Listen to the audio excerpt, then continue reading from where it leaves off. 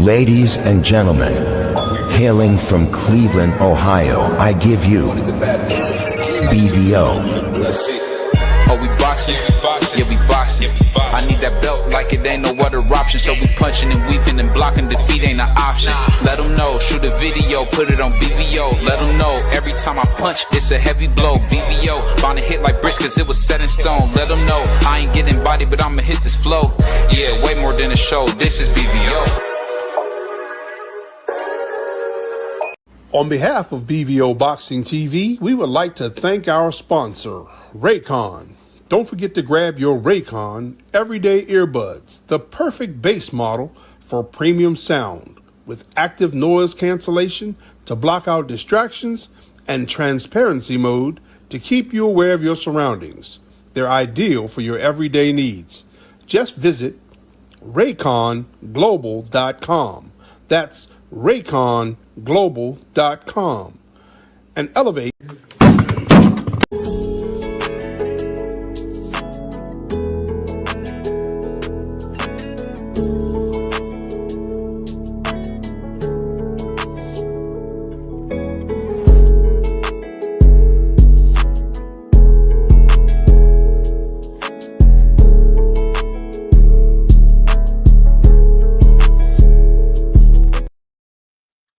Yo, what's up? What's up? What's up? It's your boy BVO Sports TV. Let the whole world know BVO Sports TV is back.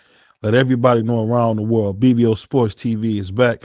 And don't forget about our main sponsor, the Mighty Sports Talk Network, man. The home of We Into the Narratives, man. We only telling the truth over here. But I got my brother in the house, my big brother, man. Like Kanye said about Hov, my big brother, man, CDK in the house. What's going on, man? How you doing? Man, I'm good. I'm blessed and highly favored. You know my saying, man. Life is good. Salute, man. Salute to my brother Cam, man. You know, I was trying to get on with Cam. He ain't let me up because I was black. So he said he ain't want no blacks on this panel. So salute to Cam not letting the black man up. But we gotta talk about this, man. So we got Emiliano Vargas, the young, exciting Abdullah Mason, my man Diego Potential. We got Devin American Dream Haney. We got all these great fighters, right? But we got the same 2 or 3 Tank fans hating on Devin Haney. What's going on with all the hate on Devin Haney, brother? Man, I think the times have changed. I feel like it has. Like I was talking to somebody the other day, and I think social media has messed up the way people look at certain individuals, whether it's fighters or whoever it may be. Just so many people have their lives put on social media, and I think hate has always been there, but now that social media, you know what I'm saying, presence is the way it is, we just see it a lot more. That's all it is. The hate always been there. We just get to see it, you know what I'm saying, up close and personal now. That's how I feel about it. I think, you know what I'm saying, it's not gonna go away. Shout out to Devin Haney for, I hear Eddie Hearn try to say that Devin's only fighting for the money now. Well, a man that's only fighting for money is a guy that's gonna go out and fight, you know what I'm saying, low tier fighters. Everybody that I heard Devin Haney calling out is supposed to be an elite fighter. And all he's trying to do is fight the best, so I ain't got no problem with it. Yeah, I mean, and you know what's so funny? When you think about it, and I'm not a Devin Haney fan per se. I just support, the real. But I just never in my life noticed how much like black people hate Devin, because you will hear them say, "Oh, Devin ran, he did this, he did that," as if they didn't see that, Tank Davis just had a draw with Lamont Roach, who my man, the great American hero Jamel Herring, stepped on. So what you think about all that? Well, one thing about it, once you build your reputation up like Tank did, and you get the fans behind you, it's just like Canelo. You know what I'm saying? It's gonna be hard to do wrong in their eyes. So no matter what Tank does, people gonna, you know what I'm saying, they gonna get behind them. And it's not Tank's fault, you know what I'm saying? And it's not Devin's fault. It's just the way it rolls, you know what I'm saying? Tank done what he had to do as far as the competition he had faced up until that point. And the fans fell in love with him. So, that's just how it goes. You know how it plays out. Yeah, and the thing that's so confusing about it all is I don't understand why people don't understand you can like more than one fighter. You Definitely. don't have to just like one and hate the other. This is not like This ain't no gang or nothing. You know what I mean? Like this ain't no. You gotta, if you don't like this guy, you not real, or if you like that guy, you more real. At the end of the day, it's just about boxing, and it's okay to like them both. I'm a fan of the sport. What would you say to that? People who lose that Uh, understanding of being a fan of the sport. I think yeah, definitely. I'm a big fan of the sport. You know, from the time like I used to say, I like Sugar Ray, I like Thomas Hearn, I like Hagler, I like Duran. You know, I'm talking about I liked all of those guys. I just always wanted to see a great fight. So you know what I'm saying. Even though I might have had an opinion on who was gonna win when they fought each other, I still liked all of them, and I wanted to see a great fight. I think that's kind of went away now. We got these fans now, they want to take their fighters and protect them and put them in their back pockets and hide them. And it just changed the way the sport is viewed and looked at. And I think that's really what's wrong with the sport of boxing right now. Yeah, and I think that boxing in general, man, no matter how you put it, I think boxing is getting better. When I see Emiliano Vargas become WBC champion, I was excited about that. What about you? I ain't gonna lie to you. I didn't even know he became WBC champion. Yeah, he's WBC champion now. Is At he? one Is four. he? Is he the? Is he? What is he though? Is he the? W, like, does he have the big belt or what is he? No, he got like a regional belt. You know what I mean? Okay, a But regional. it's the begin. It's the beginning. I mean, I don't know about you, but I think it's cool that he at least is on the road to a champ. It basically just marking where he is in the rankings. I think he's top 15 in the rankings now, which is good. Which is good. So, as far as him and Abdullah Mason, would you say that would be a super fight in the future? What would you say to that? Yeah, I think maybe another year or two down the line, I think it would be a great fight. They got to keep building their names up. I mean, like, you know, the problem with boxing is the hardcore fans know who they are. And you know the thing about, like, if you look at the UFC, when they put out cards, those cards sell because Dana White has been making it where he's putting having the best fight, the best for so long that you can get on those cards and get noticed quicker. Where when it comes to boxing, you really have to build your name up in order for the fight to sell. So for both of those guys, they got to build their name up, keep winning, and eventually there will be a super fight. And I think it's gonna be an exciting fight. I look forward to that. Yeah, and you know the thing about it, I think more people understanding that boxing itself, man, is in a really good place. Salute to my man team Slime Me. He said salute BBO, salute did you see Moses? He's the goods. I think Moses is the goods, but my thing about him, I think he a little too short. What would you say, CDK? I agree with him. I think Moses has the goods. Uh, what weight class is he fighting at? That's what it's gonna come down to. Where's he starting at? Where's he fighting at? But I definitely think he has the goods, man. I think he's a very good talent. I think he's gonna be great. You know, his pedigree. Look at his pedigree. That's what you got to really look at, and who he's behind and who's behind him. So at the end of the day, I think Moses is gonna be really. I think he's gonna be a phenomenal fighter. Yeah, I think so. I think so too. I think more fans got to understand that we got to get ready for the next generation, man. You know, Abdullah Mason. I think Abdullah Mason could be a force at 135. Do I think he could beat Shakur Stevenson now?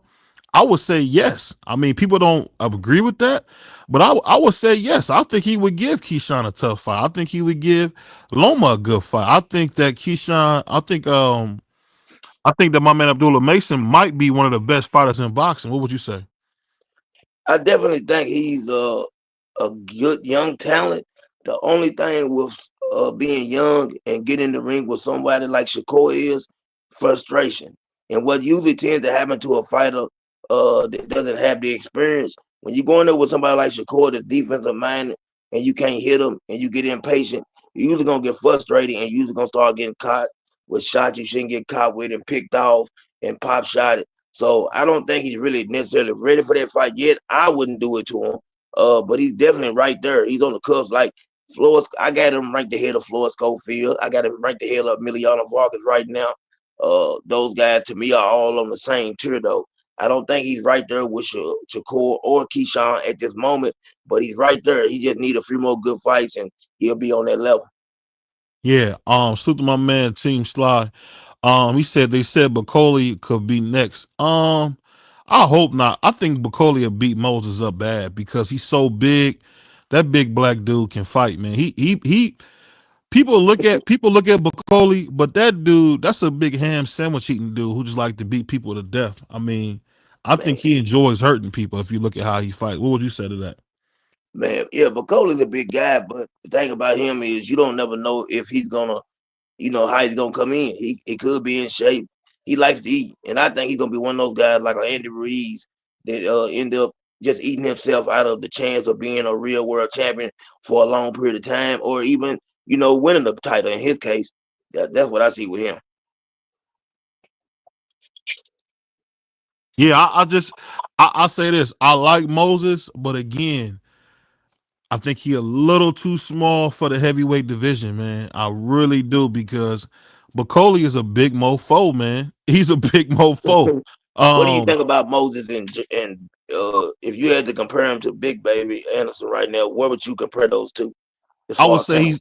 he's way more. He has a better mindset, but he's not as talented as Big Baby Anderson. Got it all. He can fight. He can box. He got good defense. He just ain't got no brain. But Moses has a brain of an animal. I think Moses, if he could, he would eat people. That's a dangerous dude, man. He lives and breathes the sport.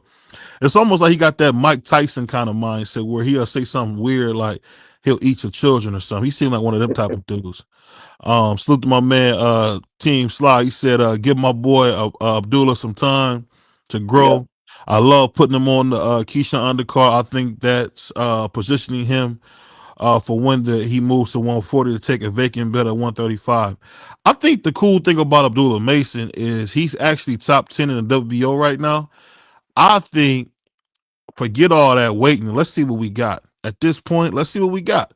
If we got a real champion, let's see. If we don't, we don't. But this whole waiting around for guys, I think it's stupid. What would you say? I don't want him to wait. I just want him to fight people that we think he should be fighting. Like, say for instance, like when you're looking at Keyshawn, even though he doesn't have a lot of fights, he's fighting on the championship level already. Then Shakur, we know Shakur, what I'm saying, multiple division world champion. So the thing is, I want him to have that same experience when he does get in there with those guys. That's the big difference right there. Being able to, have the experience to know what to do when you're in there with somebody like those guys. Yeah. And that's the whole key for me, man, is like I don't know, City. I just want to make sure we got what we say we got because I think the Errol Spence fight showed me that matchmaking is real. And if Yeah. you're not careful, you could be fooled to think somebody's better than they may be. Not saying they're not good, but a guy might look better than he actually is. Because I never thought I would see what I seen. We seen Terrence Crawford beat Errol Spence out the sport. I mean, he really beat him out the sport. I mean, it was nothing but chicken and grape soda everywhere. I mean, he went in there and beat that dude to death, bro. And we But haven't seen him BBO, since. you right. But the thing with Earl, I don't think we was really fooled. I think that, where you say Turns did beat him like he did beat him, I think Earl also beat himself. If you think about the fights, we seen Earl in there with Sean Porter. You know what I'm saying? We seen Earl in there with different fighters that we felt like, what I'm saying, we had a good judgment on him. But for some reason, when he got in there with Bud, it's just he didn't look the same. I don't want to make any excuses for him, but he didn't look the same, man. He took a real beating in there, and everybody thought that it was gonna be a better fight than what it was. Can't say what happened, or can't say what he was doing, but he just didn't look the same in there in that fight. See, you a stand up dude, so I'm gonna let that go because I know what you're saying, but we don't make no excuses, man. No, I ain't He gonna make no got beat excuse to for him. death. He got Yeah, he beat to got beat. death. No, he got beat to death. He got beat to death. ain't no ain't no need to even Yeah, ain't no need to say he didn't look like this, look like that. Hey, it don't matter. When it came down to the get down, he was in there getting beat pillow to post. man, he got folded like a lawn chair. I mean, And what can we say? and I'll be honest with you, man. Even my guy Emiliano Vargas, they be putting hands and feet on him. He got to fix that because he gonna get in there with somebody who can really crack, and they gonna beat the tacos out of him. And I'm just being real. And I love Yeah. Emiliano Vargas, but he be letting dudes put hands on him. And it's weird. It's weird. It's like CDK, like he'll get beat up, and then that's when he want to start fighting. I've never seen that. Not at the Yeah, professional level. I've seen that at the lower levels, but not the professional level, man. I think he did. His daddy was a warrior, and I think he kind of want to take on that type of role, and that's why he does what he does. But he definitely needs to work on his defense. He could have one of those all-time great teams. We don't know right now, but if he keeps on getting touched like he getting touched, we'll soon find out. Yeah, we're not talking about no channels. We don't do that over here. We just talking about fans, mainly just Tank fan. They're not even fans. They lie and say they fans. They just fans of Tank. And I think a lot of the Tank fan people, those young ladies don't understand that, hey, we're not disrespecting Tank. We're just saying that there's more to boxing than just Tank Davis. You got a whole bunch of young guys coming up that we don't even speak about. Abdullah Mason's the truth. I mean, Emiliano Vargas is the truth. I mean, we gotta start talking about the young guys that's coming up. Diego Pacheco, have you seen him? That brother can fight. I mean, his first real big fight was beating Terrence Crawford's sparring partner was Stone Cold. He beat him. He beat him to death. But we got to give dudes credit because it's another young dude, Bam Rodriguez. I mean, shout out to Texas, man. That's another Texas boy who can really scrap. And Definitely. I'm just excited about him too. I mean, I think he like a lineal champion or something, man. Shout out to Bam Rodriguez because he looks like he's the goods. I mean, I just got to, I don't know, man. I'm going to make sure that we doing, when me and my brother CDK come up, we're going to make sure that we giving the young fighters their credit too because they doing their thing, man. But Uh, go ahead. I was gonna say I'm definitely like this fight coming up. Like a lot of people, I'm not really hearing them talk about it that much, but I'm ready to see how Floyd Schofield handles the situation with Tevin Farmer because it's gonna tell me a whole lot about him. Because people sleep on Tevin Farmer, but Tevin Farmer can actually fight, and I think that's gonna be a real test for him, and we're gonna find out just what he really made of and who he really is. Yeah. And to be honest with you, I honestly would say I think TF may, in my humble opinion, may be the favorite for that fight because I could really see him, going to work, man. I could really see that. What about you? I can see that. I can see Vegas either. I think it's gonna be more closer to almost being even or switching up at the last moment, like they like to do, for who they gonna be the betting favorite. But I think it's gonna be considered a 50-50 fight if you ask me.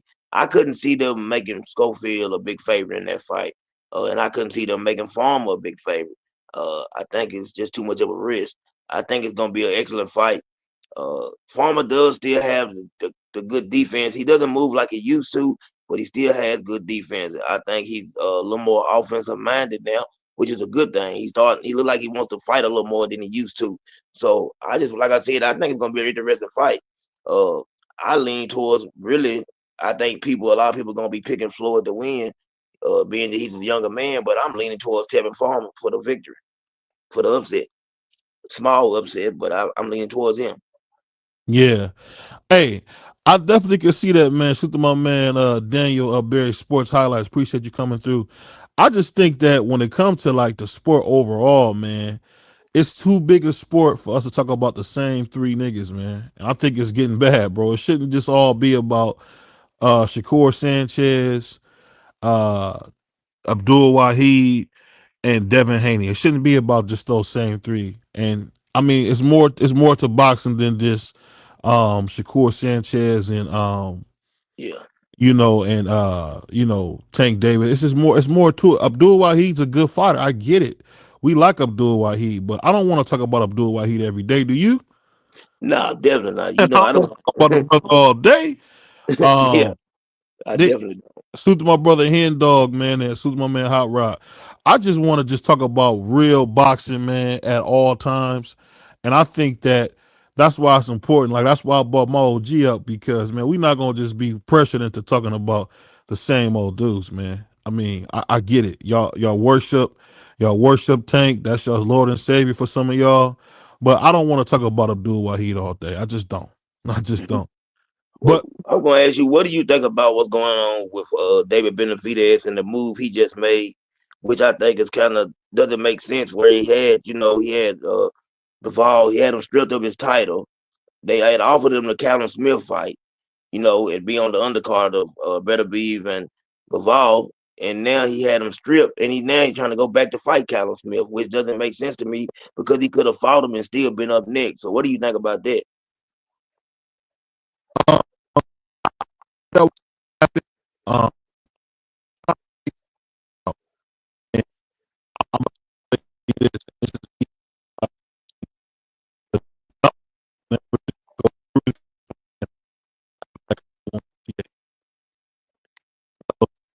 He was so- Okay, what you say? It's breaking up. Hold on one second. Let me come back.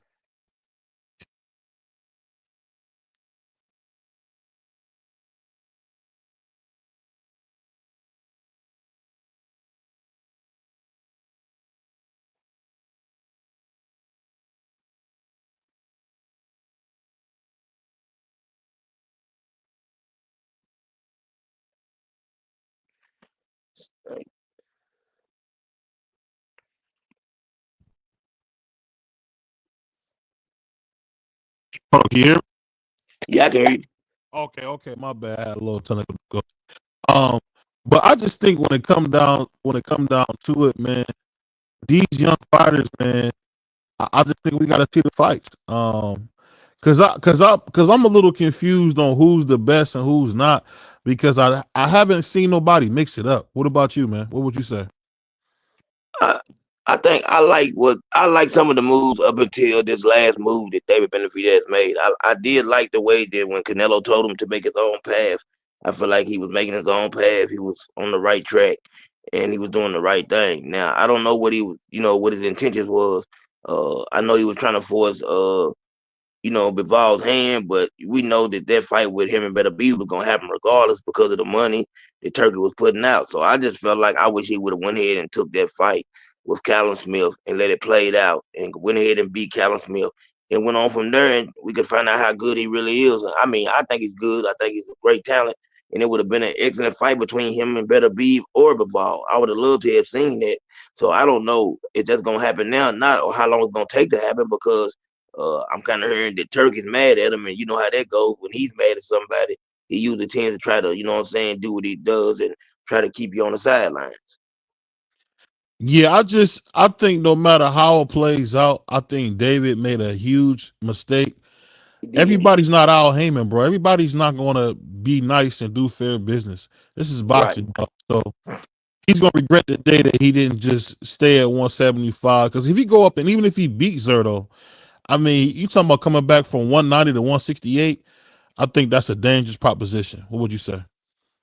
Yeah, I mean, but he would go from 190 if he went back down to he would.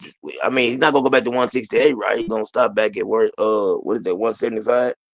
Well, I know he want the Canelo fight. If you want to fight Canelo, you're gonna have to come to 168. I can't see him going from 190 dropping all the way back down to 168. I think it'll be suicide. You know what I'm saying? I just You could. yeah, that I just think boy, CDK, wow.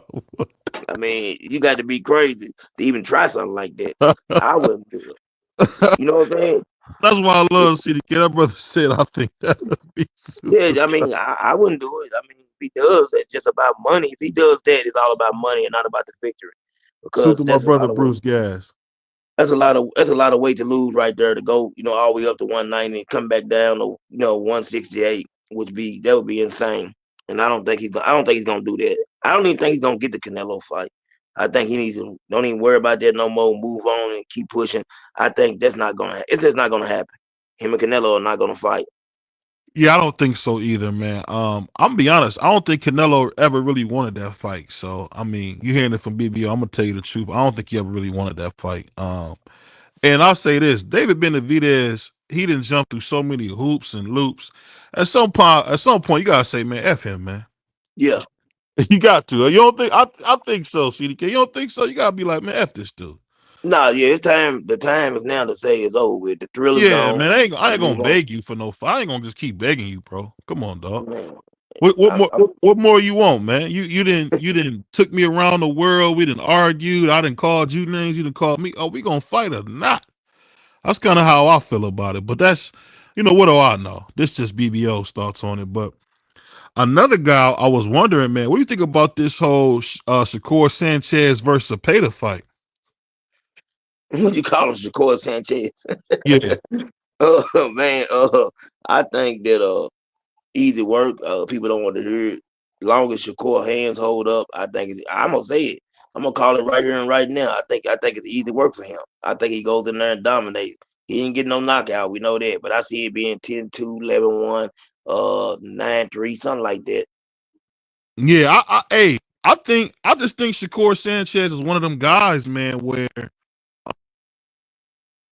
and don't get me wrong, when you see Sanchez fight, you say he a little boring, but be careful because dudes like that, they'll surprise you, man. They'll surprise you.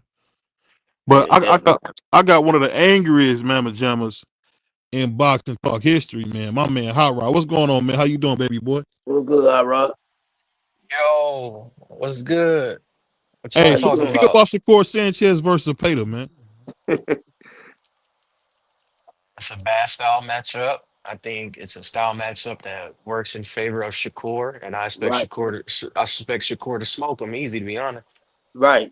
I agree with you, Rod. I think it's easy work. I don't care what nobody say. I think that's easy work. And just because the fighter is ranked high in the sanctioning body doesn't mean that he earned that ranking or he's really number one in the division as far as contender wise. Especially when you have a bad style matchup. Like, I think Tio beats Haney, but I think Haney is a bad style matchup for Tio. Yeah. It's all about styles. I can see that. I can definitely see what you're saying with that right there too. And I have to also agree with that. I think that's a fight that T.O. has. I think T.O. struggles in the fight against Haney. And really that fight could go either way. It just depends on what Haney is willing to go out there and do.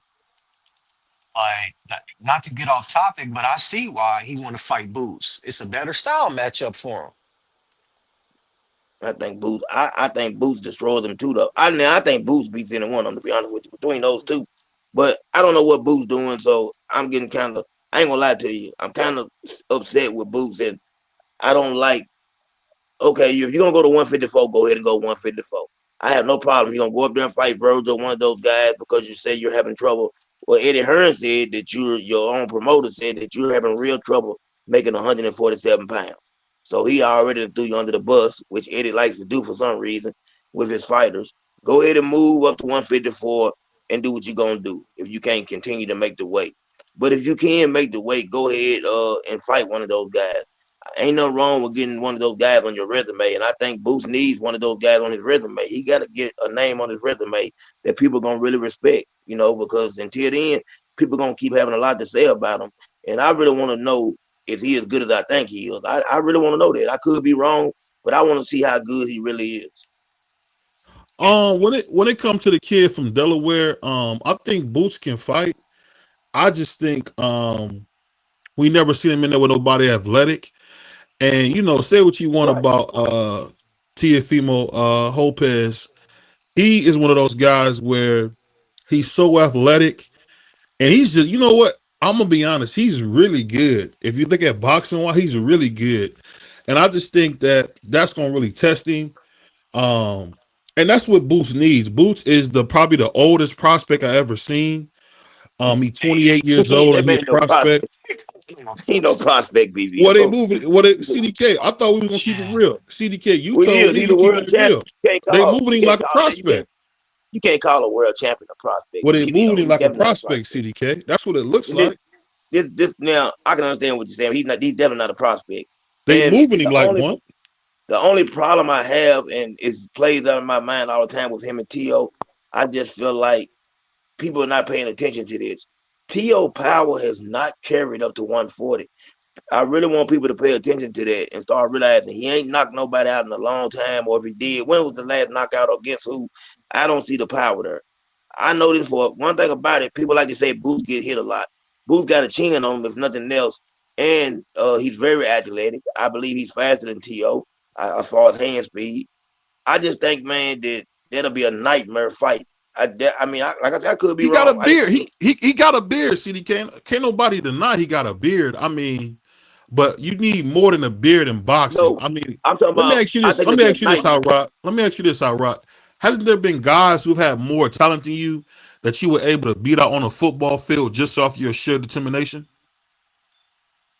Yeah, but then you also have them white boys that's Yeah, disciplined, ain't talented as you, but it's yeah, technique than the motherfucker, and it will beat you. yeah, yeah, Hey, we don't be cussing, bro. We don't be cussing. Oh, my fault. Oh, My we yeah, good. my We yeah, good. fault. yeah, We yeah. good. You're right, Hot Rod, about that.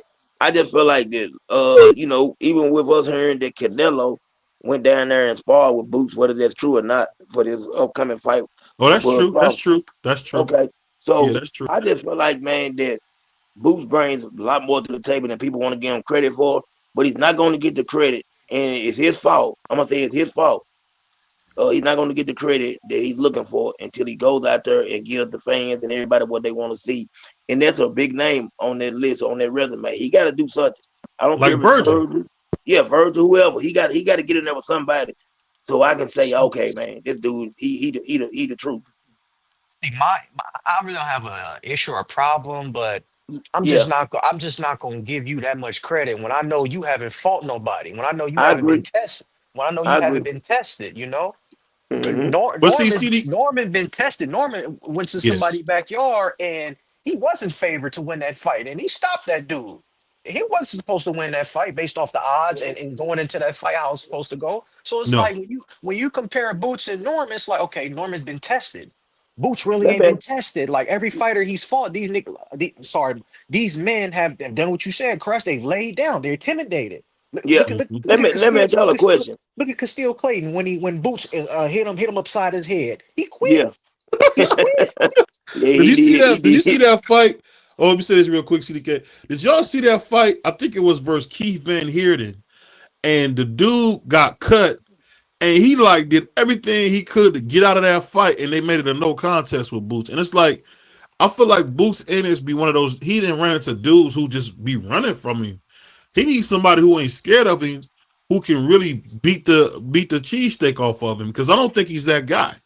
But I'm a little disappointed in my brother CDK because CDK usually call it how it is, and he's not calling it how it is on Boots because the dude ain't Okay. fought nobody. And one thing I don't about know what you. CDK, I don't know what you saying. I think Hot Rod here. You heard everything I said, right, Hot Rod? Yes. And what did I say that I want to see him in there with a big name? Yes, because you said I think he's the goods, but I really don't Right, know. right. Now I said the same exact thing you said, BBO. I want to see him in there with somebody. I think he's the goods, but I really don't know. And until I see him in there with somebody, I can't say for sure. I'm just giving it the eye test, which I've been giving the eye test for a long time, and most of the time my eyes have been right. But I could be wrong. I've come up short a few times. You know what I'm saying? When it CDK, he came to been fighting for 10 years. listen, this is what I want to say. This is what I'm gonna ask y'all. I'm not gonna say that I don't really know how good Stanley Jonas is, and I really don't know how good Curran is. That's the problem. What if those guys are actually better than we think? And what if those guys and what if he is what we you know what I'm saying, the goods? What if those guys go out and start beating people and we look and say, oh man, those wins were really big wins. We just didn't see it. I don't know how good Curran is. Up until Booth fought him, nobody really knew who he was. Now we heard that Stanionis was the second best welterweight, you know what I'm saying, in the world. It turns out that maybe he is. So that's just how things play out. And it ain't, I mean, what can Boots do about that?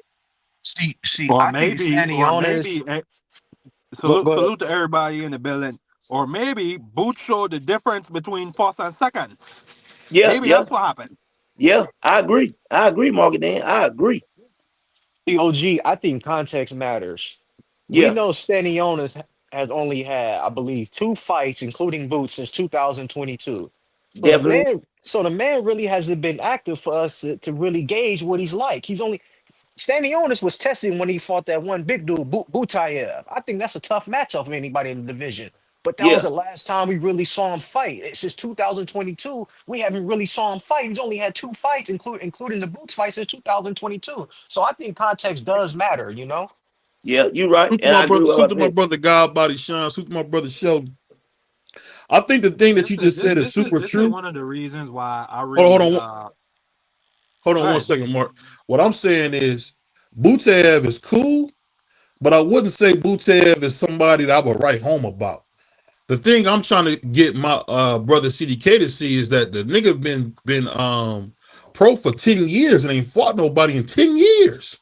Well, I mean, I'm not missing anything, BBO. I keep saying the same thing you're saying. I don't know what you're looking for. I'm I'm not saying looking it. for nothing. Yeah, yeah. I mean, I don't know what you're looking for. I'm saying the same I thing you're got, saying.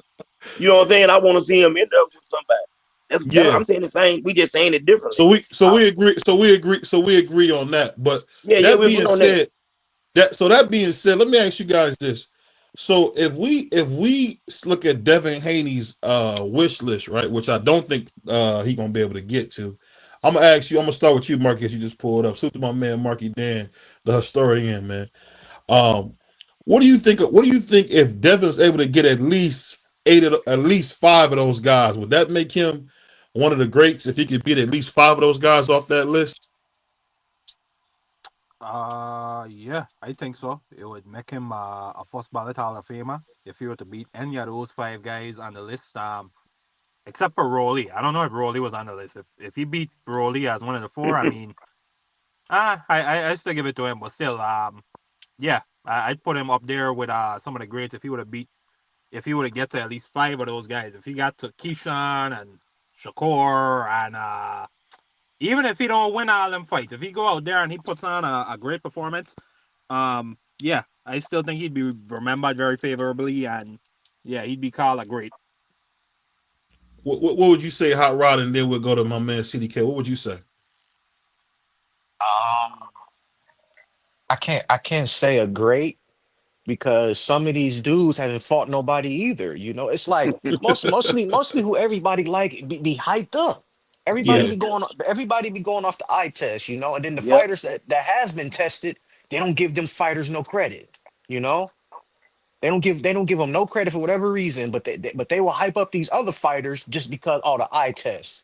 You know, some people think Mason is the best fighter under 25 years old. Like, how can you say that when you got a right. fighter Them like niggas Bam got Abdullah Mason Rodriguez? on the pound for pound list, Hot Rod. When you got a fighter like Bam Rodriguez who's been tested and who has fought quality opponents.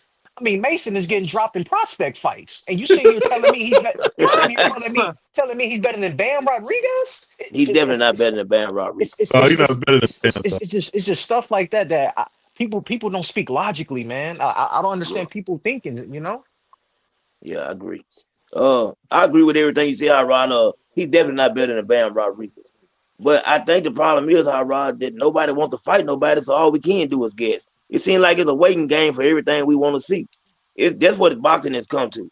You know what I'm saying? It's become a waiting game and a bunch of talk and a bunch of people going on social media saying what they gonna do, and at the end of the day, doing nothing. So that's all we get these days. Okay, we waiting on this fight, we waiting on that fight.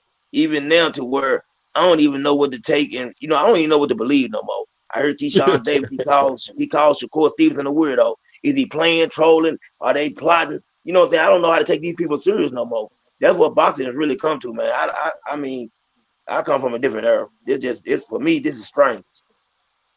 And you know what? I think you just hit it. I think and salute to my brother Hot Rod, man. One thing about Hot Rod, that's why I love when he come on the show.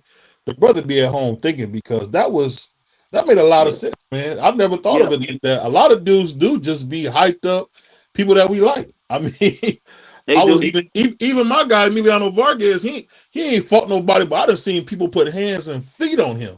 So he kind of worried me a little bit. You be thinking like, why are you letting this? I mean, he was fighting that old man. That old man was punching the tacos out of him. He just happened to catch him at the end, but that's not gonna work when you're in there with somebody as good as you. I don't know. No, So my I brother, agree. Big Dog Willie. It's Let me like see that hit Hey, list. Hot Rod, let me ask you this, Hot Rod. Ask all y'all this, but I want to start with Hot Rod, BBO, if you don't mind. Let me ask Go y'all a ahead. question. Do y'all feel like? I mean, Hot Rod, do you feel like when you're looking at the younger talent?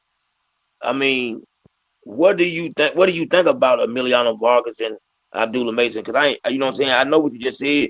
Oh, Floyd Schofield. When you look at those three guys, where do y'all rank those three guys right now among each other? I think if we're just going off the eye test, Yeah, yeah. I I mean, think we I ain't got think nothing I for. think we're going off the Oh, eye test. I think we can all say Miliana Vargas and Abdullah Mason has more skill than Schofield, but yeah. Schofield has fought the better opponents to see what he's made of. You know, like Mm. I would love to see a Happy? Mason. I would love to see a Mason or Emiliano Vargas fight a former champion like Tevin Farmer, who's a live dog. You know. Mm.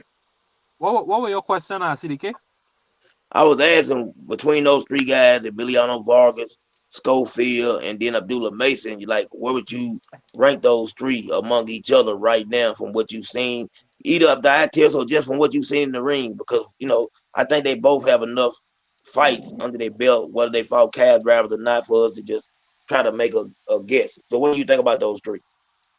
I got Abdullah Mason number one, Vargas number two, and I got Schofield number three. Um, yeah, Abdullah Mason. I think it's just plainly evident. I think he's far more skilled than both of those dudes. Emiliano Vargas. I don't know the fight BBO talking about, but from what I seen, Emiliano Vargas, he's been stone cold knocking people out. And then with Mm. Schofield, just based on some of these past performances I've been seeing, he hasn't looked that impressive. On top of the fact, this man ran. He quit. He Mhm. bowed out of that fight against Shakur after him and his daddy went around talking all this stuff about how, oh, they don't want to see my son. They go fight around my son. Then they went out like a bunch of cowards. So yeah, I absolutely gotta have Schofield at the bottom of that list. Mm. Well, BBO, I guess BBO checked out again for Oh, a sorry. second. Can y'all hear me? No, Yes, Yeah. I what I can. said is I will have to put Schofield number one because of Okay. who he fought, and then I will put Abdullah Mason and Emiliano Vargas, two and three. The Okay. whole thing with Schofield, and don't think I'm saying it because his father's a good friend of mine. I just think the way that whole Shakur Stevenson, I mean, sorry, I said his name. Excuse me, I didn't mean to offend. Shakur Sanchez, the way Shakur Sanchez's whole fight went down, I didn't think that was a good look for them, and I thought that was a horrible look for Golden Boy as a company. Yeah. Um, Shakur Sanchez then got in his shape, and he at the press conference saying, "Don't not show up for the fight," and then you guys don't show up for the fight. It just was sick, and I don't think I ever seen nothing that crazy in my life. But let me bring in my brother, Big Dog Willie, aka Tank Davis's number one supporter. What's going on, Big Dog? What's good, big Yeah, I dog? wish I was. What's cracking with you guys? Man, about the Shakur and okay, I want to touch on the Schofield thing. BBO, I know that's your guy, but they pulled some bullshit. That was some bullshit. Hey, no capping, And bro. I got you. the video of him laying in the bed and they had the sad music playing, that was tough too. So, This is a but sick Negro. on the other hand, you said the top three. I go. You know what? It's between Schofield and Mason. I don't know who put it one and two. I think Schofield fought a little bit better competition, Yeah. but Mason looks like he's the goods. Emilio, I guess I can put him second. I know they're pretty close. They're all kind of close, but I think Mason has the best upside Okay. Why? Because he's black. because Yeah. he's not fully black, is he? Oh, this He's man dark is skinned. It maybe No, I'm just saying. yeah. I I don't know. I know when it comes to the blacks, man, that's kind of who you pick. But I'm just saying, is it because he's black or is it because you think of the skills there? know it's the skills, but it's because he's black. Most of us do have skills, so just to it's kind of an easy picking right there. But yeah, because he's good. He's a good fighter. I mean, I'm Yeah, not on his nuts like certain content creators are, but you know, I'm not on his nuts. Hold on. Is Floyd Schofield Puerto Rican or something? Did I miss something? I think No, he's he's Haitian. Yeah, no, I he's think he's black, bro. Dominican, ain't he? He No, he's black. I think isn't his dad from like Haiti or something like that? no, Oh, like his I think dad. it's yeah, yeah, it's Haiti. It's Haiti. Yeah. I know they were I claiming don't some other country. Hades mean hell. They look like Not me. not Haiti, not Hades. Oh, I thought you said Haiti. Okay, okay. Oh no, I think his dad said he was Dominican or something. I don't know. I don't know. It might be But that mean he eat Dominican. Is right. it That mean Dominican? he eat rice with his fried chicken. Okay, that's not a big deal. Bro, they try to get them Latino fans on their side. Um, I'll say this. I'll say this though. I'll say this. No matter how it goes, I just want to see the best fight the best. And I don't care Okay. if they Dominican, American, Yeah. whatever, Jamaican. I want to see them fight because another thing that's going on in boxing. I think everything is becoming like race related. I don't think that. I think that kills the sport. It shouldn't be this guy is this or this guy is that. We ain't got to do all that, man. Either you can fight or you can't. That's kind of how I look at it. That's how I look Right. at it. Like, Right. no matter how it plays, man. Oscar De La Hoya went in there and beat them guys up. Puerto Rican or not. He went in there and beat them dudes up. Or Floyd went in there and beat cats up. But I'll just say this. I think what we getting is probably the weakest, most watered down era of boxing in the Good night, history of you the okay? sport. Say it again. Yes, sir. Yeah, man. He talking Yeah. to somebody. Oh, okay. Sorry about that. Marky Dan must have another horse or something.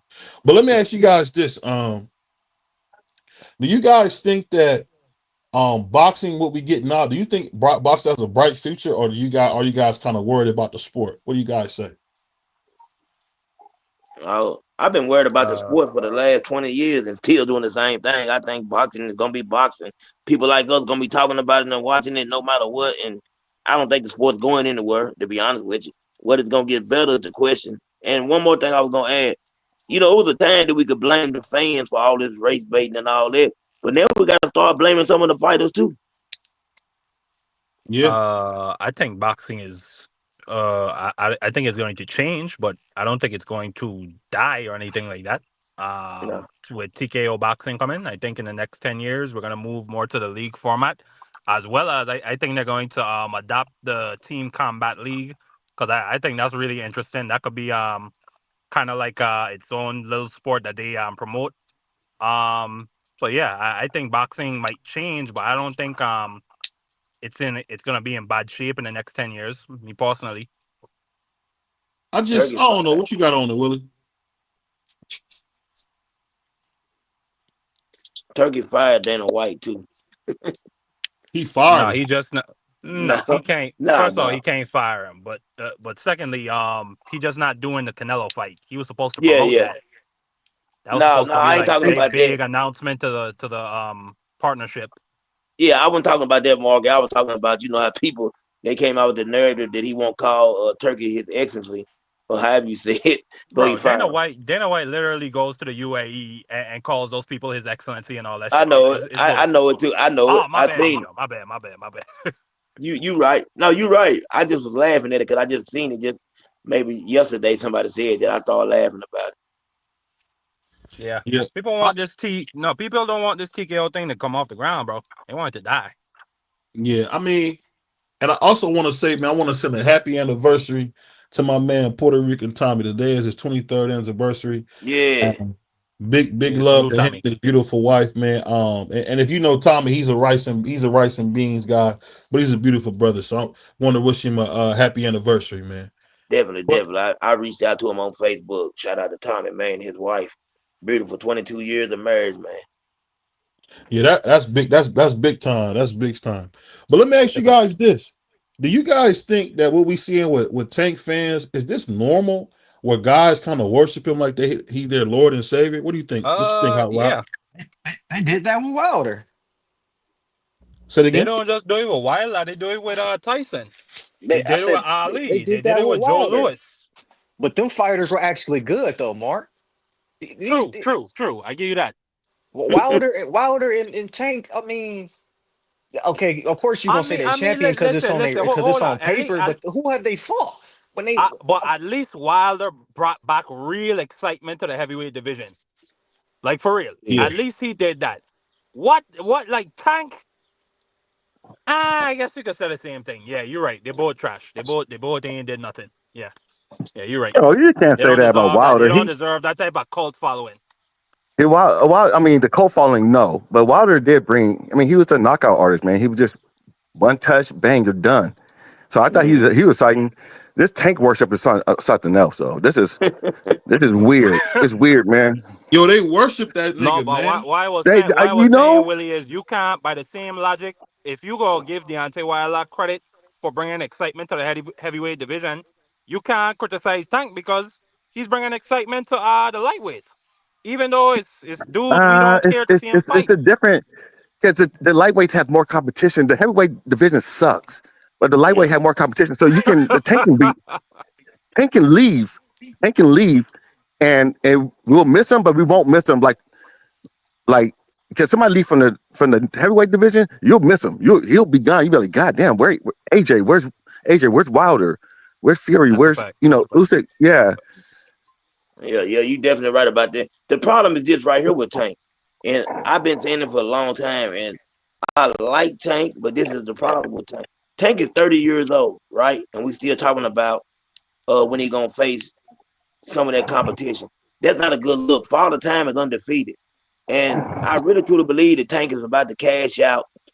And it's starting to make me feel like I don't want to say I don't like saying I know Tank fans don't like this. Starting to make me feel like he doesn't like competition. I'm starting to feel like that he doesn't want to take on real competition, that he's looking for out and get rich at the same time and take the easiest route to the bag. And that's how I feel about it. Tank's 30. Those guys are young. Devin Haney, no matter what people say about Devin Haney trying to fight somebody, whether you like him or not. I would like Tank to have the same type of energy that Devin Haney has. I think it would be great for the sport. Win or lose, I just want to see it. You know what I'm saying? I don't know. It just feel like Tank don't. I don't know how Tank would take a loss. Man, He might start crying. I can I agree mean, with that. He really might.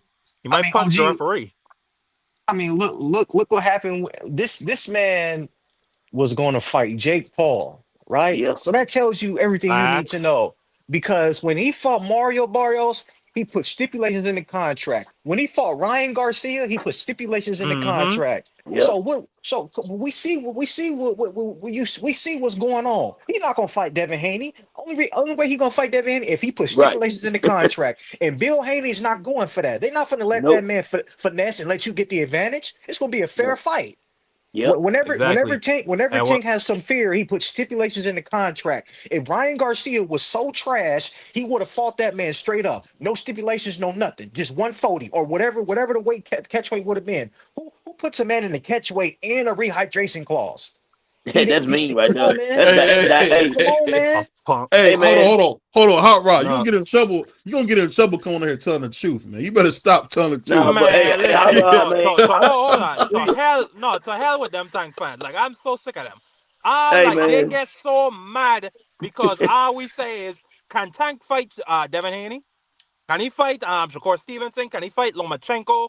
Even though I give you, he tried to make those fights. But we talking about in the past and now in the present. What is Tank gonna do next? He was planning to fight Jake Paul.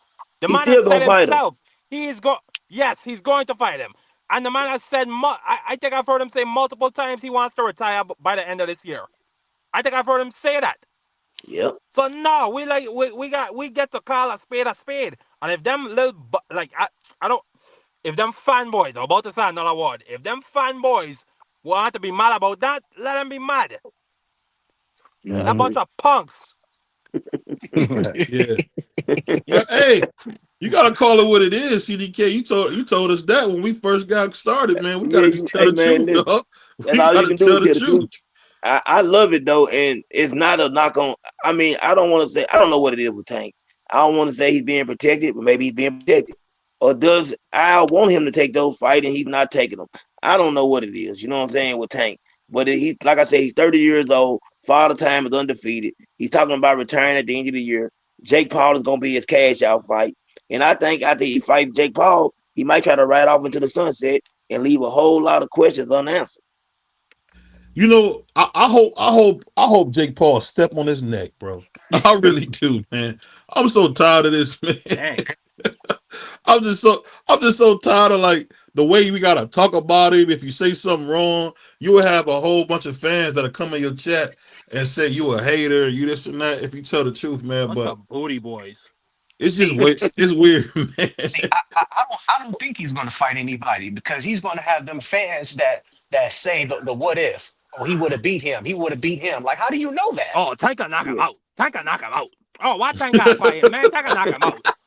That's why they talk. That's literally how they talk. They're a bunch of booty boys. That's Hey, diabolical right there. That's crazy. shout out to all the EPT boys, man. Shout out to all the EPT boys. That's what we're gonna call the Tank fans, the EPT Yeah. boys, man. It's like you think Hey, about you gonna go up all the way to 195 to fight Jake, but you not gonna go up a few pounds to fight Devin. Like, how does that make sense? And shoot to my brother saying, I don't think that fight my was man happening, Rebar man. said, I wonder if the Paul is the last fight on the PBC deal. Remember this whole 7-fight deal where he said he's gonna fight Shakur, fight Devin? The it was a the lie. Mama Jum ain't fought nobody. It was a lie. It was a lie. It was a lie. It was a lie. Somebody got said it was a lie from the beginning to the end. Tank know he lied about it. And man, listen, this is the problem. I respect Floyd and Manny Pacquiao. I respect those guys because they stayed around 140. They didn't make no excuses about the guys they faced and weighing more than them. They always fought bigger opponents. So when people Tank fans gonna tell you that Devin Haney is gonna be 20 pounds too heavy for a Tank. That's what you're gonna hear. That tells you how much faith his fans have in it. Hey, They weird. shout out to my homie Cam J Network. He said this all the time. Nasty work. That's all I can say. Shout out to Cam. Nasty work. I think Tank fans, man, y'all diabolical, man. Y'all got to be the worst. Y'all got to be the worst fans in boxing history, man. Y'all let the man get his face wiped off with grease. Y'all talk about how y'all gotta stop it, man. Y'all gotta stop it, man. Y'all killing the sport with this one man. The way y'all ride him, man. He's not your Lord and Savior, man. He's not gonna be able to bring y'all back, man, from the dead. So stop worshiping Tank. And Tank is 30 years old, man. He about to fight Lamont Roach. I told you, it's father time. Lamont Roach. Father time And if you want to undefeated. be honest, we didn't want that fight. Only reason we getting it because it was a good fight. But going to the into the fight, we didn't want that fight. No, and I'm happy for Lamont that he actually showed up because now I ain't gonna lie. I'm telling you, man, if Tank loses that fight to Lamont Roach, it's gonna be they're gonna have to watch him. They need to take his bed, sheets, they need to take his sheets, towels, and everything out the house if he loses that fight. He said, take the shit. Take everything. Put him in a room with sponge all around the wall. Man, they gotta keep an eye on Tank. Padded room. Yeah, padded room, 72-hour watch. Please. I'm in the padded room. Yeah, because man, if he lose that fight, man, I'm telling you, it's gonna get ugly. And but I don't want to see the Jake Paul thing. I'm trying to figure out how did he. What is Tank gonna come in? And are they sanctioning this fight? Is it an exhibition? There's no way possible Jake Paul can come down and Tank weight, and Tank definitely can't go to 190.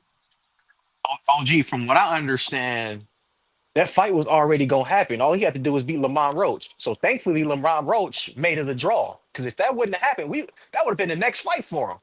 What weight class they fighting at? 195. I want the people do know that you have to be a certain weight, even in professional boxing. Like even though you might not, you have to be within range of 195. Where can Tank get up to? Is the question. That's a good question, but we know people say what they want. Jake Paul, the A side, so it's gonna be up to him. Man, it's gonna be crazy. If they sanction this fight, it's gonna be crazy. That size advantage is too much, bro. Like, what It can Tank? is. Jake Paul still I a feel big like young Ryan boy, Clark, man. What man. can? I'm gonna just sit there and cry for 2 minutes, man. I'm gonna just cry like Ryan Clark, man, because I don't know what y'all expect, man. I don't know what y'all expect, man. And I'm gonna just, you know what I'm gonna do, CDK? I'm gonna just go ahead and cry like Ryan Clark because I don't understand what the fans want. And let's just be honest here, man. You talking about the dude say he going up to fight a dude at 195, but he won't fight Devin at 140? yeah, this is ridiculous. This is ridiculous. I I'm mean, saying, That's man, nasty work, he don't want BVO. to compete, man. You don't want to compete. That's nope. nasty work. Man, That's and then the thing that got me, I get y'all couldn't disqualify the man because it would have set off a riot. But to sit here and try to play like somehow Tank was wronged, if y'all Mr. Popo niggas don't get out of here, man, you're not doing that, bro. You're not doing that, You know what man. I heard, BVO? I heard somebody say that this is a legacy fight. That Lamont Roach is a. I heard one of them Tank fanboys saying that this was a legacy fight, bro. I said that's crazy. Do what it Hey, y'all is think it's that's a now. legacy fight, that's like bro? saying it's a Lamont. legacy fight when you gotta go take a dump because you constipated. That ain't no legacy fight. You just need to just get it over with, man. Nobody even want to see that fight. It's wild, bro. It's wild, man. I'm sick of I Tank. seen a fan come up here and make a whole video to try to justify how this is a legacy fight. I said, man, these Tank fanboys, man, they out of control, man. They got to be stopped, man. 'Cause, like, let's just keep it a beam, bro. You know what I'm saying? We, like Hot Rod said, we didn't want to see the fight, but since it was a good fight, now we want to see if Tank can bounce back. Now we got to see what he can do. Then he trying to run off down the block to fight Jake Paul afterwards, man. Come on, man. I don't even care about Tank like that no more. It's other good fighters that I'd rather talk about, rather watch, rather support than him. You know, you got Abdullah Mason, you got Yeah. Emiliano Vargas, uh you got Tremel coming up. You got, You I got mean, I know Bam. I'm missing some. You Yeah, got Bam. Bam. You got Inouye. You got, man. You There's got a host of fighters. Benavidez. Yeah, Yeah. in a way, you got Benavidez, you got there's some, you know, I'm still curious about the Charlo. There's other stuff that I'd rather talk about than watch this guy go around busting the moves he do. You know what I'm saying? It get old and boring, it gets stale after a minute, you know, and I'm just over it. And I'm over the fanboys. You can't, they're Pink weird. They pink just too fur coats weird, and man. purses. I don't want to see no more pink fur coats and purses. I'm done with it. I'm done with it. I'm Yeah. gonna Yeah, I mean, I'm gonna dude, ask you like, guys a question. I'm gonna ask you guys a serious question about dude be boxing. tripping. What happens? What happens if we see Devin Haney get this list right? And I don't think he's gonna be able to get all the fights. But what if he go in there and beat at least two of the guys off that list? What we gonna say? If he They gonna beat find a way to Tio hate. and then he beat Boots, then what? Man, I'm gonna say They gonna already find a what way I've to been hate. saying. Yeah, what I've been saying about Devin, man. I already respect Devin Haney and what he's trying to do. So no matter whether he wins or lose, I respect it. He trying. He get. I mean, you know, what can they say? They already saying everything in the world about him. They still ain't gonna respect it. Yeah. All you gotta do is just keep winning, bro. Like I said, if he beat two people off that list, then he doing what you want him to do. I don't Yeah. care if Dev go in there and get beat and lose. You know what I mean? I just want to see him go in there and fight, try to make it a good fight, and see what happened. If he lose, he come up short. Oh well. What if he's still picking people off that list? You know what I'm saying? What happened to Tank list? Didn't he have a list? What happened to it? Schindler, man. I don't remember him saying Lamont Roach was on the list. He But you know, wasn't. I understand the situation. He picked Lamont Rose. There was nothing else he could do at the time. So I don't want to totally, you know, dump on the guy, but he had no choice but to fight Lamont Rose. There was no other opponents on the table. People had fights, things was going on, you know. So, but what he's doing now, we gotta wait and see after the Lamont Roach fight. If he take that Jake Paul fight, then we're gonna grind him up. He's taking it. He already said they've He taking already. that fight. Yeah, they got this lined up. forty I don't million believe dollars. it. Forty I million don't believe dollars is it. what he's supposed to be getting paid to fight Jake Paul. Right after this rematch, Jake I Paul don't said he believe it. almost messed up. Hey, Jake Paul just said the other day the Tank almost messed the bag up. Tank just came out. Him and Bud Crawford were going back and forth. Bud's getting 50 for the Canelo, and he told Tank, "You ain't making more than me. You only getting 40." So it's got to be truth to it. He's taking that fight. I don't want to believe it, but this man is trying to get out of boxing. I don't know, man. The thing that's so crazy. One thing about Jake Paul, he don't do no lying, bro. So Nah, the fight's gonna happen, man. The fight's gonna happen. That's all I can say. That's nasty. That's nasty. Then what he gonna move? How much he gonna weigh? that's what I said. How much you Tank. gonna wait, Brian? He might, What he gonna be in it? you know what they should do, man. They might as well just go ahead and say, "Hey, I never wanted to have a tough fight. That's why I moved the way I moved," and just stop lying, Jake Paul ain't no better than Tank though. He needs to get in there with Arthur, David, or somebody. man. Ja. He need to fight one of those guys. You gotta remember. You gotta remember this though, too. CDK. Jake Paul is a media personality. He's not no real boxer, man. Yeah, but he's betraying one. He play one on TV, man. Right. He You played you one on TV. hey, you seen what happened when we fought what was his name Tommy Fury. Fury got beat to death, man. Yeah, and He Fury, not no boxer. Fury's not yeah, you're right. And Fury's not that he's not that good. No, Yeah, he no. trash. He big trash. Yeah. It's, But it's it's wild, man. He It's trash. wild, man. But you know we don't got a lot going on in boxing. But is there a fight any of you guys want to see this year? mm, yeah, we got one coming up. Yeah, yeah. What fight is Canelo and that? Canelo and Bud, I definitely want to see. I definitely want to see that fight for a lot of reasons. Hmm. I want to see what happens. I want to see how it plays out. I got my thoughts on that fight and how it's gonna play out, and we're gonna see if it happens. You think Bud has a chance? Well, Bud, listen, Bud is an all-time great fighter. I'm just wondering, can you go from 147 jump to 154 for one fight, take as much time out, not get your feet wet, and jump in there with Canelo? That's gonna be the question that had to be answered. That's what I worry about. Whether Buzz, we know Buzz elite, we know he's great. But it's gonna, man, Canelo. Listen, there ain't gonna be no easy out. I'm gonna say that. Bud gonna have to go out there and give his all. And I just worry about Bud. Like I said before, the thing with Bud, if Bud get hit, Bud likes to get on the attack mode. He likes to, you know what I'm saying, get his lick back, as they like to say. And I'm scared that if you try to fight Canelo that way, you know what I'm saying, he gets caught or get clipped with something big, and he gets him out of there. Now people saying that he's If gonna knock out Bud, Canelo. my bad, I don't. CDK. Okay, I said people saying he's gonna knock out Canelo. I don't see that happening. I think, but Marvin Hagler, uh, and Canelo have two of the best chins that I've ever seen in boxing. I don't see him knocking Canelo out. I just don't see that. He's gonna have. Can you outpoint Canelo? You know what I'm saying? We've seen it done, but can he do it? Yeah, Yeah, based off Canelo's last performance, if Terrence decides to box but it's like kind of like not move like too much like William Skull, but if he Yeah, uses good lateral movement, but strike, you know what I'm yeah, saying? I think that Canelo could not cut the ring off. It looked like he forgot how to do it. You know what I'm saying? And I done seen Canelo cut the ring off a bunch of times. So it was amazing to see. I know Skull was Terrence ain't gonna move like that, but I think Terrence gonna move a little bit and people will be surprised. But if yeah, he can strike, and land combinations, he can beat Canelo easily based off Canelo's last performance. yeah. We found out Canelo had the same problem he's always had. He can't cut off the ring against that style right there. But as you said, Bud does get hit more than people want to admit. Bud get hit a lot too. You know what I'm saying? From time to time, Bud takes big shots. So that's gonna be. I mean, he's gonna have to stay solid for 12 rounds. I'm talking about, man. He's gonna have to be on his best game for 12 rounds. Because if he get out of line, man,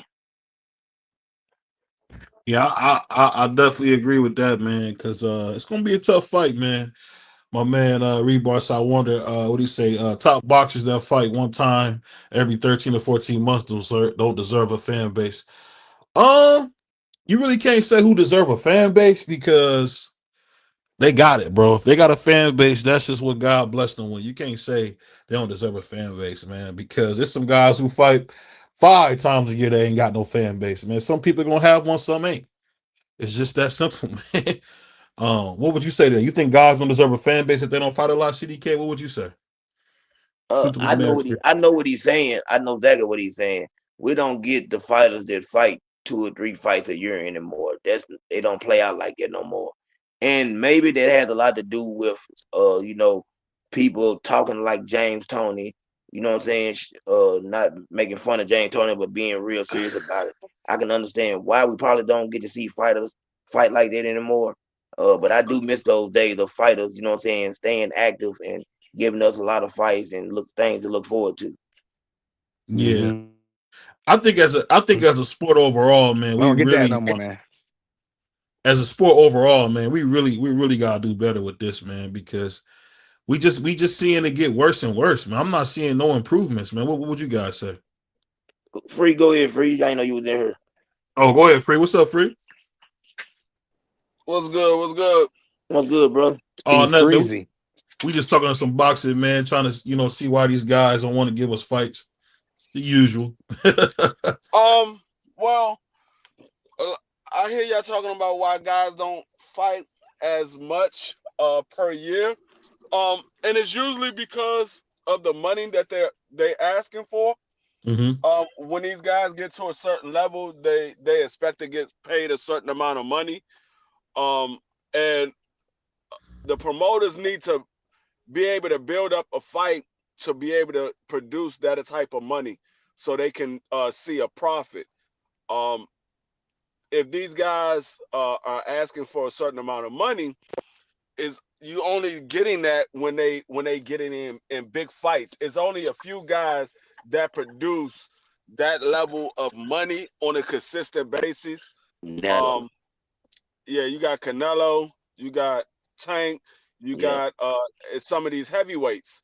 Yeah. Um, outside of that, most of these guys are not producing um big revenue from the gates and pay-per-views. So when they Mm-hmm. ask for $8-9 million a fight, the promotional company like, well, only way I can get them that type of money, I got to put them in there with a big fighter, a big name fighter, so they can produce some type of profit on the back end. Right. So usually these guys are not being realistic when it comes to how much money they're actually producing.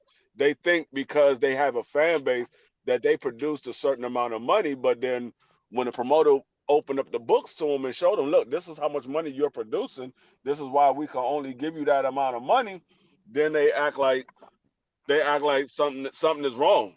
But is their fan base, is their performance that's allowing them to only produce a certain amount of money. Yeah, Yeah, I agree. I it's tough. agree. Yep. It's tough, man. Right. Go ahead, Price. Nah, I was just agreeing with Free. He pretty much said it. I mean, that's But kind of hard to follow up. let me ask you guys this, man. With this Terrence Crawford fight coming up, how you guys feel about it early? Do you guys think who you guys favorite? I'm kind of want somebody to break down that fight. I haven't heard nobody really break down the fight. I switched up on it, BBO. I switched up. I'm taking Terrence now because I base these fighters. I go off their last performance. That's what I like to do personally for me. So based off his last performance, I think Terrence Crawford can box circles around him. If Bud used a little bit more lateral movement than he done in the past, and his power jab, he gonna be strong too. You know what I'm saying? So I feel like Terrence Crawford could win about 7 to 8 rounds. You know what I mean? And Canelo, he forgot how to cut the ring off, dog.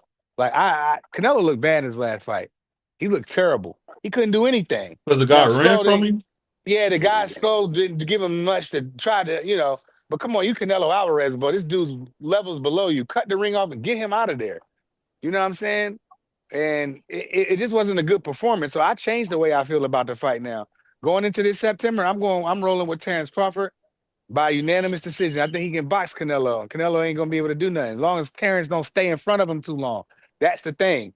And if Terrence can't get caught with them right hands, if he get caught with the right hand like clean with Canelo, liable to put you to sleep. You know what I mean? So that's another thing. But Canelo don't look all that no more to me. Go ahead, Fred. I respect Prize for his opinion. But the Mm-hmm. thing is, we gotta be realistic about it. Mm-hmm. If a guy don't want to get knocked out, a guy won't get knocked out. That's a We fact. see the same thing. We seen the same thing happen when Kern was in there with Jerron Bucenis. We seen the same thing happen when Devin was in there with Jose Ramirez. We seen the same thing when Shakur was in there with Edwin De Los Santos. If a guy don't want to get knocked out, he ain't gonna get knocked out. I don't care how much of a good boxer you supposed to be. Everybody has issues when it comes to cutting the ring off when a guy is literally running from you.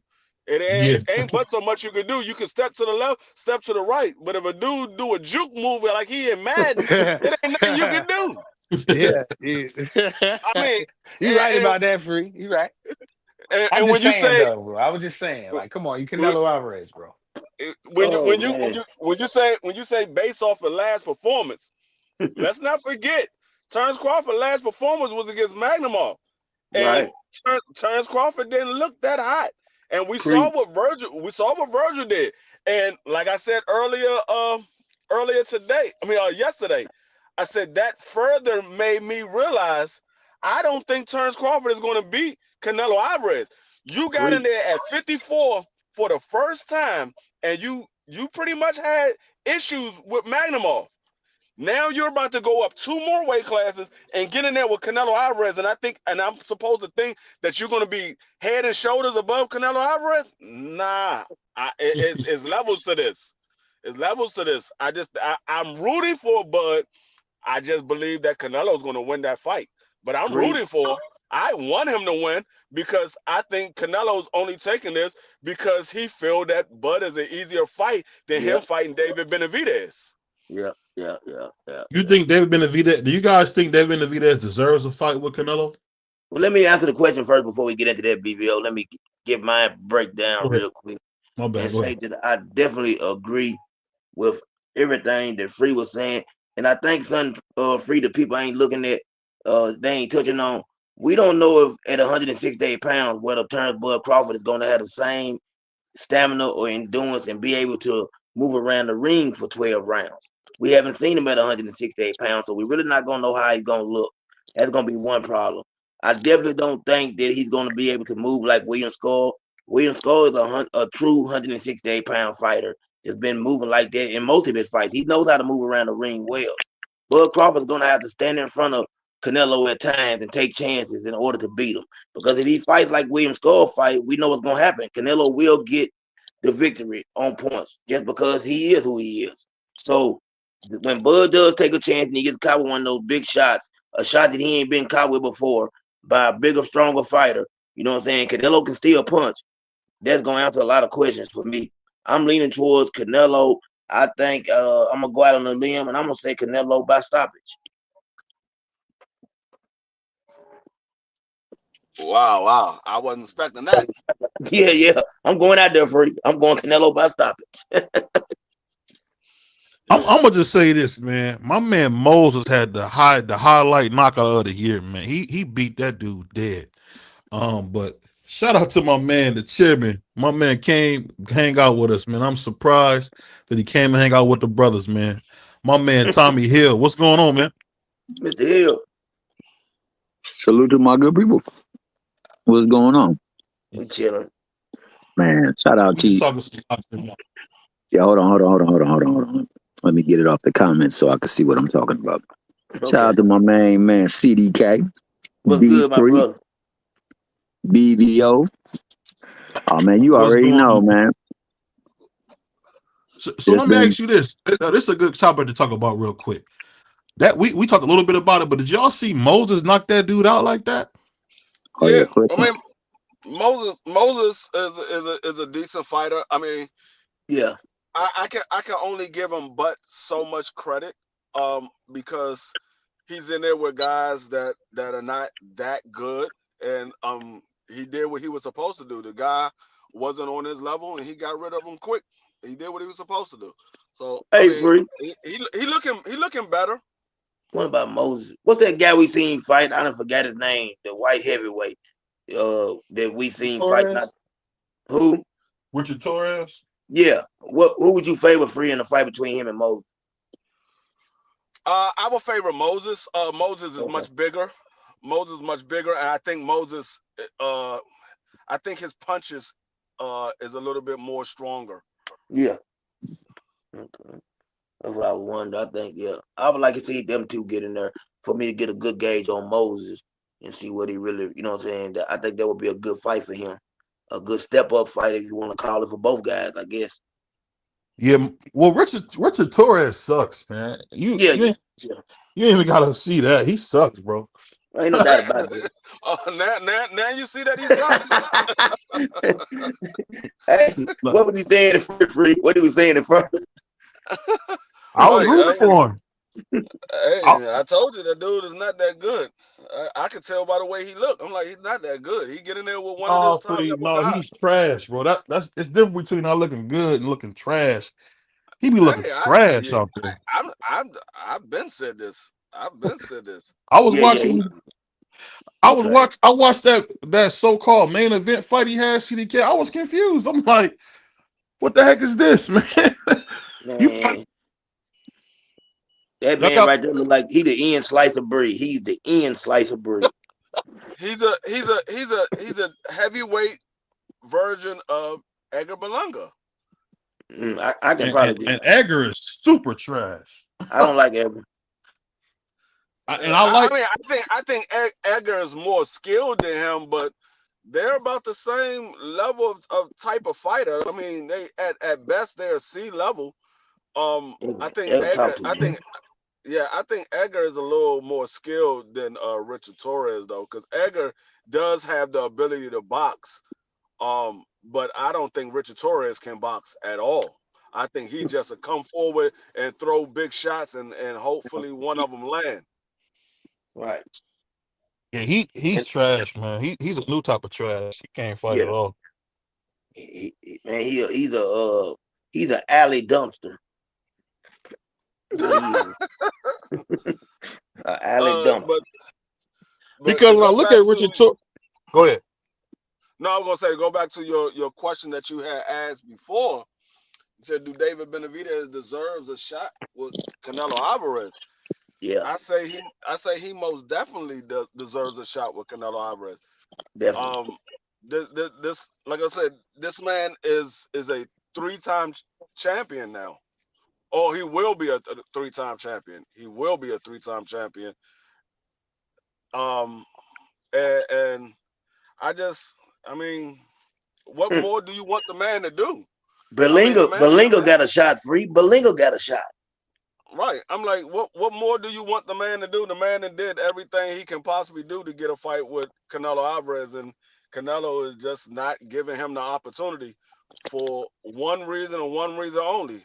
Not Yeah, the fact that Canelo Alvarez believes that he's going to lose to him. He believes if he loses to him, he loses the fan base that Canelo yeah. Alvarez has. I think that is the main reason why Canelo is not trying to fight him. It's not the fact that Canelo believes he's going to lose. It's just the fact of if he does lose, now he will lose all of the Mexican fan base that's behind him because they're going to look at Canelo Alvarez as the old man on his way out, and Yeah, David Benavidez is the young guy coming up, and now he's taking the throne I because agree. Canelo Alvarez don't have a problem losing to Bud Crawford because the Mexicans not going to flock over to Bud Crawford. Hmm. He didn't have a Right. problem fighting Jamel Charlo because the Baval. Mexican fans are not going to not going to slide over to Bivol. The fans not going to slide over there. McGear, he took that fight because he knew he can beat McGear. McGear looked up to him. He knew he could beat McGear. The Berlanga fight, we know the Mexicans are not going to flock to the Puerto Ricans because there's a built-in rivalry between the two. So the only problem he had with David Benavidez is if he does lose to David Benavidez, he's going to lose that Mexican fan base, and he don't want to lose that Mexican fan base. Yeah, and I think David Benavidez will beat him like an old drum. I ain't gonna lie. I Super can Miss see it Field happening. pulling up. I mean, You said it best, Free.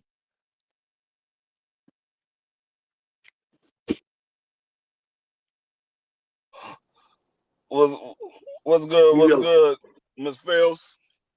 Super Miss Okay, BBO, you yeah. Fields there? pulling up. Was you there, BB? I didn't hear you. But No, yeah, definitely, man. I was seeing Salute to Miss Fields coming through. But I think Okay. we kind of hit it on the head. But let me ask you this, T Hill. Now we know that you carry a lot of water for Tank Davis. What happens if he loses to Lamont Roach? There you If you go. lose to Moran Roach, then shoot, they probably gonna have to run it back. The first one was a draw, second one was a loss, and you're gonna have to get a rematch in and get it back.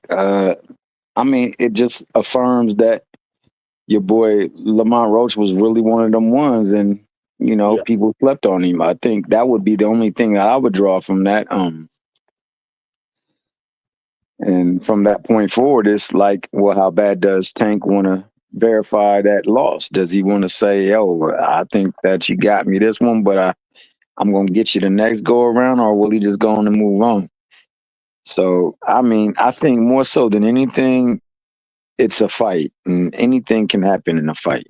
yeah, But being the case, it's what happens after the fight. So, the thing that happened the first time around was it generated a rematch.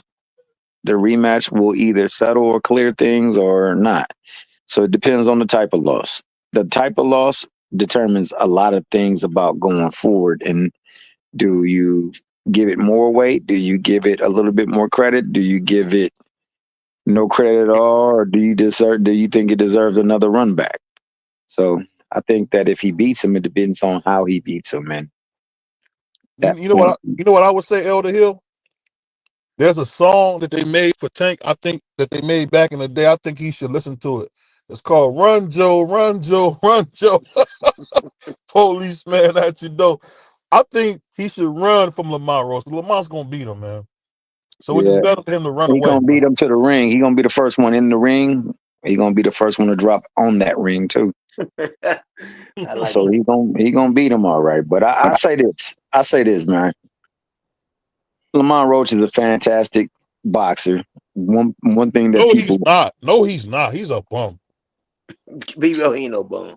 I ain't gonna go that far. He ain't a no, bum. he definitely not that. BBO knows that too, but he's got to cater to the masses, and the masses hate on Tank, so that means more clicks, giggles, and all that kind of stuff. So like, hey, you guys send your super chats in, soon your cash apps and PayPal's and all that. My man is over there doing what most people like to do, and that's throw shade at Tank and Tank former opponent. But let's just say he does win, then it really affirms the fact that he was a really good boxer, or maybe Tank was just overrated as everybody believes him to be.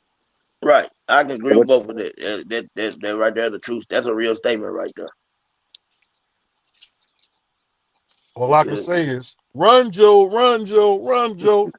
And I Policeman want to at your clarify door. things. I don't carry water for Tank. I only carry water for my man BBO's mom. She's a special sort, and I got to make sure I do right by her because her Hold on, son hold on, Black hold like on. that. My mama gone, man. Where's my blade? BBO, where's the blade? Hey, where my Where's blade? my blade?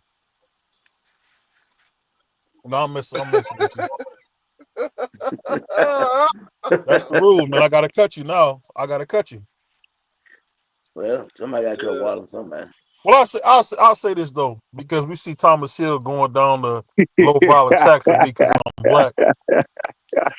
All I want to know is where you from, man. Oh, see, there you go again, man. I'm from a place called Fresh Off Yo, a Ninja's A's, and you're making me homesick. Hey, Paul, Paul. So I'm gonna get you before you get me, no, Paul. I ain't saying nothing. I'm just saying it sound good, but I think you get beat to death. You know what? You would try, just like my man Roach gonna try, dog. You might even succeed, just like Roach might even succeed. But just know you'll be in a fight, my ninja. You Well, definitely will be in a fight. it's been a beautiful day for me. I'm happy. I Hey, can't it lie. should, man. It's Hey, another one, man. take over for me real quick, CDK. I gotta make a run. 1 second. Okay. BBO got to make a run. He probably. Oh yeah, the wife calling. The wife Nah, calling. Got to go there. nah, police at the door. You know he stole somebody's tires yesterday. Hey man, he had an early start too. Did you hear about the story where he had accidentally entered in somebody's living room? No. Yeah, my man had some female undergarments on his head, man, in there in some people's living room, dog, unexpectedly. He said, "Oh, I thought this was my house." He had his Man. Rodney Dangerfield moment, man. Shout out to BBO, dog. Shout out to BBO. Free, you still there? Yeah, I'm still here. I'm still here. Okay. I was gonna ask y'all, not about the Canelo. I want to ask you, Free, and Mr. Hill, because I ain't get to ask y'all earlier. What do y'all think about if Tank and Jake Paul, this Tank and Jake Paul fight? What do y'all think about this? Um, I mean, I don't think much of it at all. Yeah. If they fight, they fight. The a lot of people get up in arms with Tank Davis fighting Jake Paul. I don't think nothing about it at all because Yeah. I only get mad at the stuff that I paid for that didn't appeal to my liking. So Right. if I'm not paying for it, there's no need for me to be mad about it. I'm not paying for it. I'm not Okay. watching that. So Right. I mean, I look at the same people that okay. How many of y'all was mad when Floyd fought Conor McGregor? Because some of y'all still claim that Floyd is 50-0. I call him 49-0 because I Me don't too. count the Conor McGregor fight. Yeah, I Me call him So too. I 49 mean, and some change. so if you're not mad at Floyd fighting Conor McGregor, you can't get mad at Tank Davis fighting daggone Jake Paul. Yeah, definitely. I definitely agree with that. Only reason but what I'm saying is it how do they sanction it is what I'm getting to. Like, how do they sanction the fight? Is it gonna be a real fight exhibition? No, it's Or it's not. It's an exhibition. Well, according to okay, what Jake Paul said, he said it would be an exhibition because he said he's going to weigh 195. So Right. That's what being I was. that That's what I it's was trying gonna, to figure out. yeah, being that Yo, it's gonna be being it's gonna be an exhibition. That means it's not a real fight. So I can't Yeah, get mad definitely. at it. It's not a real fight. Okay. Okay. yo, They and do. just a piece of history. My man George Foreman, in the middle of his career, had an exhibition fight, Yeah. and Muhammad Ali likewise had exhibition fights. I'm gonna say this: I wouldn't think about the fight much. I don't think about the fight much. I don't like the fight in the midst of his career. The thing with Floyd, I really didn't like, but it definitely was his last fight, so it got washed away like that. I think he would have got more scrutiny had it been in the middle of his fighting Yeah. career. That being said, if he gonna get broke off fighting him, I want Ma to be mad that he getting his money that way. If people were gonna pay that Mhm. money to go see that, then more power to them. But if Definitely. you do go that route, just make sure those names you named give us at least three of them bad boys, three of them things. And I wouldn't be too mad about it. Yeah. But He's getting but 40 million. 40 million to do the shake, rattle, and roll with Jay. I mean, 40 million is a lot of money. Yeah, I mean, like I said, and we have to see if the fight is even going to be made because right now the fight is not signed. Jake Paul is saying he waiting to see if Tank Davis is going to take it. Yeah. So we don't But even Tank know is if talking Tank like he. Davis. Yeah. I'm sorry. I was gonna No, say free. Tank is I talking was like just that. saying that Tank Davis is fighting in August. They talking about having this fight in November. Jake Okay. Paul is fighting. Jake Paul is fighting what November? I mean, around August, September, sometime. Yeah. So I mean, they talking about having this fight roughly 2 months later. don't sign no So Uh, NDAs. is there a possibility that Jake Paul could lose to Chavez? I mean, what do y'all think? I mean, there's a possibility. Do I think it's likely that he would lose to Chavez? Right. That's what I mean. Probably not. Probably not. Mm, yeah. Probably not. I mean, Chavez has never really been all that good of a fighter anyway. No. Um, and then I don't even know the last time that Chavez has actually been in a boxing match, let alone an exhibition. I don't even know the last time that Chavez fought. And when it's Silva, didn't he fight Anderson Silva and lose? Yeah, he got beat up by Anderson Silva. I And I think don't that's. even remember when that was. I don't either. I just recall it. I think that's the last, and that's what I'm saying. I think that's the last time he's even been in the ring. So I don't know what we're gonna get out of him. I don't know how he's gonna look, but I know it's gonna be another notch on, Jake Paul's resume and another dollar made. So, I ain't mad at Jake. Man, I wish I could get away with it. I wish I could get a bunch of cab drivers fight him and make me, you know what I'm saying? And make millions and millions of dollars. It'd be nice. Yeah. I want Definitely. people to know about Jake Paul too, man. Please know Huh? Jake Paul. Jake Paul. No, I'm no, I'm happy for Jake Paul. That's what I just said. Like I wish I could do it. And I ain't even being funny. Yeah, I'm saying like seriously, what he's doing, man, he came up with a master plan and he's doing it. Hey, Yeah. I ain't gonna lie, man. Shout out to Jake. He's stealing money, bro. Yeah, I ain't mad at Stealing. him for that. Hey, I definitely ain't mad at him. Mike Tyson was 100 years old. We went in there and beat him to death. Nate And Robinson then 5'2". no, not even that. The nigga on dialysis barely making it. Almost take him Man, out of there. Tyrone Woodley, he been doing his thing. Yeah, because Tyrone Woodley was like super washed up. Yeah, he Like he was. was super washed. You could smell the tide on him. He was so washed up. Man, he hit But Tyrone Woodley so hard, man, his boots got stuck together. He got him with a shot. I thought he was, oh Lord, I thought he was, man. I ain't gonna say, I ain't gonna, however you can say, I thought he turned his TV off. hey, like that punk Kendrick, turn your TV off. Answer Joey Badass, you cornball. For all the punks that wanted to ride for Kendrick, tell that punk to answer the answer Joey Badass, man. I Coward. shout out to Joey Badass, man. One of my favorite characters on Power, but also, man, a great, excellent rapper. that's very underrated, man. That dude can rap, really rap, and it seems like to me they trying to bring hip hop back. I like what they've been doing with that. What you think about that, Hot Rod? Oh, my man Hot Rod fell down the steps. You there, Free? Yeah, I'm here.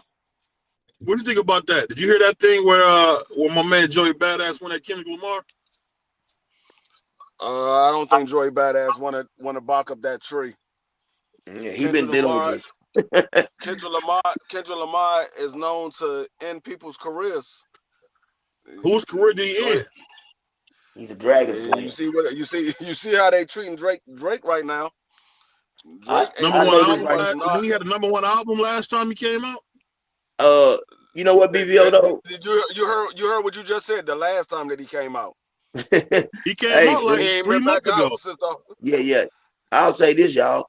What we do know is, number one song. No, his album. That album was number one. Was it? Okay. The one with him and Party Next Door. Yeah. I'll say this right here. But what do you think about this, BBO? Kendrick's last 4 concerts have like sold more than any other. Like I forgot the numbers on it. As far as in hip hop or his numbers are, man, he's on another level now. That battle with Drake, it helped him a lot more. You know what I'm saying, for his career. He was already great. You know what I'm saying? But now, man, he's selling out arenas, stadiums. No, not arenas, stadiums. He's selling out stadiums. Yeah, you know what? I think he good, but I like Tupac. Yeah, ain't no doubt about that. I like Tupac. I like Tupac. I like Tupac. I like Tupac as well. But the thing is, even Hit 'Em Up wasn't a daggone national anthem like right. Daggone Drake, like Kendrick Lamar did Drake. He made that joint a national anthem. Like I gotta agree, and I'm a diehard Tupac fan. I gotta agree with you, Free. I gotta agree with you. Man. Hey, I'm a diehard Tupac fan. I got Tupac over everybody. Me too. But, hey, his Hit 'Em Up was never on the level of what Kendrick Lamar did. That Hit 'Em Up was too disrespectful. You can't talk like that. That was too disrespectful. Hey, but you want the fans to sing along. What Kendrick was able to do, man, he made a diss song. Just people, everybody loved that song. It seemed like, man, it just, man. I like that song, but I wasn't here. I like Ice Cube better. I like Ice Cube, Mac 10. Oh yeah, I like the real West Coast.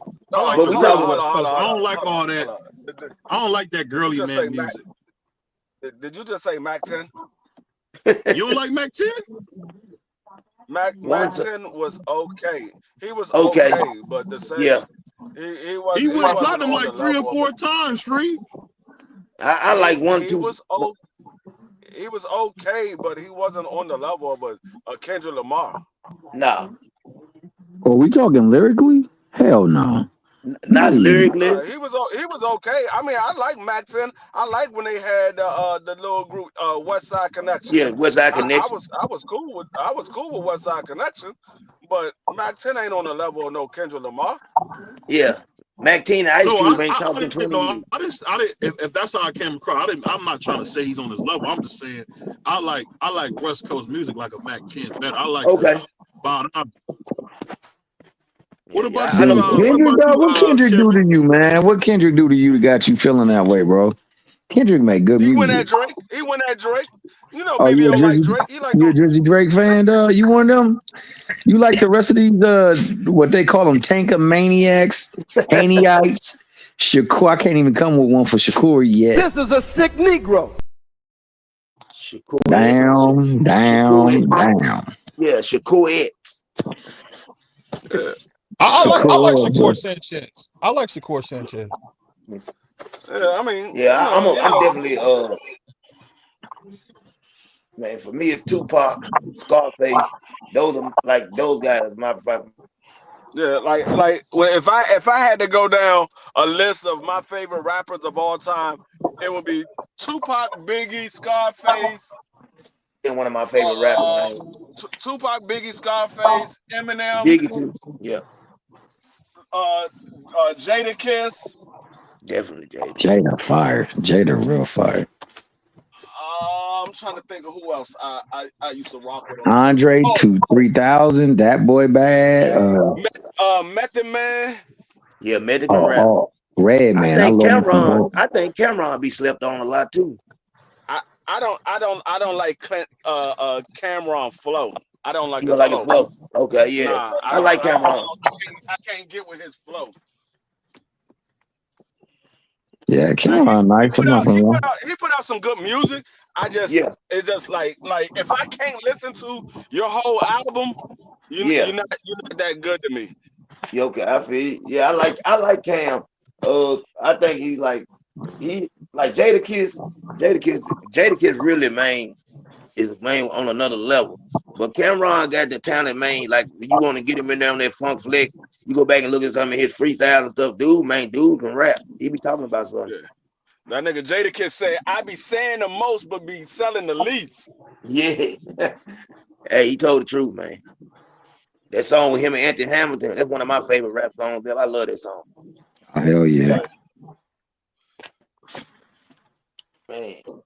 Hell yeah. But going back to that though, man, I think that Crush said it, man. The loss don't make you overrated, man. But I'm just saying for the masses, that's what it will tell them. It will tell because they've been wanting Tank to lose, man. They celebrated a draw.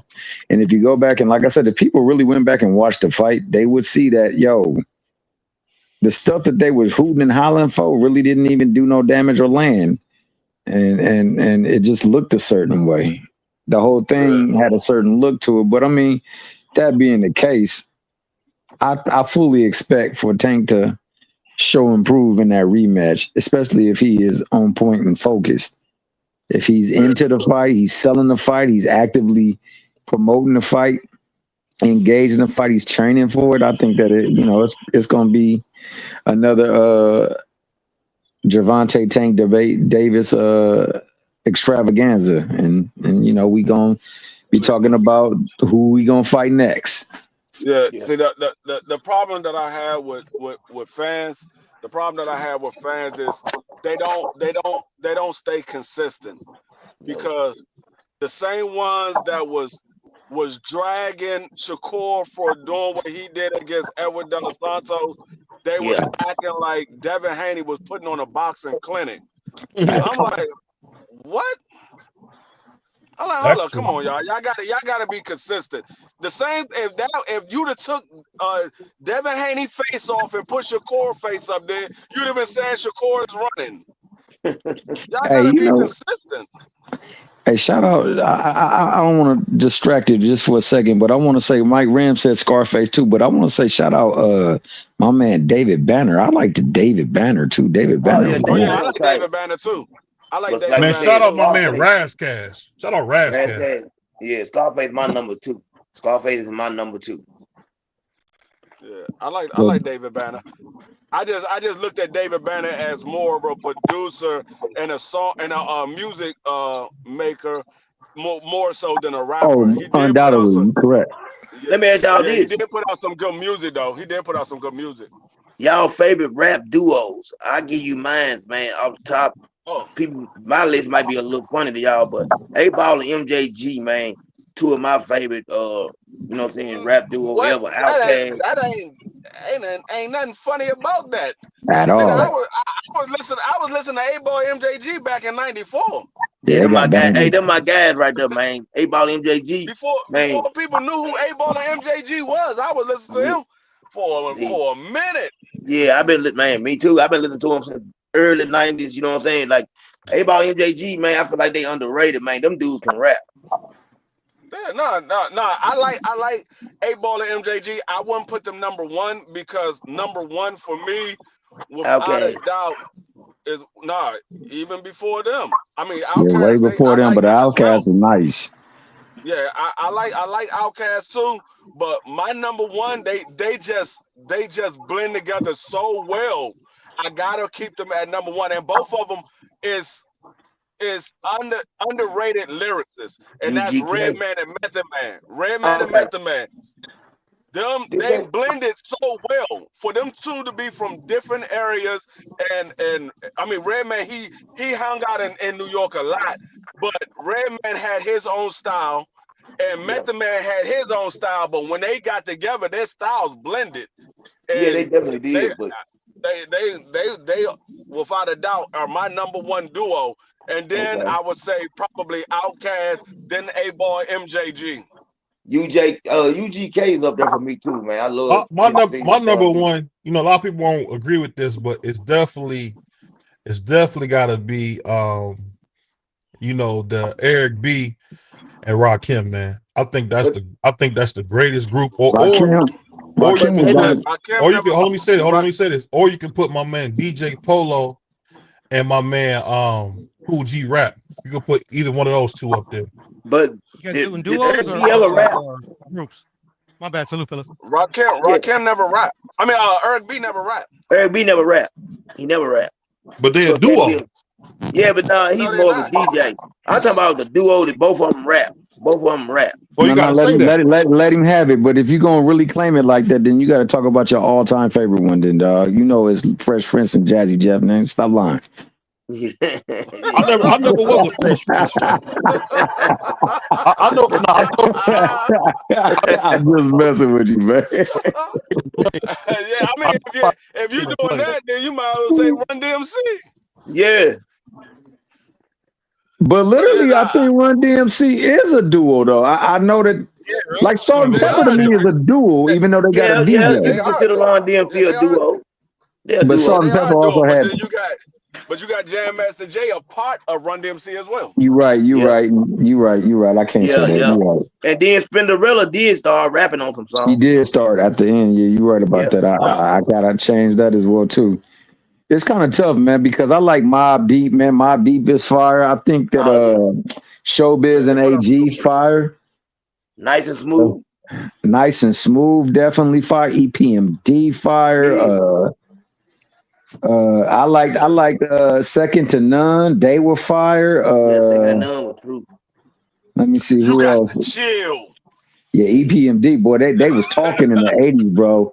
Oh, yeah, One of my favorite groups. Oh, bounce. Now, if I'm just talking about a major group, like a big group, I used to love Goody Mob. Goody Mob was fire. I would listen to Who's That Peeking in My Window? Nobody now. I listened to that joint earlier today. West Side Connection is my personal favorite, to be honest. Who? Yeah, West Side Connection is fire. But it was three, though. It was three. Okay. Yeah. It was three. It was three. I was asking if you guys are doing duos or groups. Yeah, I mean, we can talk about both. Ice Cube. Oh, okay. Yeah, Ice Cube. Yeah. Yeah, Max and Dub C and Ice Cube. So they was a trio, not a duo. Man, yeah, we had just transitioned into group. That much. Dub C didn't rap that much, but he did have a couple of lines here and there. Yeah. I wonder how good 213 would have been. I'll put it like this. You know what's the best group of all time people don't give credit to? 3-6 Mafia, and I would say the Migos. 3-6 Mafia tight. Hold on. You got to say it right. You got to say it right. If you're going to say 3-6 Mafia, you got to say it right. They're 666 Mafia. They changed their name to 3-6 Mafia. Yeah, you're right. They did go like I was talking about that, group a while ago. Because a lot of people didn't realize that 3-6 Mafia, aka 666 Mafia, a lot of people didn't realize that they had a female in that group. They only know about the guys. They had a female. They had Gangsta Boo. They had Lil Chat. They had Gangsta Boo. They had Lil Chat. You know what I'm saying? Because, I'm down this way. So a lot of that stuff, man. That's my baby daddy. He ain't know. He always broke. He ain't no good. I don't know how much y'all listen to Yo Gotti, but I've always been a bigger fan of Yo Gotti than Dolph. I do like some of Dolph music. Shout out to whole Gotti, man. But I like, man. Yeah. But I like 5 at all. Yeah. But Yo Gotti, his music when he first started, when he was hungry, he was on a different level back then. Now, when Yo Gotti first came out, Yo Gotti was. I didn't even know he was from that area. I thought Yo Gotti was from Atlanta. I didn't know he was from Memphis. Rap. He can really rap. Yo Gotti. I thought People talk a lot about Ho Gotti, but he can really rap. Yeah, Rest he can in peace, rap. off, man. Yeah, rest in peace, dog. And man, I done met Yo Gotti a few times, dude. You know what I'm saying? He was cool. I done met him 2 or 3 times on different occasions. Yeah, alright. I ain't gonna lie, man. Special Ed only had that one song I got it made. To be honest, he I'm the kind of magnificent, he had more than sensational. that. Do He had no, more than that. do no. I'm the I mean, they was magnificent, all off. terrificent. They was all off of that same album, but he had more hits than I Got It Made. Yeah, he did. They was all off that same album. What was it one? Did he do I Black Got a Sheep. Man? Y'all remember Black Sheep? The other one that he did when he was riding through the city on a hovercraft, that wasn't I Got It Made. That was another joint that he did. I forgot the name of that. He was on a hovercraft and I got it made too. Yeah, but this song, he was running from the police or something. But it wasn't I Got It Made. It was another song. Who's you guys' favorite band of all time? I would say the Roots is for me. Yeah, the Roots are mint condition for me.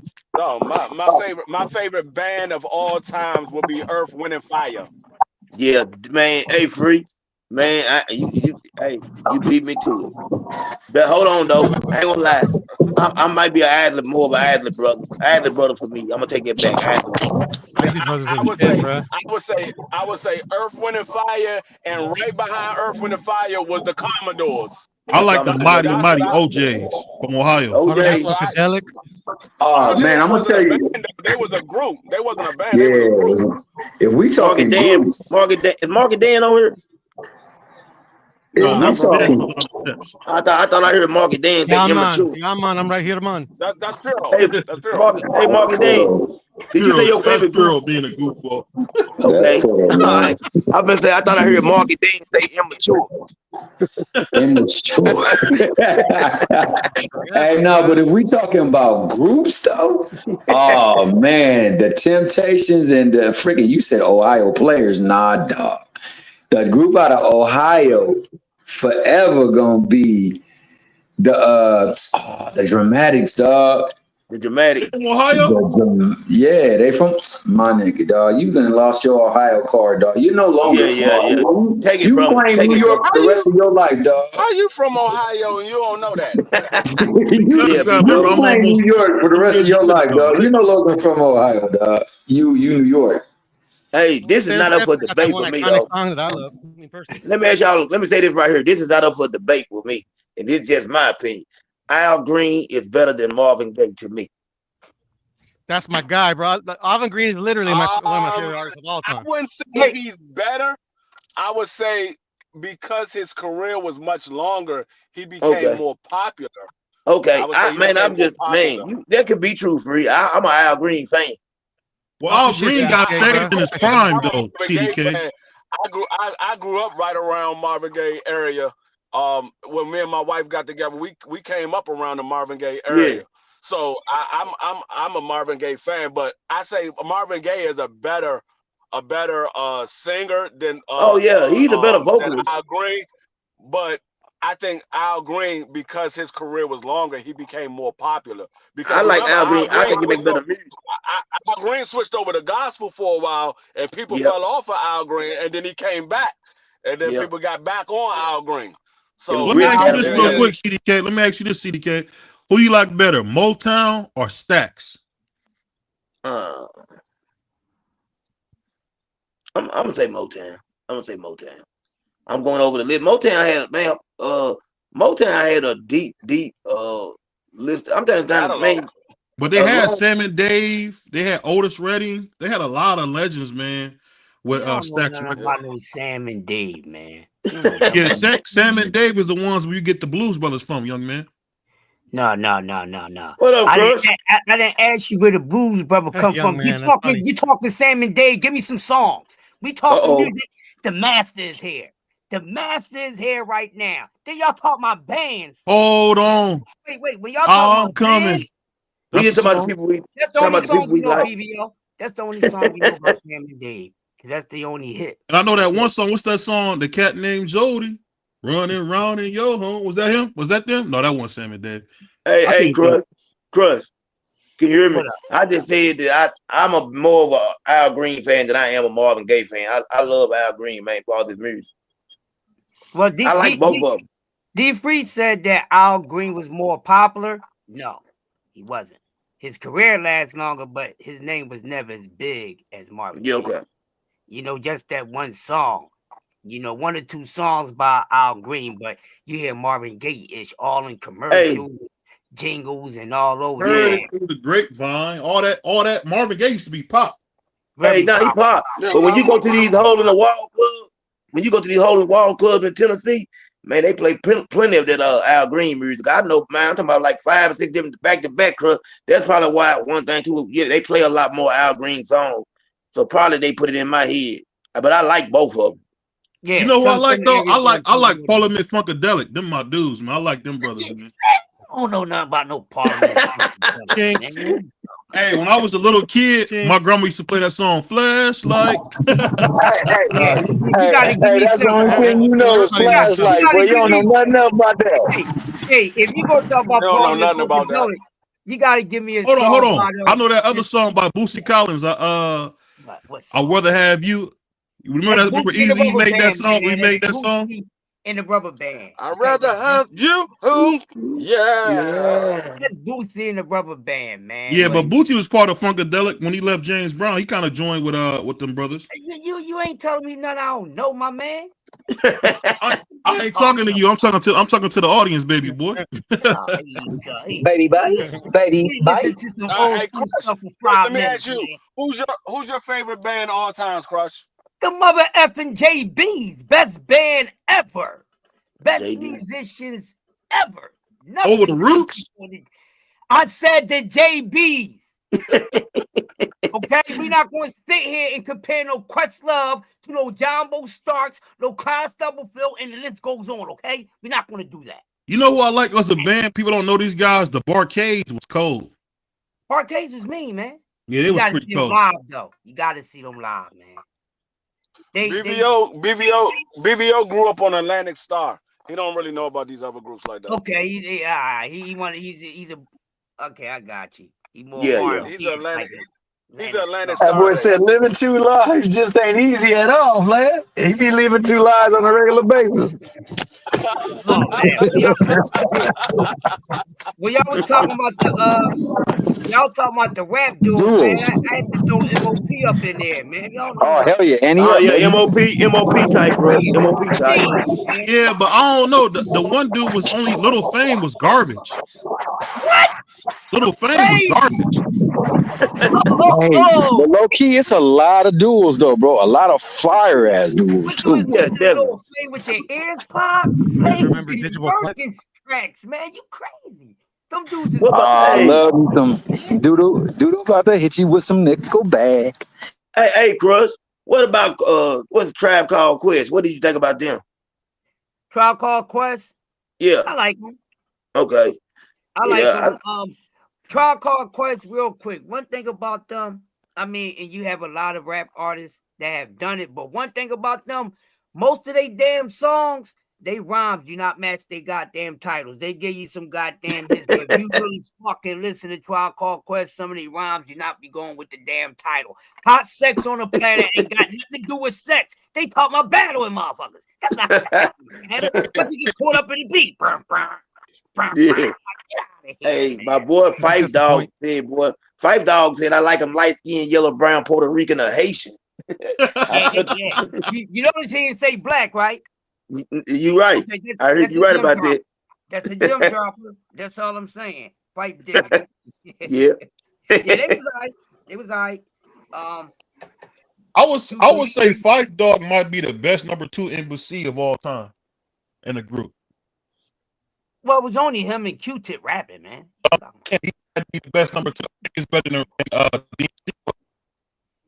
you think he's better than Q-Tip? Because I ain't gonna lie, was to me. You think he's better than Big Boy? You saying number 2? Yeah. Outkast dope, man. Shout out to Outkast. You think he better? Them dudes. Yeah. Big Boy can rap, man. Big Boy can rap. Yeah, Big Boy can rap, but he don't make great songs to me though. Yeah, Oh yeah, you yeah. right, That's the bro. thing. They both were legendary MCs, man. I put them on my top 50 lyricists of all time. I got them on there. But I gotta say, the Migos might be the best group of all time. Shout out to the Migos. Come on, man. Don't bring no Migos up in this conversation, man. You got the OG. We ain't talking about no goddamn Migos. Hold on. The Migos sold more than a lot of them groups you talking about. I wouldn't care what they sold. They started that mama rap shit. What you mean because they sold more? What the hell do that mean? Garrett don't make the MC the rhyme do, bro. Well, I'm gonna keep on telling you that. Because they sold more. I'm gonna say this for you, BBO. Hey, BBO. Crack sold more than Pepsi, but that don't mean it was better for you. Yeah, right. Right. Good point. I heard you probably think I'm corny, bro, but do you remember Arrested Development? This is a sick Negro. Yeah, Tennessee. Arrested Development? Did he say Arrested Development? Yeah, man. Yeah, man. Yeah, they was dope, man. Among others. I did. They was cool. Yeah. Yeah, they was. I like it them. Yeah, I like them. I like the vibe. Yeah. Iconic. Fast Five Furry and the Furious Five, bro. That band is a shit right there. That group's a shit. So yeah, you have to be like for Russian development and guys like KRS-One, you have to like that educational type of rapping. If you don't like that educational type of rapping, they wasn't your cup of tea. Brothers and sisters keep acting. Because I think that's right. What's up with your mic, man? It's not dynamic. It's not dynamic.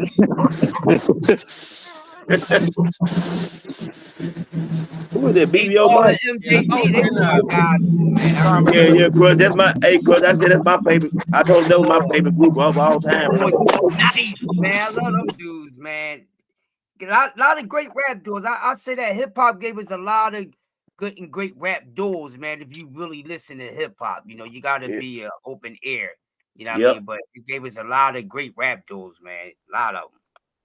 Yeah, I mean, the one thing that I would say definitely about rap, rap gave a lot of urban people jobs because if it wasn't for rap, a lot of these guys would have probably lost their lives in the streets because rap was the way for them to get out of the streets. Some of them never left the streets, but for the most part, it was a way for them to get out of the streets. So if it wasn't for rap, a lot of these guys would have lost their lives in the streets, or they would have been behind bars. Yeah, definitely. And guess what? Since I couldn't rap, I ended up behind bars. So there was bars effects, man. There was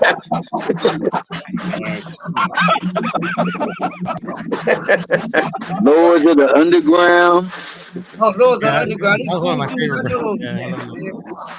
Hey, the Dungeon Family. Who you think is better, the Dungeon Family or Wu-Tang? It depends. That's a good one, Bree. It depends on what you like. It depends on what you like. I don't know. That's a hell of a discussion right there, man. Because Method Man is one of my favorite rappers, but I do like the group, the Dungeon Family. You know what I'm saying? Dungeon Family. Because you got to remember, the Dungeon Family is made up of the Goody Mob, and a few other rap artists.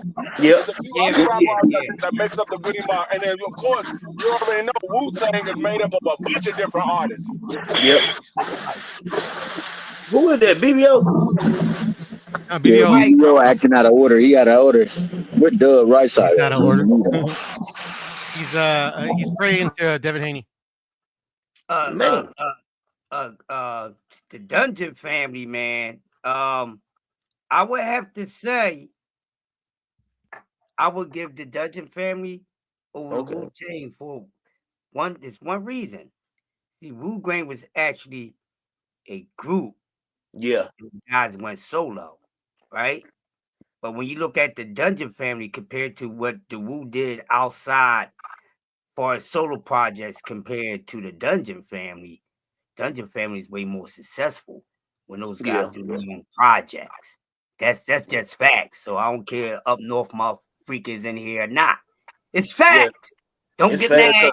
Don't get mad. It's the fact. Yeah, because the really only, I mean, when you speak of solo artists out of Wu-Tang, most people the first two or three people they think of is Method Man, Ghostface. Ghostface, and Raekwon. I mean, of Yep. course they had Old Dirty Bastard as well, but those are the top three that you think of as far as solo artists out of Yeah. Wu-Tang. Unless you Shame know on you when you about stepped to Wu-Tang.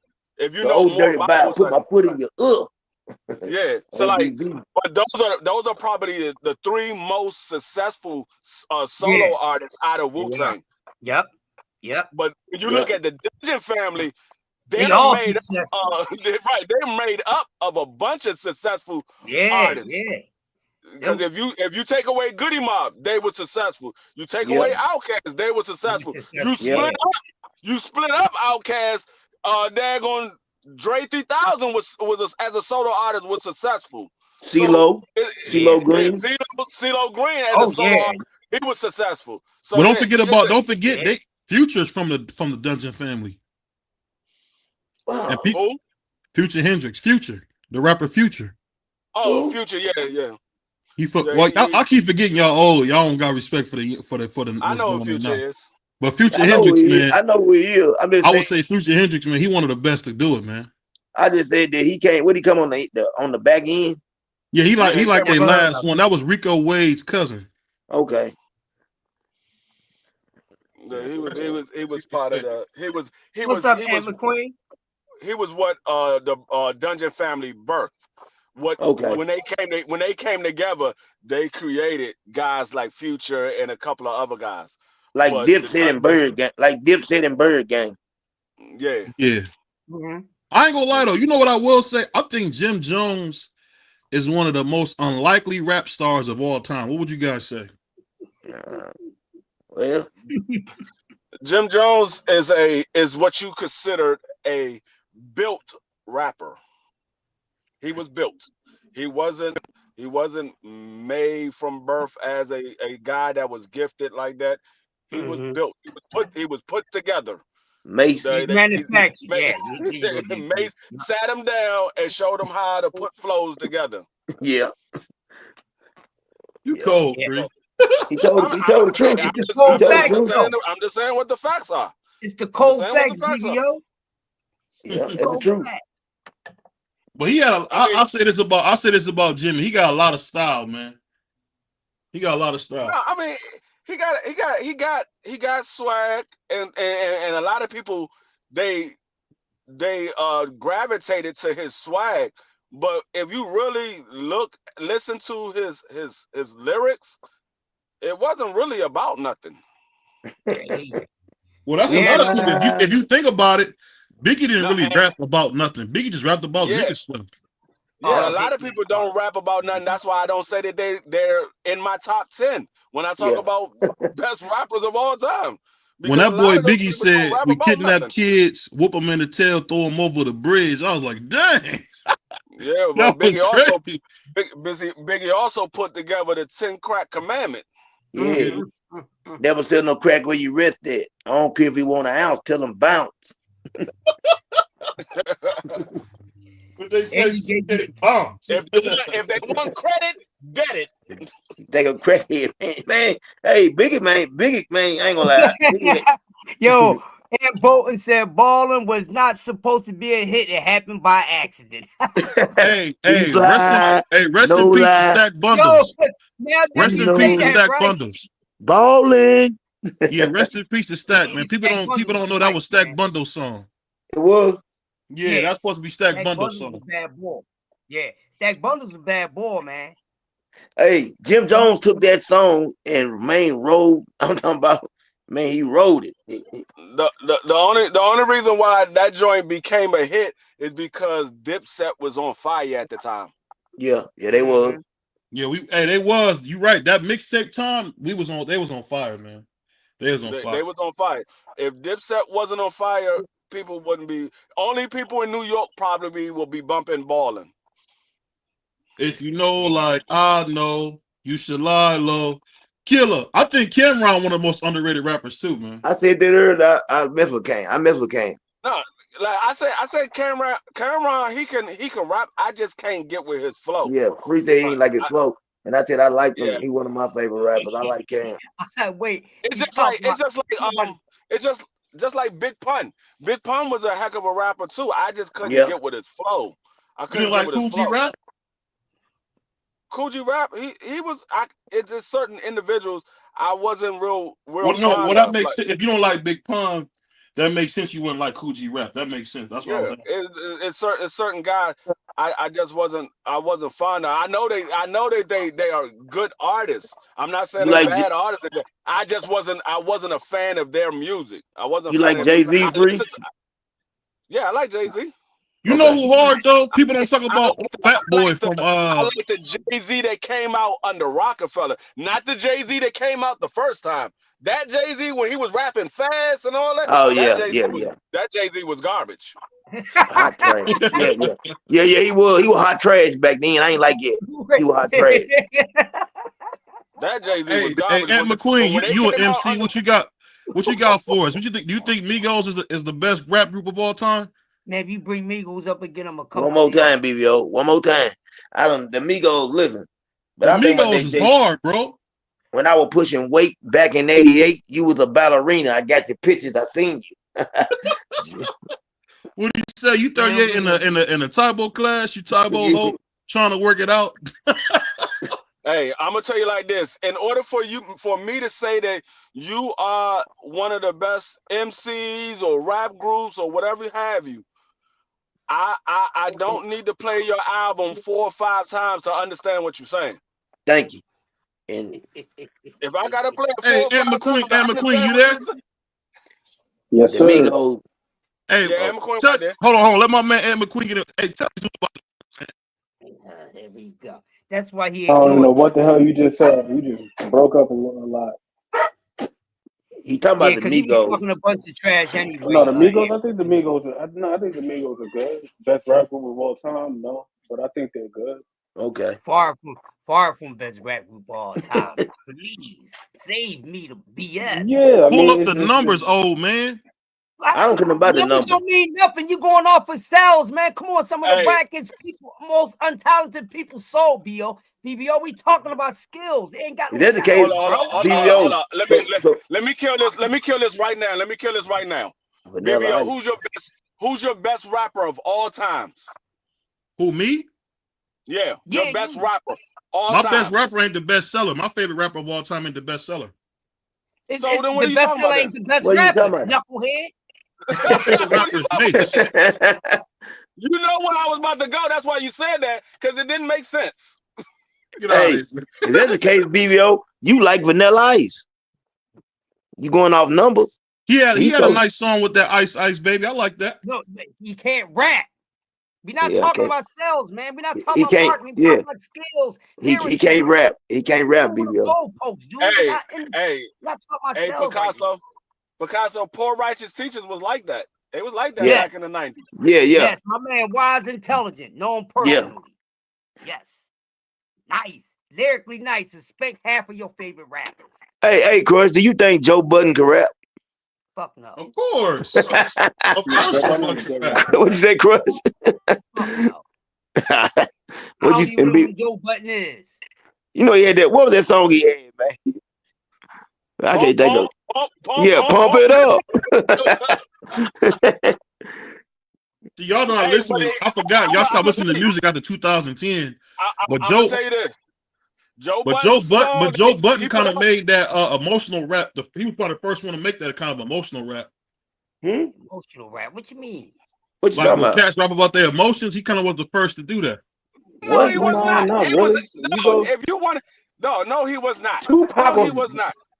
No, it wasn't even Tupac. No, I ain't saying that. I ain't saying that. I'm just going back. I'm just going backwards. Yeah, you can go all the way back to LL and Force MDs. Yeah, they was putting out emotional songs. LL, I need a girl. I need love. When I'm alone in my room, sometimes I stare at the wall. Stare at the wall, and in the back of my mind, I hear my conscience call.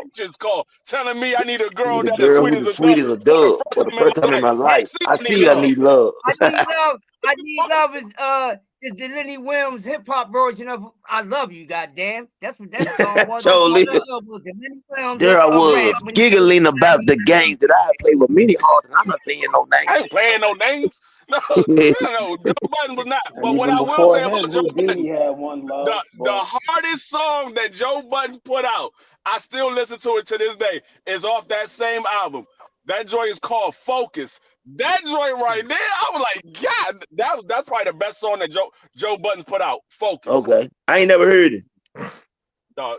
If you go to Joe Budden's first album, go to Focus. I'm gonna check it out. That's probably the best song that he played. I mean, that he made. He's a better. He's good at what he do now. He's great at what he do. Yeah, he's a hell of a interviewer.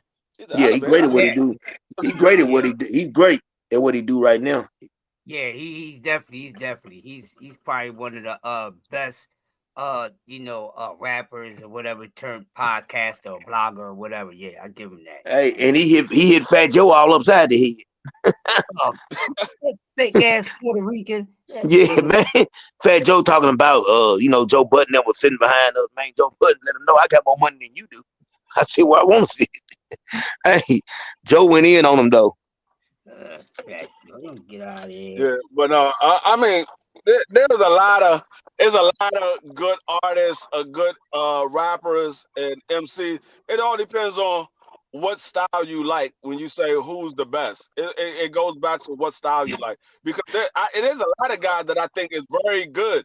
I just didn't like their style of rap. But when it goes down to the lyrics, when you say who's the best lyricist, then now you're talking about something totally different. Yeah, that's what I like to talk totally about. Different. Just like I got my the goat shirt on today, BVO. No, you talking about lyrically. What? Lyrically. Where BVO go? He went to go. He went to go listen to LL. I Need Love. He was dropping some names in the chat. Slim Calhoun, Cool Breeze. Cool Breeze. Y'all know about Cool Breeze. Matter of fact, Cool Breeze, MC Breeze, Pastor Mother effing Troy. Man, some cats out there doing their thing, man. Oh, yeah.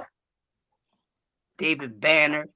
I love when he was making music. I like the direction he's in right now, David Banner. Oh yeah, the Dungeon family had Killer Mike too, and they had Killer Mike too. Yeah, they had a hell of a squadron, man. Hell of a squadron. Yeah, that's what I said. They was more made up of a bunch of individual solo artists or groups that made the Dungeon family. They was basically everybody from that area. Yeah, they came together. Yeah, but Wu-Tang, they came from the same area, neighborhood, and all that, but they was a group. I ain't gonna lie. They came out together. They didn't come out as solo artists and then form the group together. They all came out together. Hey, Free. I don't know how this slipped, but Ghetto Boys, man, is one of my favorite groups as well. But I was gonna ask y'all, who was better, Willie D or Big Mike in the Ghetto Boys? Willie D or Big Mike? Do you remember when Willie D left the Ghetto Boys and Big Mike came in? Yeah, right. I don't even. To be honest with you, I don't even remember Big Mike. Hey man, Big Mike can rap. Yeah, Big Mike. I think Big Mike was. He went to prison. Jay Prince didn't pay him a son, and he went. I guess allegedly he threw caught something on fire, burned something down to Jay Prince, a house or something. And he ended up going to prison. He out now, but he tell the story, man. You gotta look him up. But if you look up the song "Ghetto Boys" and Big Mike, dude can rap. Yeah, I remember that. Yeah, I never looked at Willie D as a talented rapper. Yeah. He was decent for the group, but like him and Bushwick Bill, I never looked at them as talented rappers. I thought it was Scarface that pushed that group. Hey man, you're right, but hey, Bushwick had some stuff, man, like some memorable lines though. Just some of his raps, man, were crazy. But Willie D and Scarface wrote all that. Yeah, they all had their moments. It's just when we look at we already know who's the most talented out of the group. It was Scarface, and then everybody else. You say, okay, who you put second? you gotta go through everybody else and say who I put second. Well, you They know all what's have crazy? I can't put Bushwick second because Willie D wrote all his raps. Yeah, but that doesn't stop him from being a rapper. That stops him being Oh from yeah, being a yeah. lyricist. But It stops I'm him just from being thinking. a lyricist. But as a rapper, Yeah. a rapper is an artist. So it all depends I on do how you like deliver. hi, I'm Chucky. Wanna play? Yeah. And that's what a lot of people get mixed up when we say who's the best rapper. They Yeah. think when we talk about lyricists, that's the same thing as a rapper. No, lyricist is something totally different. You can be a hellified lyricist, but be a horrible artist, which is a rapper. Yeah. You can be a hellified lyricist, but as a rapper, you're horrible because Because you don't know how to put it. You don't know how to put it together. Your flow don't go together. But the words that you write down, you give it to somebody else. They make that joint shine. you know what? You know what, Free? I gotta 100% agree with you because when I think about NWA, Ice Cube was number 1 and Eazy-E was number 2 for me out of the group. Right. And You right. Eazy-E didn't write none of his stuff when he was with NWA. It was right. after he left NWA, and even then he still had DOC writing some of his stuff. Yeah, you right. Hell, DOC was gone by then. Then they had BG Knockout and Drayster. Yeah, they were right. DOC didn't leave until Dre left. DOC was there with Dre. He left after they. No, I know that they left after Niggas for Life. After that, they went over to Death Row. No, what I'm saying is when Ice Cube left, DOC was still writing some of Eazy-E stuff. But then when NWA split up completely, Eazy-E was writing his own stuff, or he had somebody else writing it. But it wasn't DOC. It wasn't Ice Cube. They last album together was 100 Miles and Running, right? Huh? They last album together was 100 Miles and Running, right? Full album. I believe so. Yeah, I believe so. That's what they was going at Ice Cube. Running was an EP. On the last 4 albums they did together was Niggas for Life. Okay. Yeah. Rap. Yeah, that's when they was going at They separated after the EP. They separated. Yeah, I think that Niggas for Life from a production standpoint, I think it's like way better than Straight Outta Compton. But the content on Straight Outta Compton to me is far superior to Niggas for Life. Niggas for Life was just like over the top. You could tell they were really going for the shock value thing. Yeah. But on Straight Outta Compton, they had joints on there where it kind of blurred the lines between like gangster rap, but also, it blurred the lines between like gangster rap and what they were calling reality. Because like a song like Dope Man is not a song glorifying drugs at all. You know what I'm saying? Or drug dealing at all. Then they still had joints on there like Express Yourself. Yep. Mm-hmm. I'm expressing to my full capability. Who was the best rapper out of No Limit? Ooh. Silk? Nah, I ain't playing. I ain't gonna lie to you.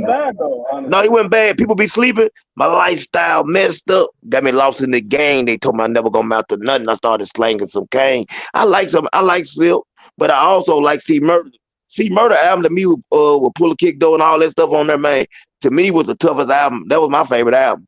I ain't I'm gonna tell lie. you the best one. Mia X. Mia X can rap. I'm gonna tell you right now. In my Mystical, opinion, hold on. Mystical. In my opinion, Mystical was the best one out of all of them. Yeah, but say Mystical, man. Mystical really good rap. That's a throwed off dude, man. Oh man, he's sick. He's sick, man. He just went to court the other day. I just seen him. It's funny we talking about him. I don't know what it was about Mystical, but I was a Mystical fan. It was like when they brought in Fiend, suppose that took Mystical spot. Yeah. I was like, man, I don't like no damn Fiend, man. Bring Mystical back. Yeah, Mystical I might not be nothing to you, but I'm a shit on this label. 500 words a minute make a hard. This is what I say. 500 hits on the Billboard. Y'all gonna keep it that way. Mystical beats, man. Mystical is nice, boy. Yeah, Mystical. His solo album though, Mystical solo album was tight. I don't know if y'all ever heard that, but man, he had a nice solo album. Danger! Which one, You talking about Unpredictable Tarantula? or Ghetto You, Fat? Yeah, yeah, yeah, yeah. Yeah. Get on the yeah, you had floor. Tarantula. You had Tarantula. You had Let's Majestical, Get and you Ready. had yeah. He did it. He did because remember, Mystical came out before No Limit was around, and then Yep. he got with No Limit. I think he had like 1 or 2 songs out before No Limit, because that whole ordeal with his sister was before No Limit had came around, when his sister passed away. That was before No Yeah, he Limit. had 2 And albums. He had 2 albums before No Limit. He had yeah, Not Let's Get Ready. He had Unpredictable, and I can't remember what the other one was. Ghetto Fat is when he got with No Limit. Yeah, But he was yeah. signed to yeah. Jive first. He was signed to Jive, then he had the stint with No Limit, and then he went back to Jive. And then that's when he dropped the Let's Get Ready album, and it had Neck of the Woods that was on the Wood soundtrack with Tay Diggs and all of it. Him and Outkast. Because I think I'm out to the bit busting no whammies, goddamn it. Hey, yeah, if I'm not mistaken, I think he was signed to Jive Records first, and then he got with No Limit. I think he was. But I was gonna say this: early Juvenile to me carried or really got that going for Cash Money, man. Juvenile for me. Yeah, I mean, of course. I mean, 1,000%. at that time, the people only knew about Juvenile because Juvenile was the first artist put out, and everybody thought that Cash Money was Juvenile's group, but it wasn't. He was just an artist, a part of Cash Money. But everybody, when he first came out, everybody thought that Cash Money was his project, and You a then we paper found out chaser? later that it wasn't his. It was just he was an artist, part of Cash Money. Yeah, I like it. You a paper chaser? You got the block on fire, remaining a G to the moment you aspired. You know what it is. It's the same thing. It's the same thing like with Nelly and the Saint Lunatics. The Lunatics, Everybody yeah. thought everybody thought Nelly was the owner of Saint Lunatics, but it come to find out it wasn't. Nelly was an artist, part of the Saint Lunatics. Hey, well, 607 not the punk, said he wrote Nelly album. I don't know if y'all be watching that dude. He said he wrote Nelly album. Yo, he funny, yo. Man, he's crazy, boy. I'm talking about he's a character. 607 not the punk. Yeah, dude. I'm gonna tell you this though. I think Nelly the first dude I ever heard make a super hit about unaliving people. That dude was something, man. That was so sick how he got that through there. Who? Nelly. What song was that, B-Bro? I'm going down, down, baby. No street. I can't remember the whole song. Boom, boom, baby. With the street people ready to let it go. Shimmy, shimmy, go, go. You remember that? I can't think of the lyrics, but I remember that one part. I know what song you're talking about. Yeah, I know what song you're talking about. I'm trying to think about the lyrics. That was one of his The hook is he's literally talking about driving down the block and shooting the block up. Who said silly niggas can't be wild niggas? Man, I used to know that song by heart, the whole song. I think Mystical was the first one to talk about analyzing the dude because the dude that killed his sister. Yeah. Now Mystical, man, that man blocked up again for the same type of stuff. Freak boy. Man, I bet you did. Man, he can get ready. Ain't no more pissing in the bed, blame on the baby. He going to penitentiary for a long time. Yeah, Mystical. I don't know. Sometimes you can't get over bad habits. Yeah, I mean, man, he can't keep his hand out the cookie jar. Sometimes I be wondering why these dudes do what they do, because I'm like, y'all got money. I know women throw themselves at you at the concert. What do y'all do what y'all do? About money, man. No, it's a power. I told you, man, one time when I was incarcerated, I asked the dude that same question because that's what he was in there for, and I had to go over there. They was like on the, they had them on that check-in side, but I was in the kitchen. I walked in the kitchen, so I used to have to go over there and feed them. So I ate as though I asked him. You know what I'm saying? He told me, man, it's all about power and control. Yeah. What that meant is what he said. Being able to have control over somebody. I look at R. Kelly. I look at Mystical. I look at Puffy. I'm like, dog, y'all got women throwing themselves at you. Y'all out here just tripping.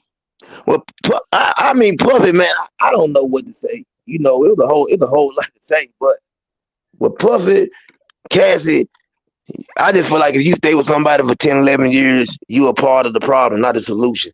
That's all I'm gonna say. I'm gonna put that in there. You know what I'm saying? Now, Diddy, is he sick in it? Is he a little sick? Yeah, he's sick. He got some habits that I wouldn't pick up or suggest for another man. Put it that way. Now, I think the problem with Cassidy was that she was a young girl in a situation Oh, and didn't know stop. what to do. Stop. I'm just saying. I'm just saying. When you get my fault, when you get I'm just saying, if you 40 years old and you get an 18-year-old girl, you can manipulate her to do whatever you want her to do. Yeah, I ain't gonna say you can't free. I'm just saying there's a lot going on. I'm gonna say this right here. Go ahead, Chris. Okay? Go ahead, Chris. The thing with that, everybody's attacking this young lady for fucking what? I ain't attacking her. I'm not. Wait, no, not y'all. I said people. They are attacking her. Yeah. They making that whole case. It ain't about her. That man did so much shit to people way before her. Kim was going through the same shit before her, and all those other girls he was going with at the same damn time. He's never loyal to none of them. Yeah, I agree with you on that, girl. She did something. She ain't the one that even started this shit. Let me ask you a question, Chris. Y'all know what I want to know, though. This is the real $1 million question. Take everything, put it to the side. Honest answer. Everything he done that we know is wrong. Is it sex trafficking, though? Is what I'm asking. Is it sex trafficking? Yeah, for me, it's not. Well, they're trying to. This man committed domestic violence. He's done a lot of sick stuff. But when you hit somebody with a RICO and sex trafficking, I think the charges don't fit the crime. There's crimes there that have been committed, but I don't think it's sex trafficking. Hey, can I speak? It's sex trafficking. It's sex trafficking. Anytime you take a cross state line, is considered trafficking. Yep. So if he got a female from New York and he took her over to LA to do whatever he had her do, that's sex trafficking. Free by force, though, is the law. I've looked it up. By force. By force is sex trafficking. We don't know that. Hold on. Do what I'm saying. Nobody has come forward and said that he forced them to go across. We've heard about him flying women out. We've heard about him paying women, but nobody has came forward and said he kidnapped them and forced them to go across state line. Now, listen, that's all I'm saying. I'm saying hold on, CDK, you ain't listening to the thing, because he wasn't paying women, he was paying for men. Okay, my fault, Chris. Paying for men more than the woman. He's paying for men to come in and have sex with her. You right. You right. If you're taking people from state to state like a damn tour. That's what but Kurt, the thing is even when the guy came in, and shout out to everybody on the panel. Shout out.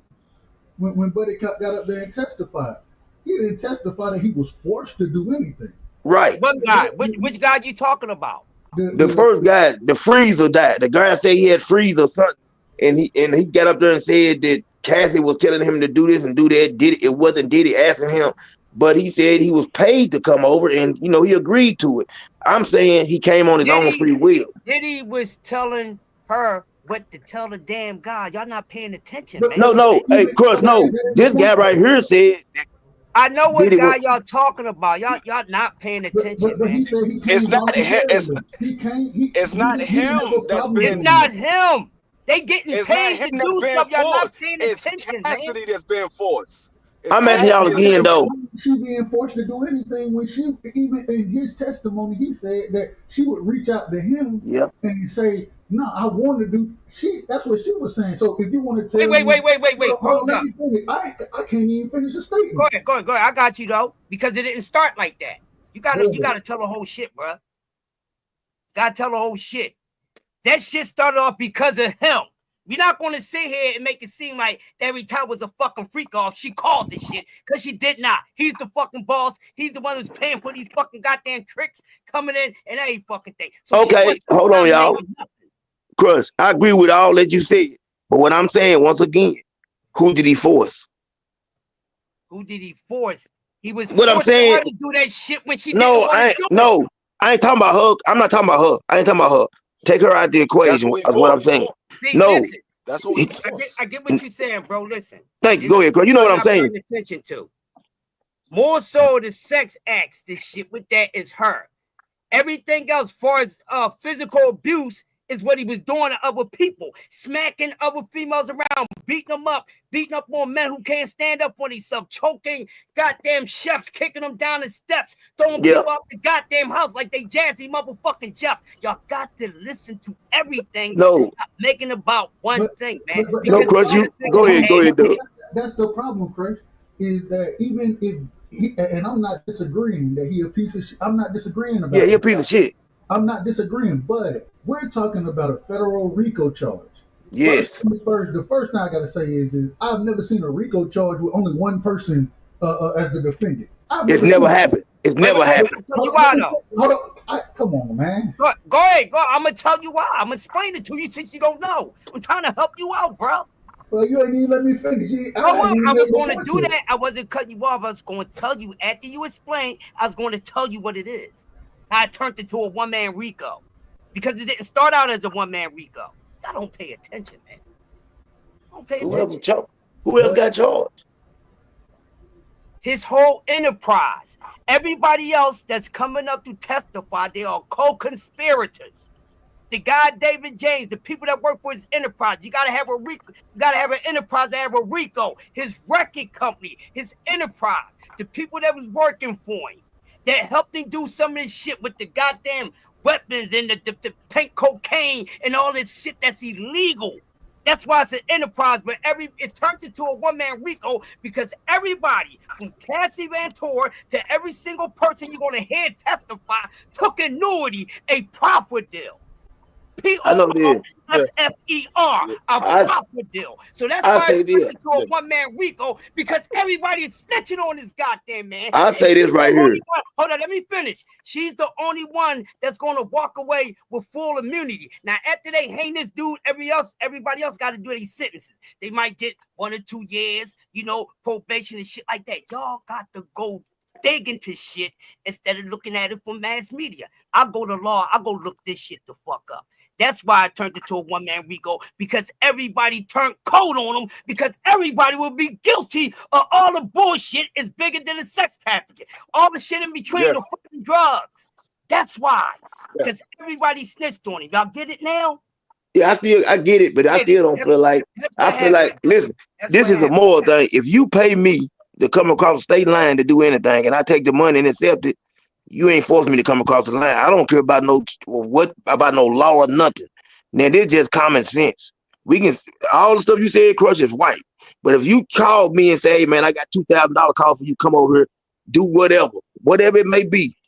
If I come across that state line, you didn't force me to come. That's not sex trafficking. That's all I'm saying. Prostitution is sex trafficking, bro. No, it's not. It's not. Bro, prostitution from state to state, bro. Bro, listen. Go look sex trafficking up right there. He can tell you better than me. Listen, sex trafficking. Yes, it is.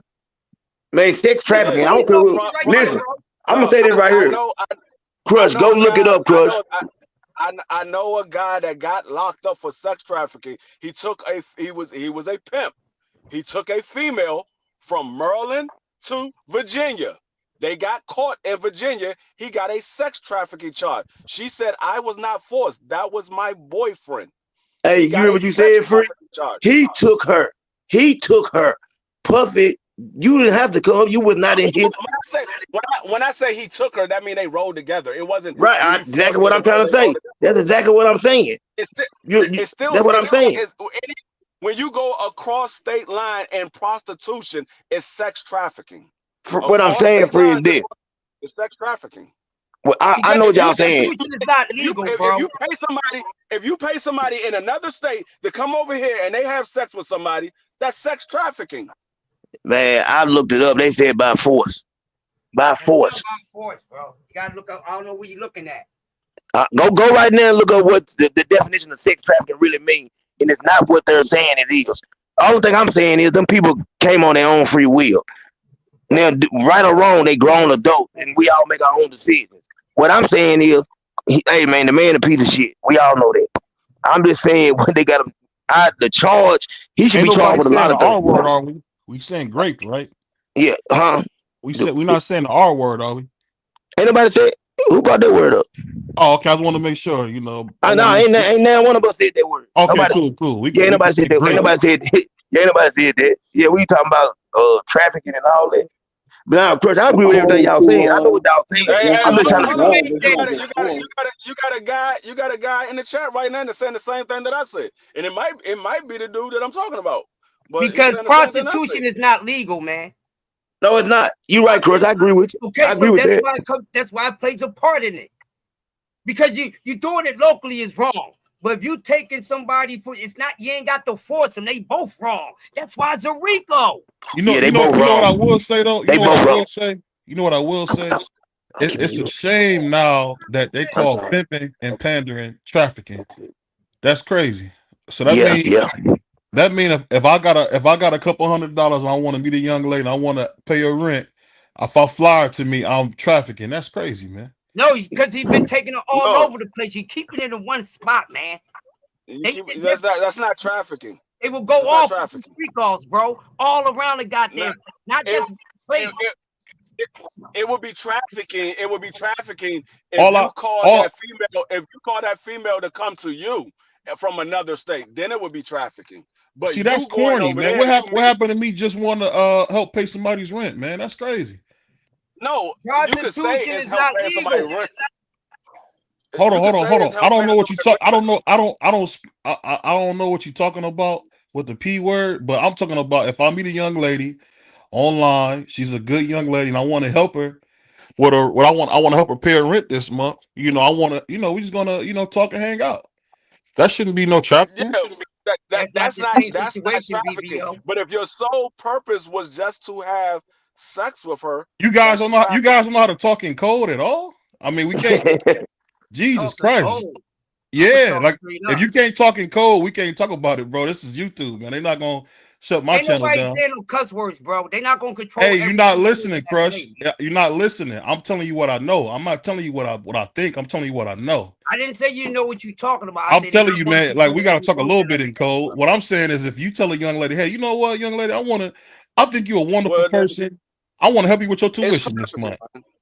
It's trafficking. If that's your sole purpose, is to have relations with the female. Wow. If that's your sole purpose to have relations with the female. Well, no, we're not trying to have relations. We just trying to hang out. Freak Jesus. I ain't say you trying to hang out. I ain't say you trying to hang out. I said if that is your sole purpose. If that is your sole purpose. All I'll say is this, man. If they're gonna let Tim McGraw do what he want to do, man, free Puff, man, free Diddy, man, free Diddy. I'm not freeing nobody. If they guilty, they guilty. I'm not freeing nobody. Bring him home. They guilty, they guilty. All of them need to be in jail. If you guilty, you guilty. You need to be in jail. I tried to explain to him why it turned into a one-man RICO. I heard what you said, Chris. The bad part about this, Chris, that makes sense. The way you say it turned into one-man RICO. CDK, you know what I would say? I'm glad the OJ trial ain't not. We got so many shiftless niggas now who will say throw him away, man. Dang, thank God OJ got his trial early. You know what? No, I'm gonna tell you like this. If I gotta live by the rules, and you break the rules that I gotta live by, then you get what comes to you. Yeah, I gotta live by the. What makes you better than me? I'm living by the rules. You don't have to live by. I'm living by the rules these days, brother. And Crush, what you said makes perfect sense. Better than me that you ain't gotta live by. About how it turned into a one-man RICO. I understand that. Yeah, it's still corny though, Crush. I see what you're saying too, but it's still corny, man. I mean, sometimes you meet a young lady, man, you just want to, bless her. That's a shame. You can't just bless her and send her home. What's corny about the whole situation? What's corny is the individuals that turned coke. That's what's corny. That's corny. Situation. Yeah. What's corny is the individuals that turned coke. Yeah. I agree. But I will say this though. The thing that shocked me the most about this is like I did not know Puff wasn't straight all these years. That was crazy. That's been a room. That's been going around. That ain't hard to tell. That's been going around since he came out. Let me buy you some. So ain't. Let me take you shopping. Let me take you shopping. Why you don't want to party with me? I mean, And I that's did when come the to one of your scrambling and parties. scraping Hold on. CDK, BBO. if I ask you to take you shopping, I did that's come to one of your disrespect. parties, man. He said, no, I'm talking about me and you party. What you mean, me and you CDK, party? CDK, that's disrespectful to say I thought he needed some clothes. Listen, man. First of all, ain't no grown man taking me shopping. And if you ain't my father, my uncle, or my brother, you are not taking me shopping. Man, listen. Ain't no Free. grown man taking me shopping. Free. The only way you take a man shopping is if your partner coming out of prison and been gone, and you finna go get him some clothes. And really have my clothes when I get there. Just have them when I get there. With one of your homies is down I mean, and out. even that, don't take me shopping, dog. Yeah, don't take me shopping. Dog. Don't take me shopping. Hold on. Y'all talking crazy. When my homeboy came home, we took him shopping. He was down 10. I mean, hey, shout out to your homeboy, but don't take me shopping. Give me a gift. I mean, all we did was take him to get some shoes and get a couple outfits. Hey, Man. That's all. Give me a gift card. Don't take me shopping. Give me a gift card. I'll go put my own stuff out.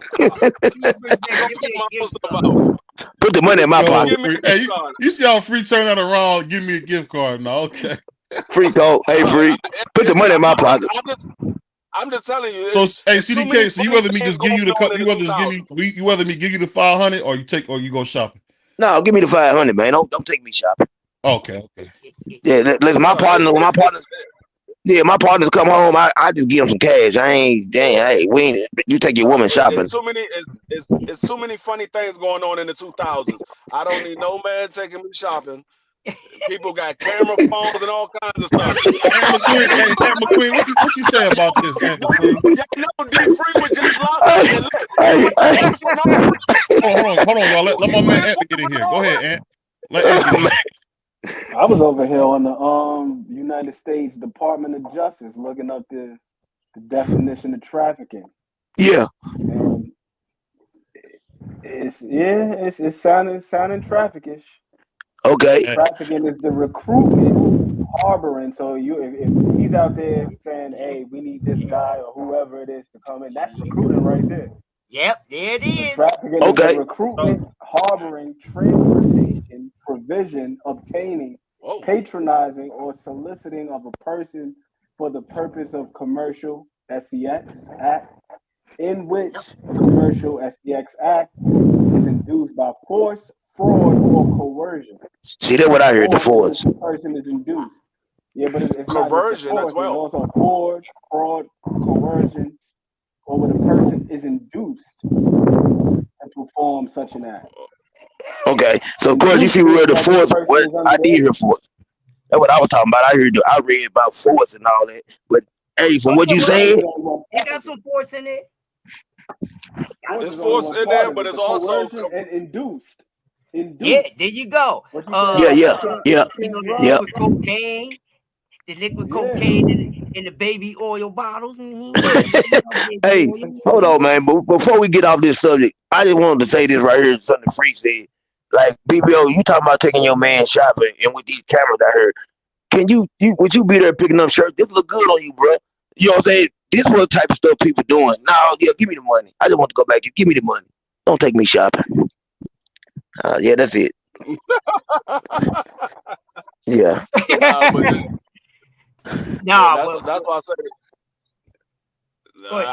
I know. No, I was saying I know that it's trafficking. Once you start crossing state lines, it's considered trafficking. Now, if it would have stayed in the state, it wouldn't have been considered trafficking. Right. It would have been another charge, but it wouldn't be considered trafficking. I just feel like everybody's guilty. Everybody's guilty. There was. I told you they all guilty, man. You're right, Chris. They all guilty. They all guilty.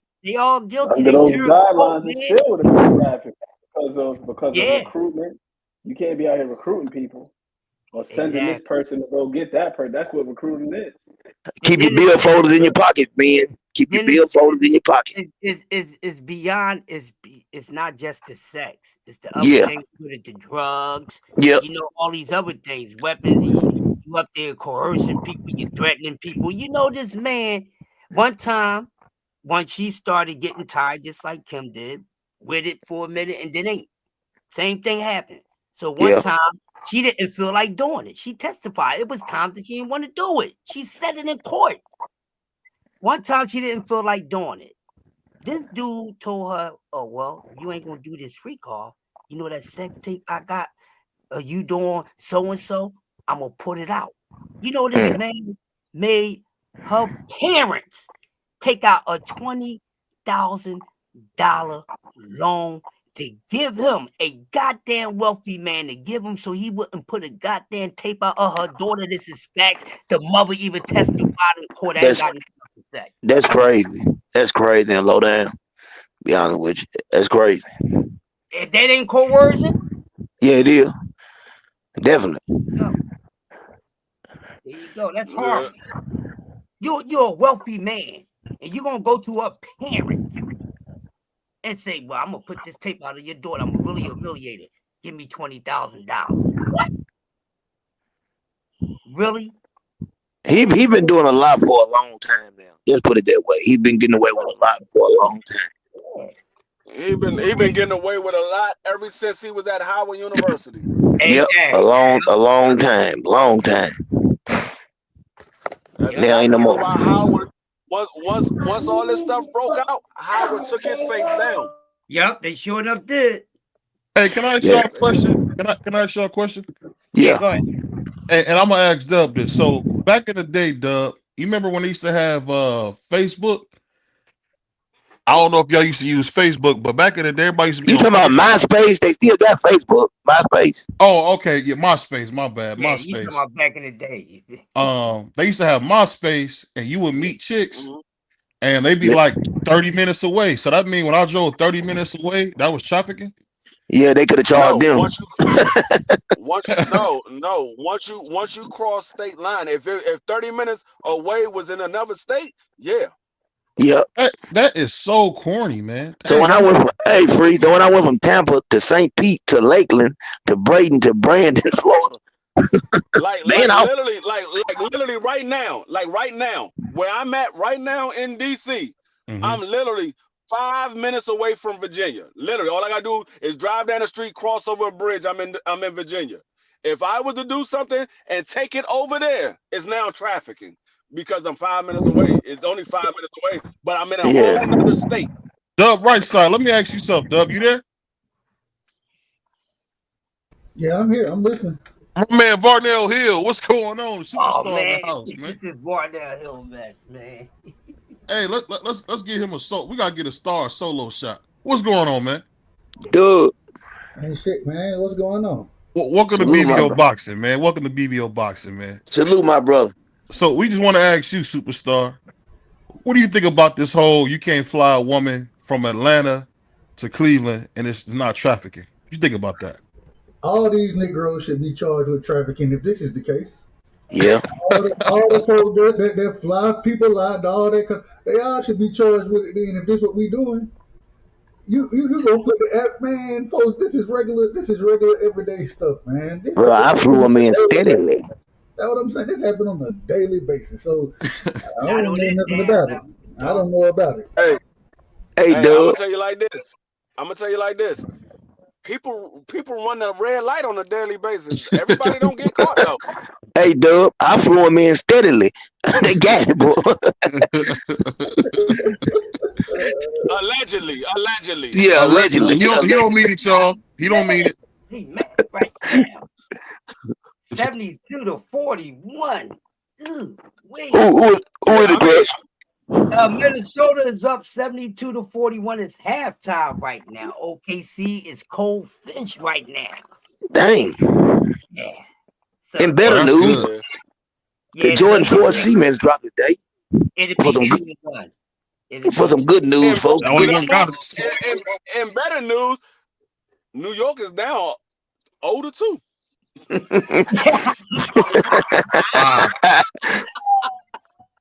That's a cornball statement. Oh man. New York. And in better news, the Washington Wizards got the first #1 pick again. Yeah, exactly. Hey, you know what happened last time? We got John Wall last time. Damn. Oh, y'all got the dude from France. What was his name? Ooh. Y'all got the No, number. when we had the number 1 pick the last time, we got John Wall. Yeah. Right. Yeah. Yep. That's the last. Is he a Hall of Famer? No. No. Oh, okay. No. Okay. No, but he was a heck of a point guard in his prime. He was a heck of a point guard in his prime. Yeah. But I think injuries. Oh, he was Kyrie good? Yeah. Damn right he was in his prime. John Wall was a beast. I mean, I would say yeah to a certain extent, because the difference between John Wall and Kyrie is John Wall played defense. He played on both sides of the ball. Y'all crazy.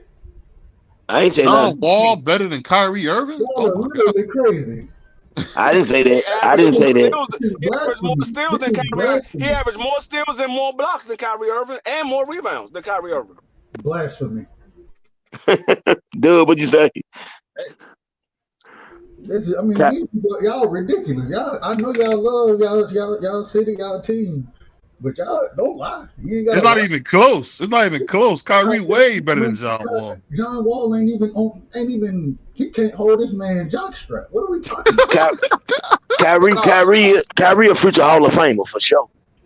What are we doing? He might be. Oh no, he a future Hall of Famer. He's going to Hall of Fame. No, he might be. He hit one of the biggest shots of all time too. We'll see when his career is done if he goes to the Hall of Fame or not. If he retired right now, I believe he Kyrie hit was the going to Hall of game-winning shot in Game 7. Crush, what are you talking about? Says who? You get no bigger than that. Get no bigger than that. Says who? Once again, says who? You get no bigger than that, man. I says who? Shout out to my man Crush Legend. You know, this is our Eddie Griffin, man. Shout out to Eddie Griffin, man. This is our Eddie Griffin, Crush the Legend, man. I take that as a compliment. I watch his news joint. Yeah. I love when Eddie Griffin do that Sammy Davis. I love when he do that Sammy Davis. Oh, he does that perfect, man. Yeah. But no, when he did Michael Jackson on crack first time on Def Comedy Jam. Yeah. Oh man. Man, true. Hat on. Yeah, he was. Yeah, Eddie Griffin, funny dude, man. Shout out to Eddie. And next Saturday, folks, if you ain't doing nothing, stop by your favorite store, and the Rare Air Jordan 3s will be dropping. Man, I ain't worrying about that, man. Hold on. Hey, those Rare Air, I heard somebody got knocked out for those cold in Atlanta. They might. What's the name of that store? You guys got Jimmy Jazz? No. A nigga was no joke. A nigga was sleep on the ball floor about them shoes. Jimmy what? Jimmy Jam. Jimmy Jams. I think Jimmy Jazz. Nah, I ain't never heard of it. I ain't never heard of that store. Hey, Doug, the brother was out. The brother was asleep. Okay, yeah, I ain't never heard of it. They got it in New York. They got it in New York. They got it in DC. I believe they got it in Philly. They got a lot of them. They might have it. Yeah, I mean that's what. I mean, it's like it's almost like a downtown locker room. It's almost like a downtown locker room. Like a JD Sports? No, you remember the East Bay store? It's like that. JD Sports, like they own Fitness Line, they own City Gear, they own Yeah. Hold up, y'all ain't got no downtown locker room down there? Downtown locker room, I ain't never heard of that's the that. East Coast thing. They only got that like in New York, DC. They don't got that. That's the East Coast thing. I ain't never heard of that. Yeah, that's the East Coast thing. Because we got like Nike Towns and stuff out here, so we don't really need that. We got Nike Towns and all that. Foot Lockers. You got all the outlets out there, baby, yo. Like downtown locker room is an urban store. That's where you go to get all of the urban gear. I mean, they have the latest shoes that come out, the latest clothing line for the urban attire. We got urban stores, but it ain't that name. It's like they got one called Urban Legends. They got this new thing. Hold on, I'm about to play this video real quick. I do it for the children. You can take the children and bounce them on their knees.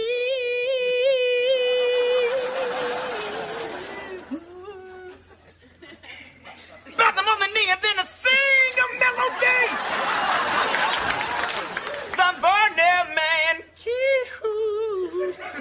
Did you mean he's mine? Hey man, shout out to Dub Bright Shot.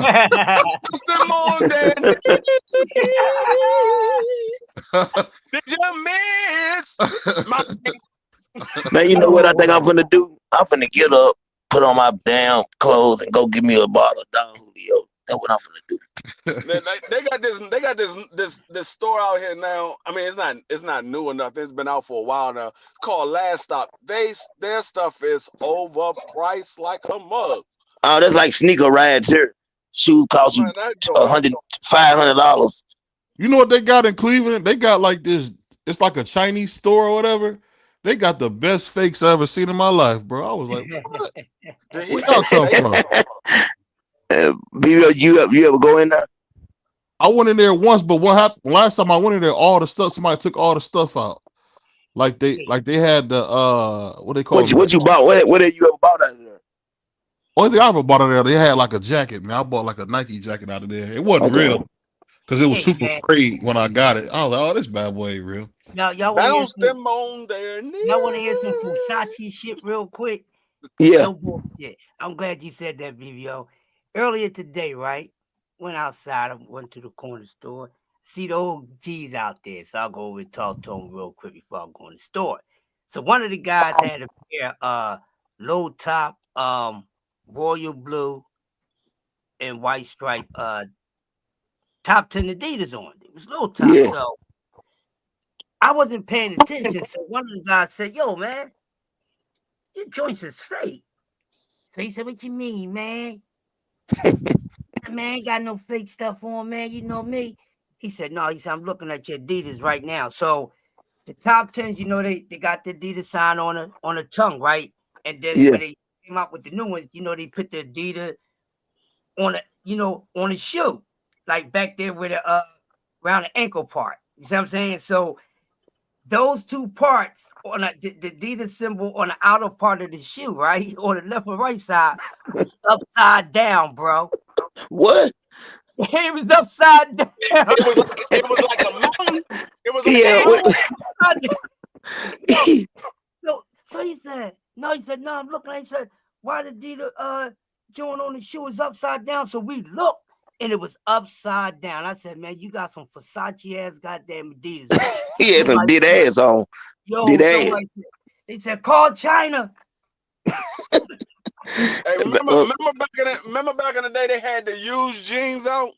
Yeah. Used jeans. Yeah, I remember that. No, I'm sitting here, I was looking at some old pictures and I was looking at all of the old clothes that we used to wear. Man, I'm looking at the clothes and the hairstyles. I was like, man, it was crazy, man. We went hairstyles, man. I had some Crush. I had some kindergarten, first grade. I had some Buster Browns. I don't know if y'all ever heard of them. You remember, Crush? I had some Buster Browns. That was the name of them. Right. Remember back in the day when you used to take the class picture and you sit down with your whole class, you take a picture? Yeah. I had a picture where my mother showed me I had a class picture. I'm sitting up there. I got the Bill Cosby sweater on, some Carlton khakis on, and some Michael Jackson penny loafers. Man, what the hell? That was fly back then. Nah, hey, that ain't nothing. Hey, Free, that ain't nothing though. I remember like in 4th grade, man, my mama got the picture. I tried to throw the picture away. I had on the butterfly collar and I had a dry Jerry curl. That brother said the dry Jerry curl. I'll never forget when my grandma bought me a wool suit. You was looking like Jamie Foxx when they showed the picture of Jamie Foxx in the school. Oh man, I was messed up. I was messed up, Free. I was messed up.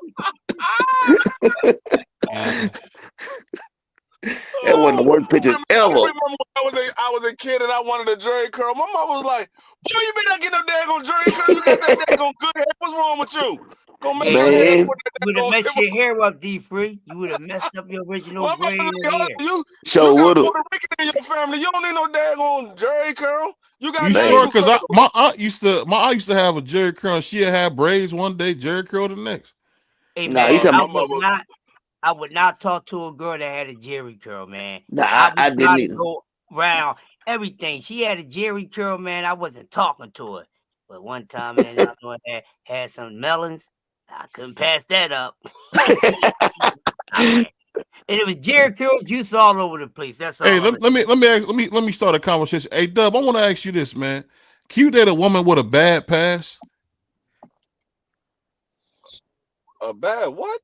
A bad past. What you mean, like a body count? When I said bad past, she kind of been ran through.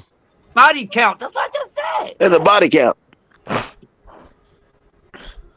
What would you say, Dub? Can you date a girl that's got a high count and you done heard some horrible things? Like if you could see Cassie's husband's face, it's like he's gonna throw up on himself.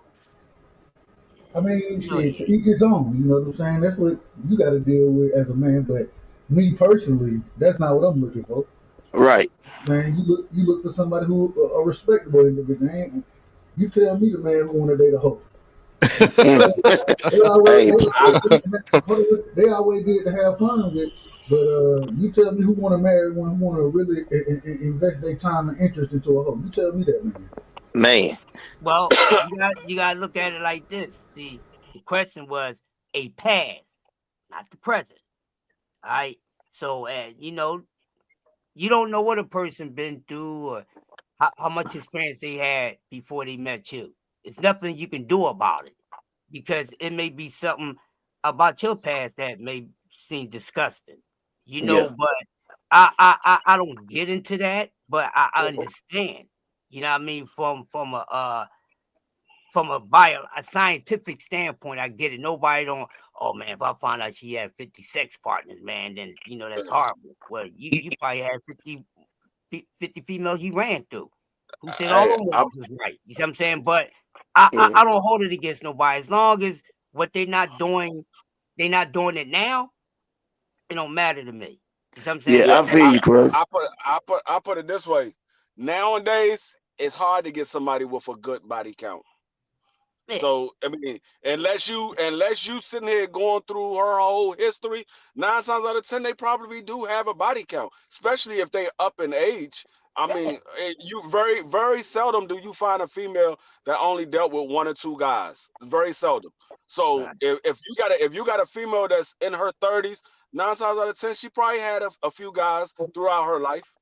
So it all depends. Like Crush said, it also depends.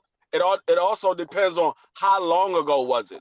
Now, is this something fresh that you just got finished dealing with? Then I might say, oh, you might need some time to find yourself first. Spend some time with yourself, and then worry about getting with a guy. But if it's a person that hasn't been with no guy and they looking for somebody right for them, and you looking for somebody right for you, if y'all chemistry mix, then go ahead and get with it. If you can trust her. Now, if you can't trust her, then you shouldn't be with her anyway.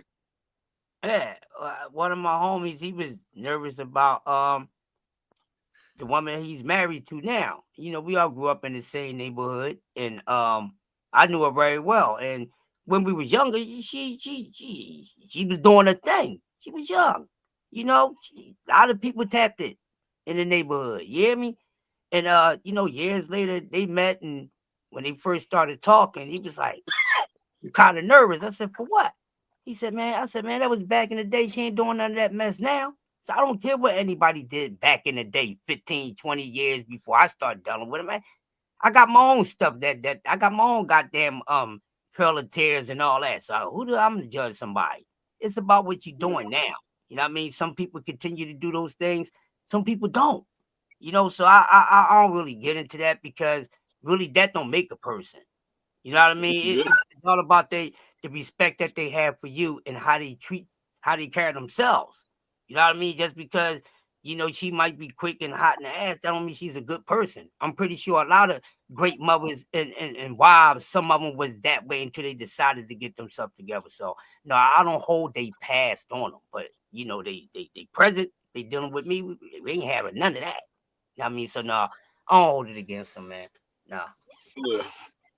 Like I said, it all depends on how long ago was it. Because some of that stuff can come back to haunt you because some of the guys might not be over it yet. Yep, so that's true, D-Free. I got something fresh. Yeah, if it's something fresh, you might wanna chill. Be by yourself for a little while. Let some of this stuff die down because By if you if you dealing with a guy that's not ready to let it go and he keeps running off your boyfriends, then that past is still there. It's not past, it's present. It's still there. but biologically speaking, and Mhm. because BBO asked the question, the more partners that an individual has been with, the less pair bonding that is able to happen with them, the less that actual relationship works for them. So it means something regardless of when it was, what happened back in the past. It still means something. Yeah. I mean, and that's another thing too. If you're dealing with somebody that got kids, then you know for a fact that they dealt with somebody else, at least one person. If they only got one baby daddy, if they got multiple baby daddies, then you know they've been with multiple guys. So that's something I th- as well that you already know. Man, yeah. I just think if you go somewhere, just say you go to a party or a club, take your old lady out, and you can look around the room and you see 10 or 12 people that she slept with. The male ego is fragile, even though a lot of times men don't want to admit it. It's a hard pill to swallow. Now, listen, ain't nobody perfect, and like you said, if you got a woman 30, 40, 50 years old, whatever, more than likely she'd have had more than one or two partners. It's just what you willing to accept and what you willing to deal with at the end of the day. And what do you call too many partners? That's the question. What do you consider too many partners?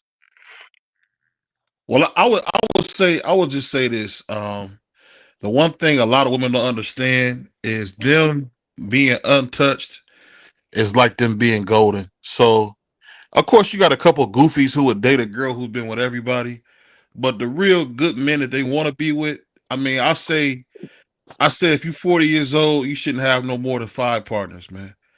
You know, if you anything over that, we got to throw you back in. We got to throw you back in the water. But I know plenty of women who are good girls who ain't really been with nobody but 2 or 3 people. You know what I mean? Only hoes got to do all that experiment. I mean, So what that I'm gonna make you say as a man? I'm gonna say me J Lo been with personally, more than. unless I asked the question of how many people you slept with, I would I'm not never know asking. anyway. I'm not I would asking. never know anyway because I'm not gonna sit there and say, hey, how many people you slept with, Yeah, I ain't or asking. I know you dealt with other guys. I know I'm not your first boyfriend, so I know you dealt with other guys. I'm not gonna ask how many people you slept with. I mean, if a guy does that, hey, more power to you. I'm not going out there asking how many guys you slept with. That's not a Man, you question going that's going to come up in my conversation because I know she's going to ask me, well, how many girls did you sleep with? you And gonna I'm get going to your tell her, feelings I hurt. don't know. I don't know because I literally don't know how many females I slept with. Yeah. I mean, Listen, I, then you got let's go a little more into the reality of this conversation, right? Sitting up here talking about if a woman's in her 40s, she shouldn't have been with no more than 5 guys. You out of your damn mind. You gotta Oh listen. no, that's your opinion. You got No, you no, got no, entitled no, to no, your no, no. opinion. And that's your opinion. You're gonna listen to mine like I listen to yours. All right. Yeah, Ask yourself. Um, you a wild here's dude. the, here's the thing, and I'm about to give you some wild facts. Get ready for it. Buckle your seatbelt, son. Here's the thing. We got look at it. Now we all know we men are here. Okay. yeah, So every female that we slept with is not only the woman that we've been in relationships with. Let's be honest. So we know in between relationships, we knock some things off. That goes both ways. That is life.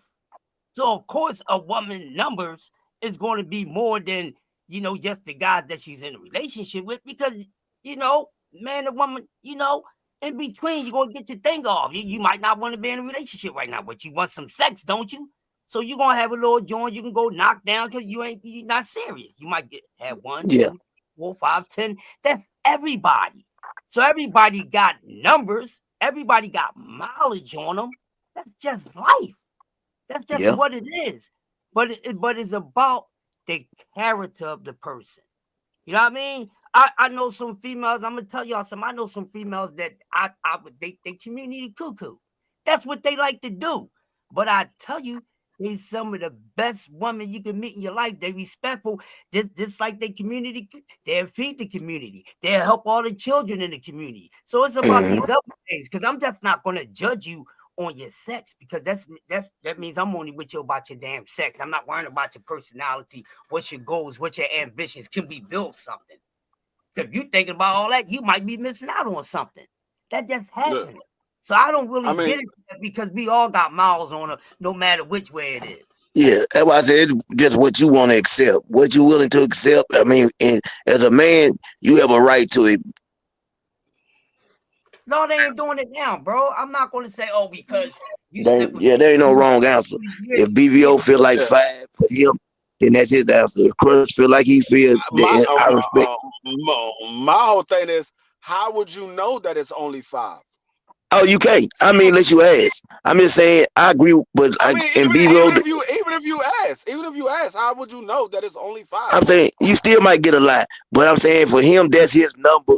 I respect what Crush said. I respect what Doug said. I respect what you said. Each man has his own right to feel the way he feels about this conversation right here, because there's no wrong answer. That's just the way you feel. And hey, who am I to tell you how to feel about who you date? Because like I could give you a perfect example. I'm from DC. I lived in Texas. I lived in New York. I lived in Philly. If I was to meet a girl there, and she said, "Well, I only had sex with 2 guys," I would believe her. Yeah. But then if I get with her, everybody in the neighborhood looking at me funny. Now she probably slept with everybody in the neighborhood, but I only know of the 2 guys that she told me. But everybody else, like, man, shorty been around for me, because I had it happen to me before. I got with a shorty, and I'm thinking that she only been with a couple of guys, because she wasn't that old. I was like 21. I think she was like 18 and 19. So she wasn't that old. So I'm thinking she only been with maybe 1 or 2 guys. Man, I'm sitting chilling with her, and my man came and he was like, "Dog, that's who you dealing with?" I'm like, "Yeah." I'm like, "Why?" I'm like, "Man, shorty been around." I'm like, "What you mean she been around?" "Man, then she done slept with everybody that you hang out with." I'm like, "Oh, hell nah." But see, that goes back to what I was saying. See, that's different, because I'm in a neighborhood. I mean, I had just moved up there, so I didn't know anybody, but I knew a couple of guys that I got cool with when I moved up there. So I was hanging with these dudes on a regular basis.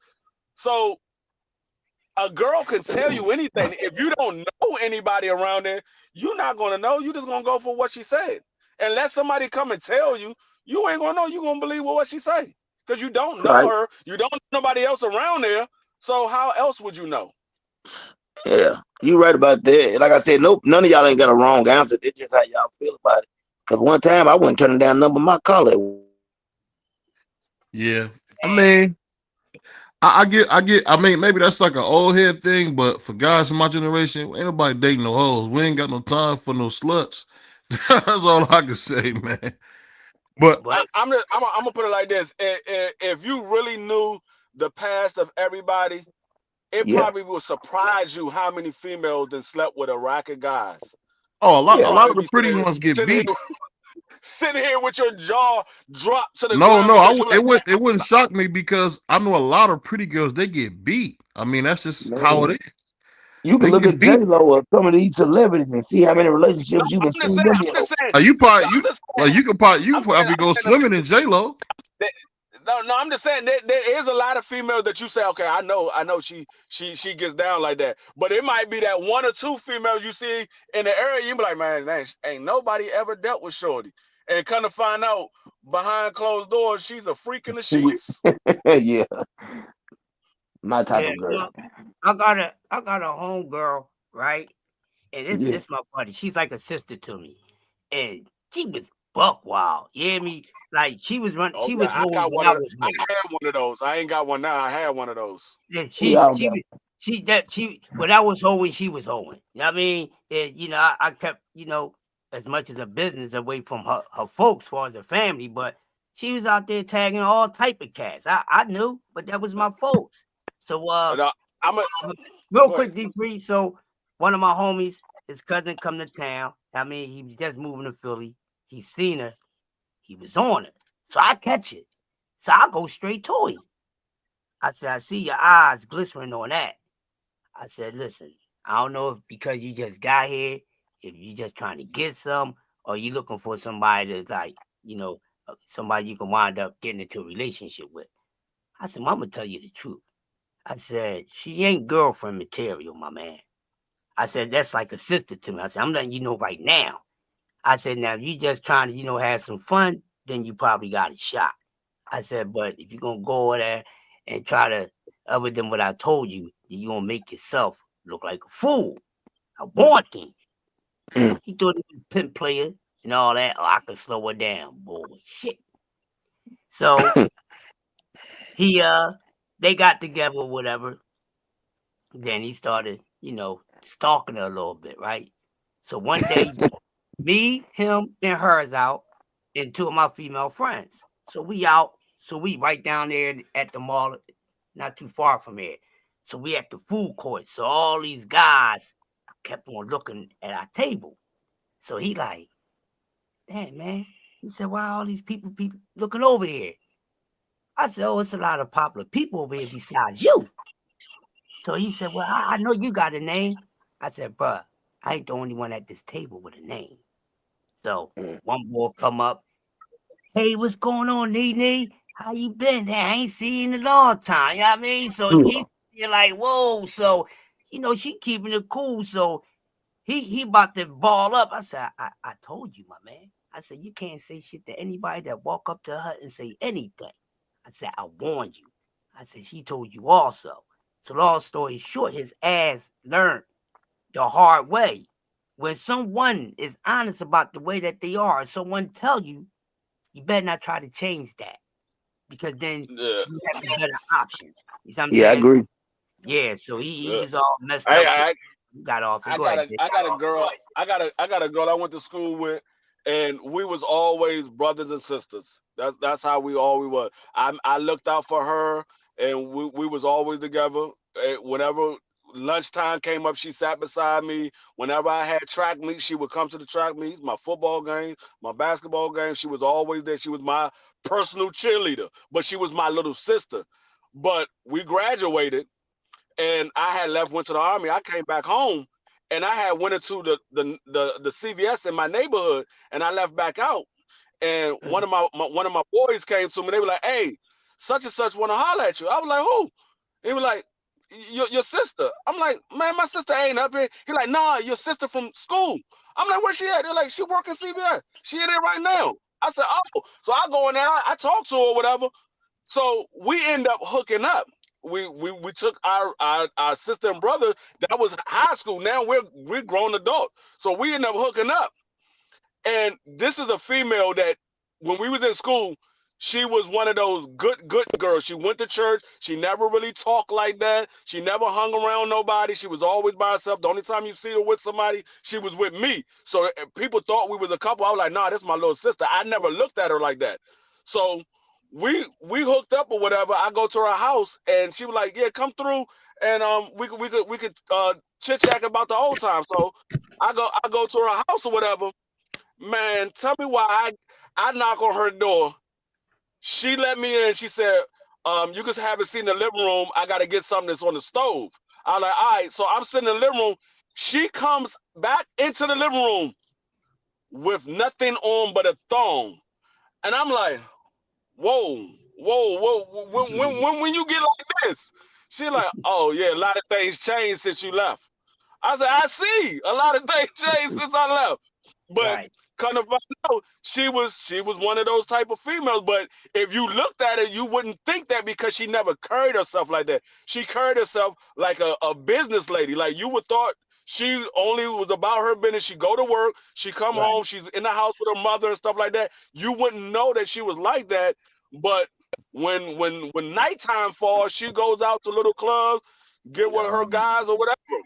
So that's what I'm saying. You never know what these females are like. You only could go by what they say or what you see.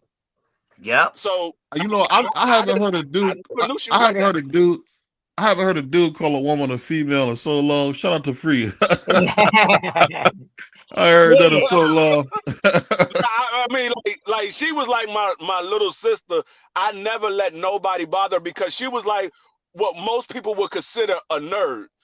They would consider her a nerd because she was real smart. She never bothered nobody. She was real quiet. Most people would consider her a nerd. So other girls in the school would try to pick on her, and I'd be like, man, leave her alone. And because I was known around the neighborhood, Hey, Dub, what would you have done in that spot? I would have nailed that to the cross. What about you, Dub? Oh no, I slept with her. We became a little item from time to time, but we wasn't never no boyfriend or girlfriend. And whenever she wants something, she'll hit me up. Whenever I want something, I hit her up. We became an item for a period of time, but it wasn't no boyfriend or girlfriend situation. What you got on this, Dub? We always, you already know what it is. As me, I say it respectfully. A lot of the kids that I was cool with, yeah, we cool. We done did what we done did before, but that don't mean it ain't. I mean, it ain't nothing new. This been going on since the beginning of time. So yeah, that's right. Anybody, one of the things I used to always screw up with is I used to hit people that I work with. You know what I'm saying? Oh yeah. And really, what I realized, I was like, it's probably not. You know what they tell you. You know, a dog ain't supposed to shit where they lay. That's what they'll tell you, right? Yeah. At the same time, well, I'd have been around you long enough. It's that tension, that energy is there anyways.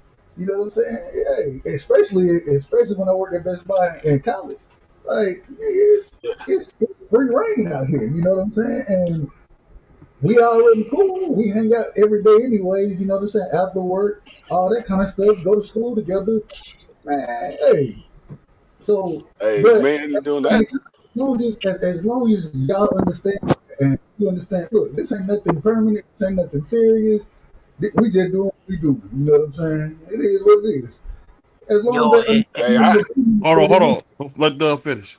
As long as that understanding and agreement is that we good. It's when that understanding and agreement, somebody catches those feelings and all that other kind of nonsense that be going on. That's when the problems start. They don't start no other time. So you just got to make sure the people that you deal with, you know exactly who they are and what they got going. They know who you are and what you got going, and we're gonna keep it at that level. That's it. We have an agreement. Now I'm gonna keep it funky with you. If I'm just trying to get the skins, I ain't trying to be too technical about too much of that. I ain't trying to get the that. I mean, if I'm just trying to get the skins, I ain't trying to do all that. Now, if I'm trying to get to know you, that's something different. But if I'm just trying to get my thing off, I ain't worrying about that. But if I already know you, though, then it got to be some type of agreement there. Man, listen. Hey, I'm gonna tell you like this. Come on. I learned the hard way not to deal with females at your workforce because please don't. There was like 2 or 3 times I had to transfer to another division because girl, I mean we had the understanding, but for some reason they caught feelings, and I was like, oh no, it ain't. Hey, but you know when you look at everything on her, man, that's what that happens to her. Yeah, that's what happens to her. I don't know why people keep on falling for that one. But I will tell you what happened. I only know how to do it one way. One thing I will say is the older women that I dealt with, that I worked with, it was much more understandable and reasonable than a lot of the other women that I worked with. You know what I'm saying? So, there was a time where when I graduated, you know what I'm saying, moved to Atlanta, my manager at the time, I didn't look at her even really like that. She had, ever had a nice, she thick little white lady, you know what I'm saying, from New Orleans, kicked it with us. But no bunny. Hey, never really looked at her like that, man. I call her. I'm like, I need a recommendation. You know what I'm saying? When I move up here, she's like, all right, I got you. She was like, where you at now? I was like, man, I'm in Atlanta now, getting my, my living situation, all that together. She was like, man, me too. Pull up. So I'm like, all right, cool. Pull up. We kicking it with her friends. Now, mind you, she ain't hanging with them but black folks, but we go out, whatever. And what happened? I ended up smashing that night, and it's like we kicked it for probably about a year and a half, 2 years. Because I know and you just this what we doing. You know what I'm saying? But she always. Matter of fact, she told me, she was like, look, Anytime you get anything serious going on, just tell me and we'll shut this thing down. Cool. That nigga Dub was literally bouncing the kids on this knee. We're gonna play Dub. We're gonna play Dub's drop now. I do it for the children. You can take the children and bounce them on their knees.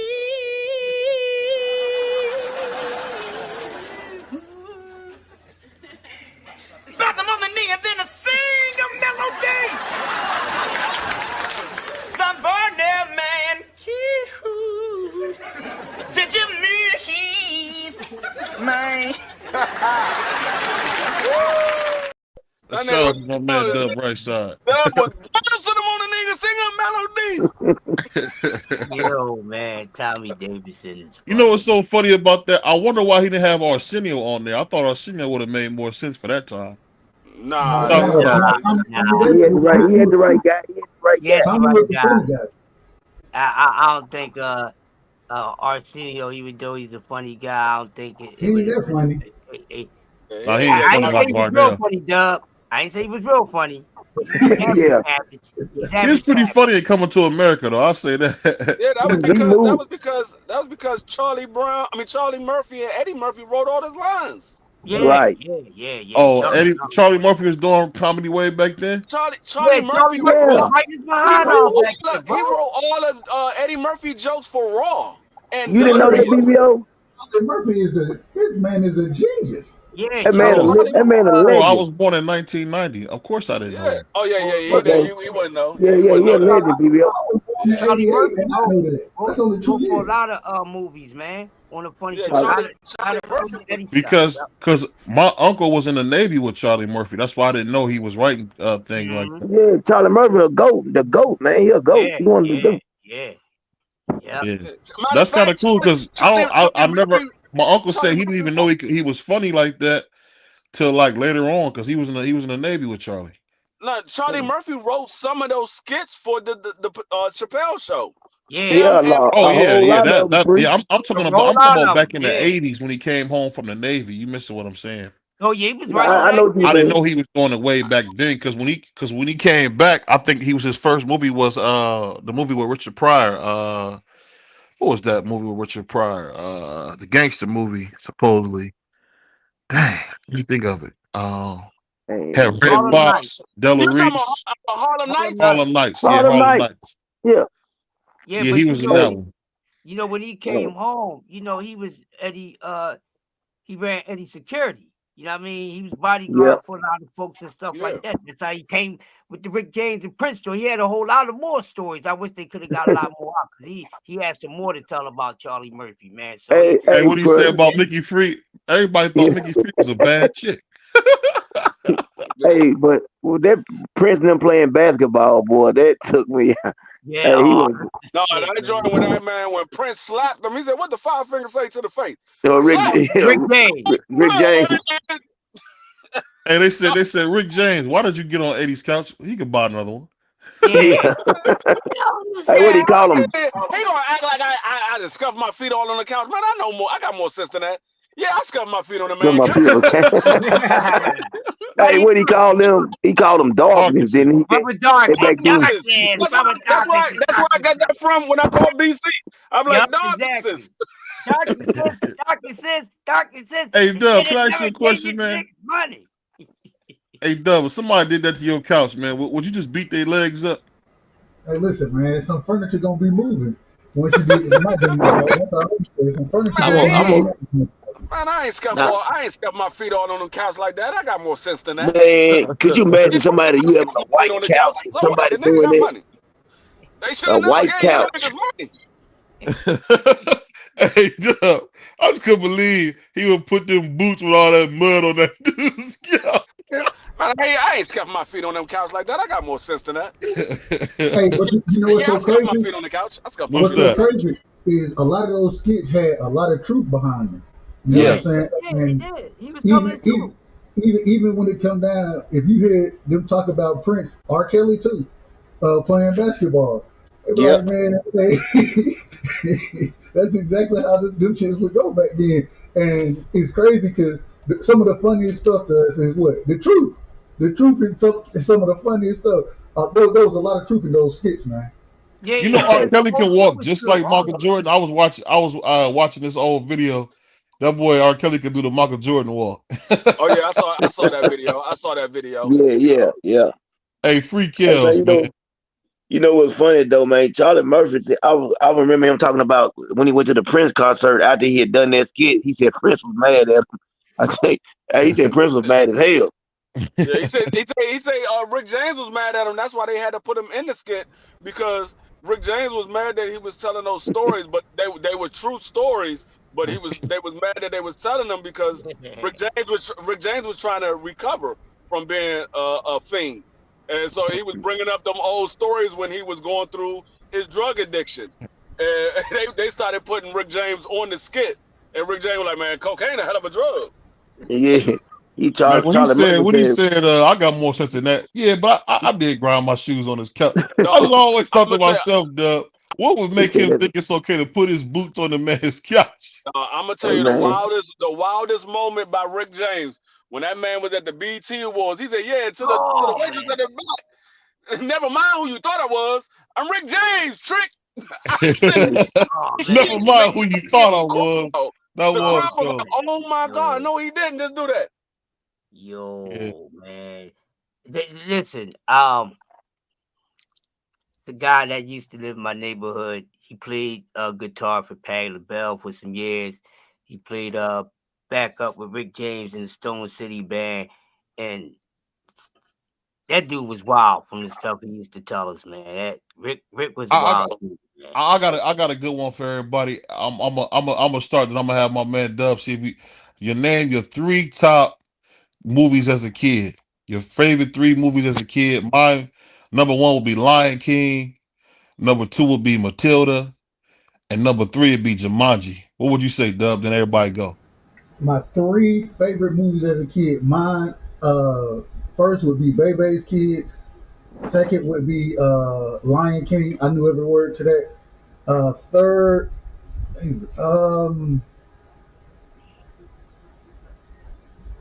damn, that's hard. I'm gonna have to go. I'm gonna have to go with Don't Be a Menace. Don't Be a Menace was always one of You my allowed to favorite. watch that as a kid? I wasn't allowed to watch that.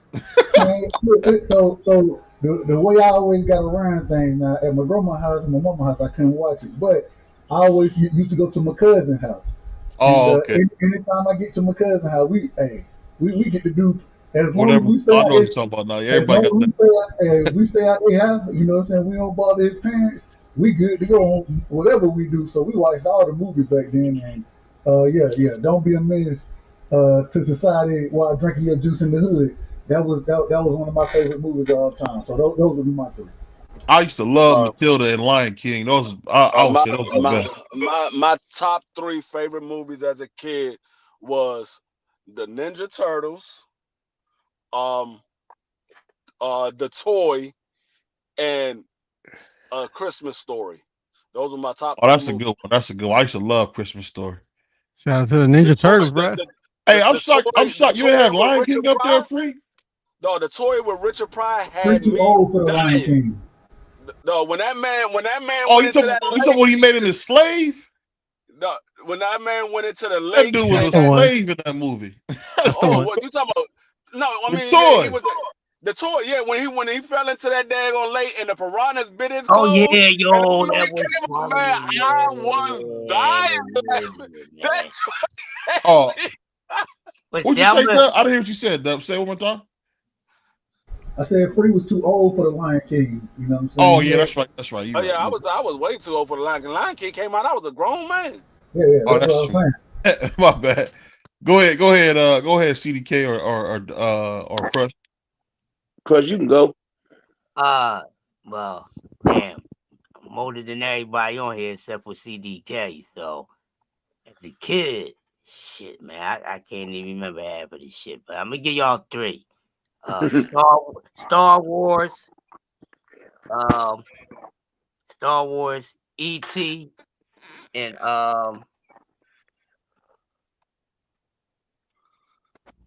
Goonies for me. Hey, you know what's so Oh yeah. crazy? Chris? Chris, you know what's so crazy? I still haven't seen the full Star Wars series. I haven't seen You it. ain't, I man, haven't either. You never saw the man, original Star Wars? I haven't. man. Y'all missed a good one. Wow. You're missing out, Nah. Dad. You're missing out. I saw the original Star Wars I'm and actually trying Return to of the see. Jedi. I'm actually gonna watch that on Memorial Day with my lady, man. That's gonna be a good one. Man, y'all missed a good one. Man, I'm trying to think of my favorite three. I'm gonna say was the Wizard of Oz, Oh uh, yeah. Empire. Are you talking about the one? You talking about the Wiz? Or are you talking about the Wizard of Oz? From back in the days, one of the Empire. It was called the Empire Strikes Back, though.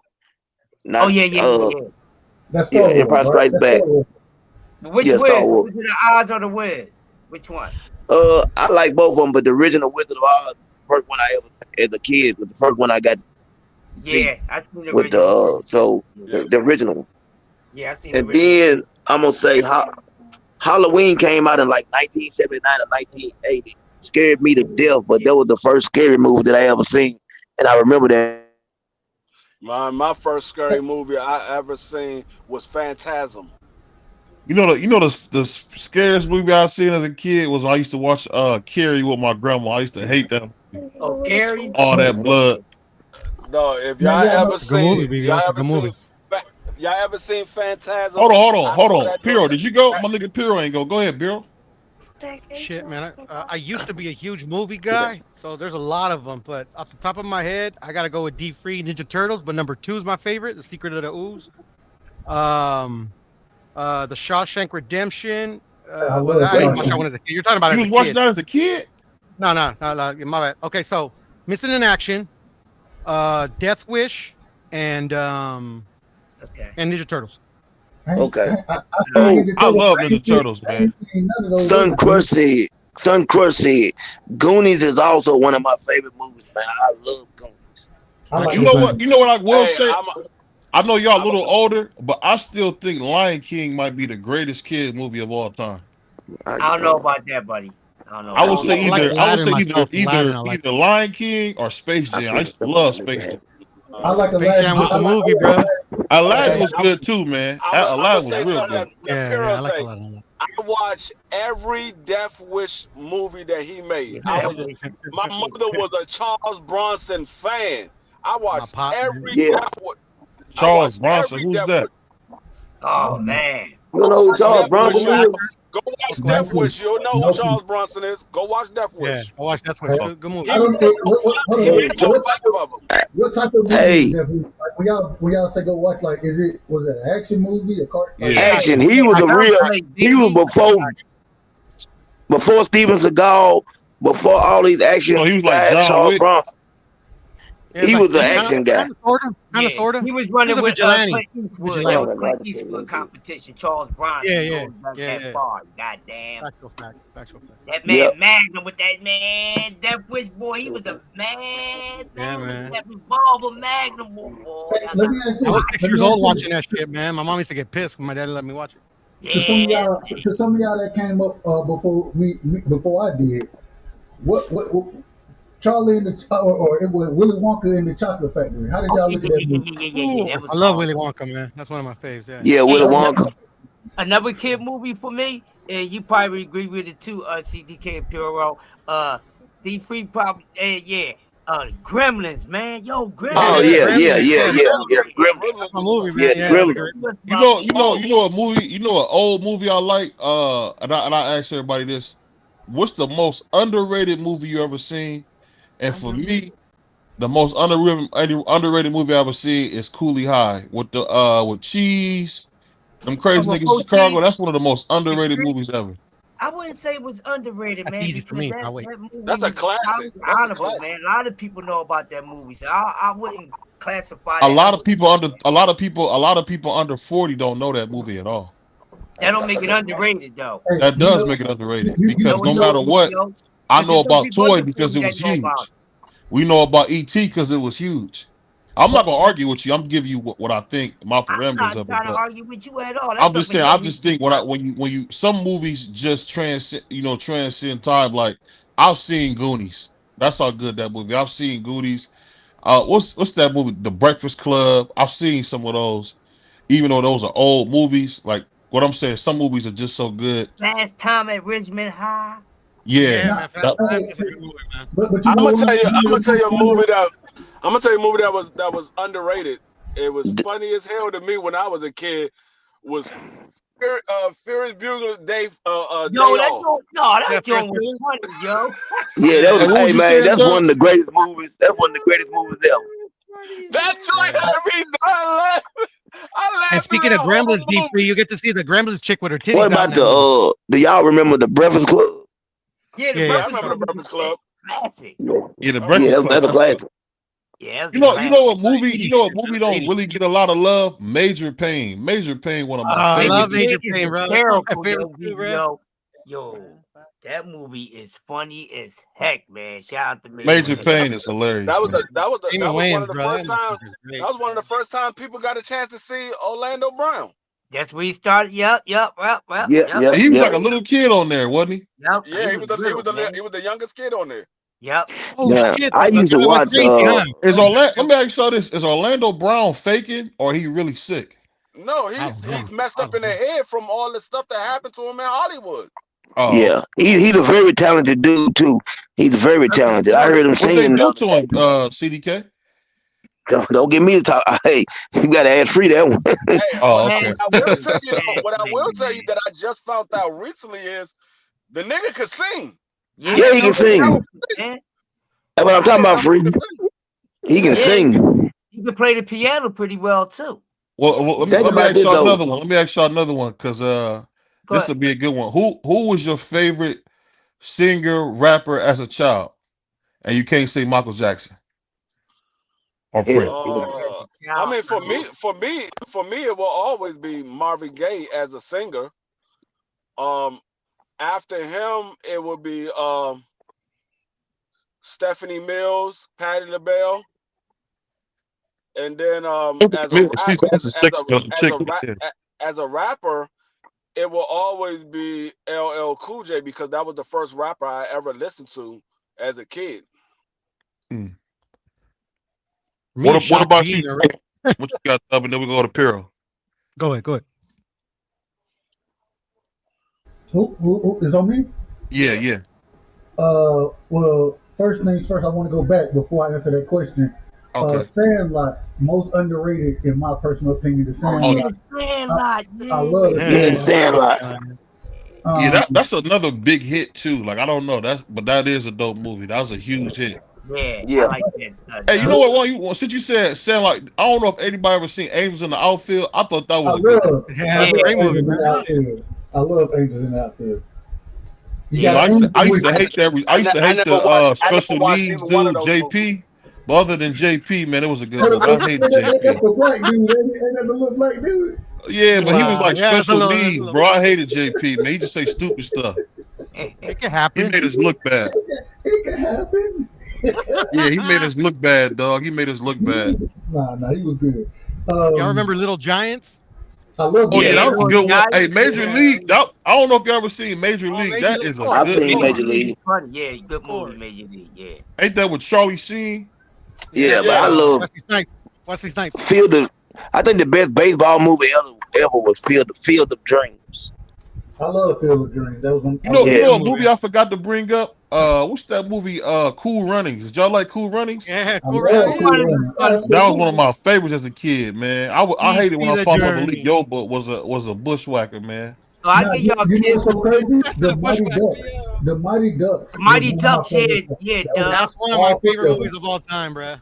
Hey, now since you said that, Dub, the Bad New Bears, man. yeah, the Bad News Bears. Yeah, that was a good one. That was a good one. Did y'all It's like two Flubber? versions. Huh? Did y'all like Flubber or y'all was too old to watch Flubber? I love Flubber. Flubber was cool. I watched Flubber it. was love cool. Flubber. I like the original. Yeah, I like the original. Flip. You talking I about remember the one Flubber or with Robin Flipper? Williams. Yeah. Yeah, I saw that one too. Oh. I know which one you're talking about, but I do like the original. Miss Doubtfire. That was. Hey, Yeah, Miss Doubtfire was funny, man. Yeah, that was Yeah. Dude was he was real talented. He yeah, had right. that. You know what movie he had too that was dope, man? Hook. I don't know if you ever seen Hook. Yeah. I seen it. I still watch Hook to this day. I still watch. Hey, big guy. Let me. Everything I love. On everything I'm I gonna tell you love. another movie that was funny. Another movie that was funny as a mug was Uncle Buck. Uncle Oh Oh Buck. yeah, yeah, with Uncle John Buck. Candy, Love that Uncle was Buck. hilarious. John Candy. Yeah. Well, did y'all like dude? The one played Tommy Boy. He passed away. I loved his Oh, movies. He Oh played yeah, Tommy Tommy yeah. Boy, Boy. Black Chris Tommy Ball. Boy. Farley, Farley, It's Farley, called yeah, Tommy Chris Yeah, Boy. Farley, yeah. Yeah, It's yeah, called yeah, Tommy Boy. yeah, yeah, yeah. man. Tommy That Boy's dude right there classic, was man. funny. He was funny. He was funny. Hey, what's that one dude? Y'all ever heard of that one dude, John Belushi? Man, that Yeah, nigga Yeah, was yeah. John Belushi. Yeah, hilarious. He yeah, sang yeah. White Loud, man. The Hell Blues, yeah. The the Blues Blues Yeah, Brothers. no, Brothers. not from the Blues Brother. He had like a movie that had togas on. It was hilarious. Oh I don't know yeah. what it's called. That's No, what's the movie he's called? from You he's talking about John Animal Belushi. House? Animal Animal Animal House. House. House. That's what it Thank you, was. thank you, Animal thank you, Yeah. House. thank you. That's Yeah, a yeah. classic, Animal House. bro. Thank you. Thank you. Yeah. Hey, I'm The gonna Puff Daddy tell you Night another Loud, movie. man. I'm gonna say this. I don't think people Ano- realize. I think after Eddie Murphy, I think John Belushi the best one to come off Saturday Night Live. He was I'm gonna tell good. you. I'm gonna tell you another movie Belushi that was was good. hilarious that had me crying every time I watch it. Was Super Bad. Super Oh, Bad Super had Oh me. yes. Bad. I Hey, like Funny, Superman. super funny. bad. That Good. shit had me crying. Have y'all ever Final Man, that seen was 30 Minutes or Expression, Less? funny. Huh? Have y'all ever seen Sounds 30 Minutes or familiar. Less? Sounds No, I familiar. never No. seen that one. Man, you nah, I ain't gotta never watch seen it. that, man. Them dudes dress up as monkeys and be robbing pizza store. For real, Oh wow. shit! I'm Nah, gonna check that out, I don't BBO. even know. That's a Man, good movie, Chris. I think you'll like that one. that's 30 something seconds or for us less. to It watch sounds later on familiar. tonight, Yeah. man. Oh man, it's some funny movies. Pineapple Express is funny. American Pie, the first two. American Dog. Pie. Hey, Pineapple hey, I Express. like Oh my American god. Pie. Crush, I like all the American Pie movies. American Wedding. I watch all of them. Yeah, they was Right. tripping. They was You tripping. know, I'm gonna ask you guys this: is it just me, or is Michael Jackson the greatest entertainer of all time? Outside of James Brown, you are correct, BBO. Yeah, yeah, I agree. I agree with You you, don't think Anthony, he on better that. than James Brown? No, That's where he he's get. not better. That's his I think idol. Jackie Wilson's better than James Brown. Well, that's your opinion. I don't think Yeah, so. yeah. Now, I'm saying? James Brown, Michael Jackson, James Brown was his idol. So, man, I got to And give it to see, James I Brown. can see, I can see that, but I'm just saying, you can tell there was a lot of Jackie Wilson and Michael Jackson too. Jackie I Wilson. told you. You see when Michael Jackson came out? Wilson, Listen, Michael because Jackson my never great went to the auntie used to BET love him. Awards. You remember BBO? Michael Jackson never attended the BET Awards until they gave James Brown an award. And that's the only reason he came. Oh, that was? I didn't know that. Yeah. That's the only reason he came. Yeah. I think Michael Jackson get a bad rap, man. All them fake allegations and stuff. I seen a video of Michael Jackson in a gold suit. Y'all ever seen that? He's in a gold suit pop locking. That was cold. Yeah, Mike bad boy, man. I don't know if they was fake allegations or if they was real. I just know. I just know he was a great entertainer. Yeah, those allegations hurt his career. I know that. I'll say this though. I'll say this. I think out of Michael Jackson's era, I think it's between Chris Brown and Usher. Chris Brown to me. He passed Usher. I like Chris Brown. Yeah, me too. But I don't know. I think Usher got albums. You can't really name your favorite Chris Brown album. But you said you talking about you said yeah, he got a great catalog, but you said entertainer, and for me, entertainer means that you do it all. And I think Chris Brown's on another level of doing it all. Yeah. You know? I've never seen a dude that tall do no front flip like that. Yeah, dude's on there. But now he facing some real. I hope everything work out for him, man. With this, Hey man, y'all tripping like a mother. The best entertainer outside of Michael Jackson and James Brown of all time was daggone Montel Jordan. So everybody know about it's Friday night. See, if you would have said Dylon, I probably would have went with you, but you ain't say Dylon. Dylon. I'm feeling all right. Hey, Dub. Hey, Dylon said that skit messed his career up. You got to get the groove on. that episode with Martin dog had me crying. What is it? I read from a 40 and I grab my cup. Hey, you know when Martin used to smoke weed, I think he was one of the funniest comedians ever. He's always been one of the funniest ever. Weed or without weed. Funny boy. I'm about to say I think Martin Lawrence is one of the funniest comedians ever. All time. Yes, he is. Yeah, Martin. He's not funny at all now. Hey. Yeah. No, let me ask y'all, hey, BBO, Crush. Yeah, he don't do comedy like that no more. Well, I'm gonna ask y'all, what's a movie that or a TV show that your parents or somebody watch? I came up on Little House on the Prairie and dang Gunsmoke and Bonanza. That was the show that my mama watched. Nigga, Hey, I came up. you know what I would say? You remind me of Hoss then, CDK. You Hoss for Bonanza. Hey, CDK, I'm gonna tell you what I used to come up on every Saturday. My great grandmother used to watch The Incredible Hulk every Saturday. Well, Lou Ferrigno? That was a good show. Yep. Yeah. Yeah, the original. Yeah. I seen remember Lou getting ready Ferrigno in person. That dude looked like a monster, man. He's 6'5". He was 6'5" one time, like man, Hey, 315 almost. When I lived in San Diego, we went to Universal Studios in San Diego, California. Or was it in LA? Yeah, I think it was in LA. It might have been LA. But we went to it's Universal Hollywood Studios and they showed us how they made the Incredible Hulk. It's 5 different people to make the Incredible Hulk. Wow. That's cool. They from when he started to change, it's 5 different people that they use to make those scenes. Man. That's dope. Dr. David Banner. You know what show people don't really give a lot of love, man. When I was a kid, I used to love Comic View. I don't know if y'all ever watched Comic View. Yeah. Man, when they had my nigga Ronaldo Ray and Bruce, oh, that used to be so funny. Man. Yeah. TVO, but the classic. Picasso lighting it up in the $6 Million Man, Steve. Oh yeah, man, Steve. Yeah, that was my show too. I love that show right there. Man, yes. I'm too young for that show, but I've heard of it. Yeah. Man, Ultraman. What Hey, y'all somebody, know about my man Champ Ross. I know about Ultraman. I know you do, CDK. Yeah. Oh, I definitely know about $1 Million Man. Yeah. Ultraman. Hey, let me ask you this though, Chris. Do you remember Fat Albert and they had like they used to watch TV and they had the superhero, the Brown Hornet? Oh yeah, the Brown Hornet. Hey, you know what's funny? Hey, CDK, when I was a kid, my mom bought me all that Fat Albert stuff when I was a kid, but I didn't know who them niggas was. Hey. Yeah, I was thinking like, who was these niggas, man? Fat Albert Garrett came out, man. You know what I mean? I Yeah. Fat Albert Garrett on me. I had t-shirts. Hey, so when y'all was in Philly, that had to be crazy to see like a cartoon y'all watched as a kid become on clothes, man, wasn't it? that was very big in Philly.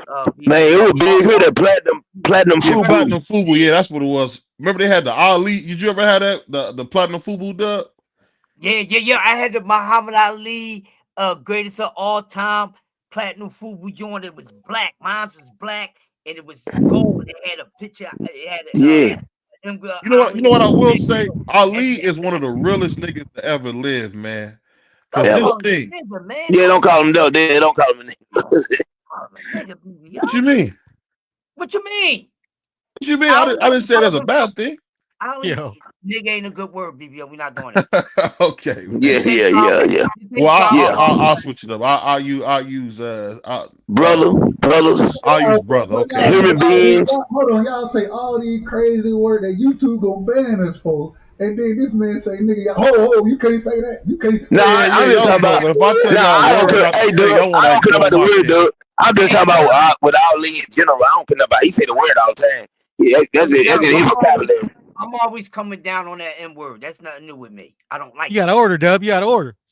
I'm not saying. I ain't saying nothing about what you like. I'm saying that y'all I'm telling you what it is. And put the channel at risk. Yeah, you trying to put the channel at risk. We can say this, but then when BBO say, "Nigga, y'all, oh, you can't say that." Yeah, I was talking about using it with me personally. I was talking about. It's different for us though, Crush, because we try to get money on YouTube, so it's different when you're trying to monetize the channel.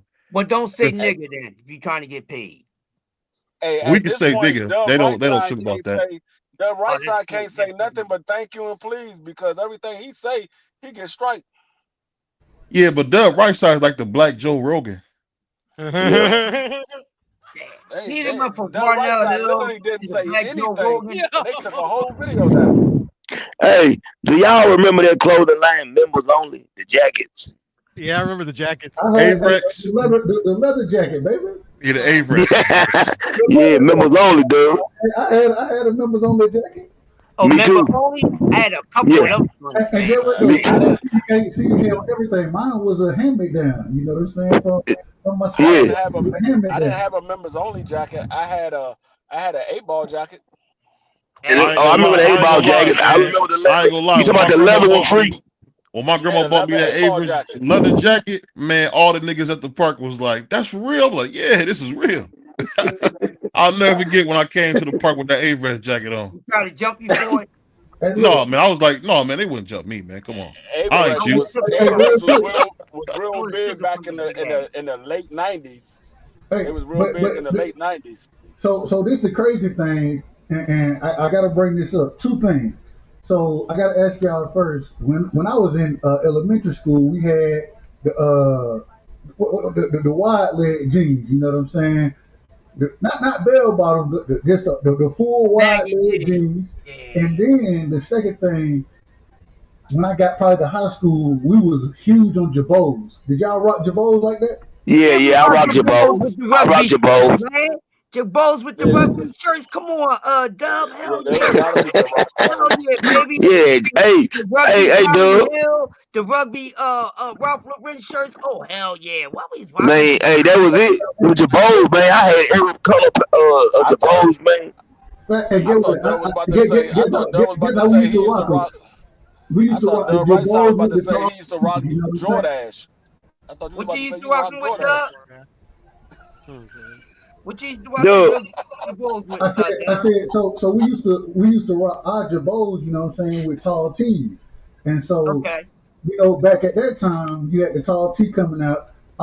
And I'm already 6'2", probably around this time. So I used to get the 5X tall tee and have the Jabos rocking with it. You Right. feel me? Yeah. And then the craziest thing is because you get, I think at the time it was like 5 for 20 or something like that.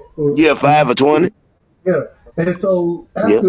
after one get dingy, you cut it, you know what I'm saying? You cut the sleeves off of it and you go hooping it after that, you know what I'm saying? So hey, shout out to the See, tall tees, see, man, and the Jabos. y'all might be too young for this, but I know CDK and Crush remember back in the days when niggas used to wear the old lottos with the sweatsuit, the Oh, matching yeah, Oh, yeah, hey, yeah, hey, yeah. hey, That's I'm it trying right to find a damn shit online now in P3.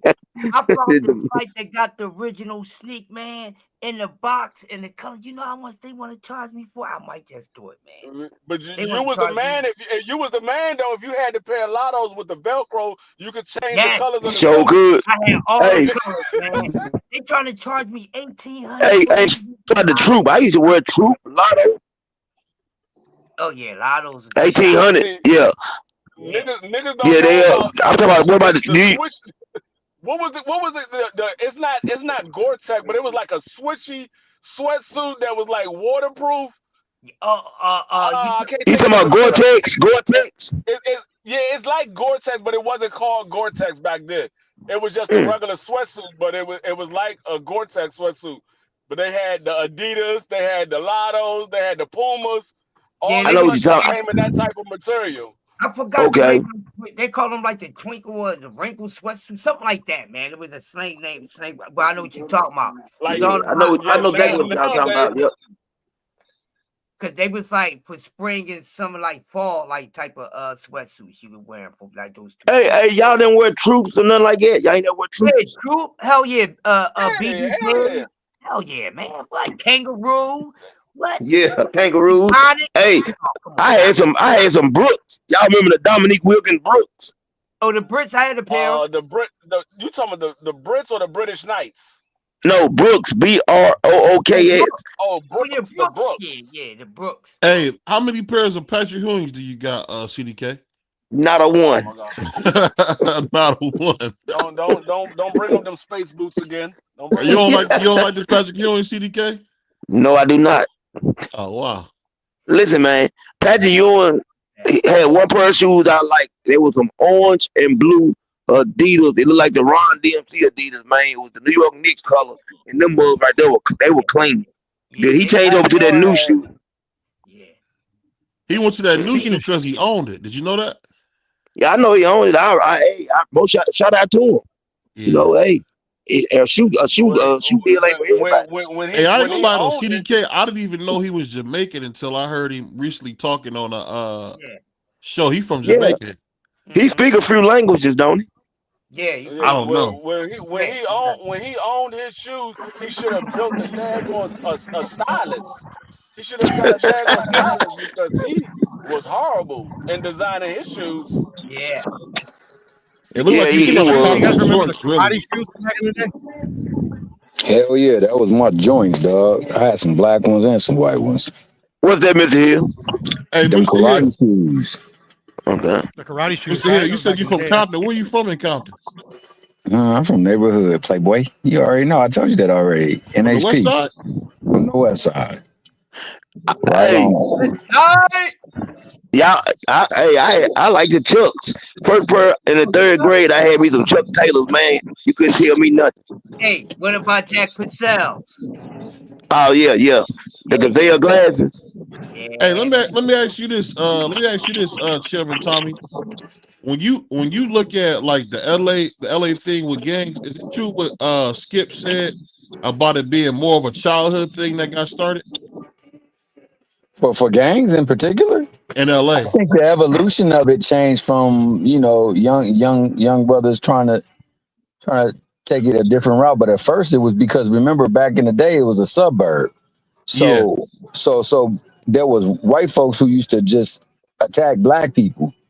So Right. they came across, the first gang was started because it was them protecting the people from white folks. And then, unfortunately it just changed and it started being over neighborhoods and colors and stuff like that. So tell us about T. Rogers. How we get to this, dog? Yeah, man, we got what?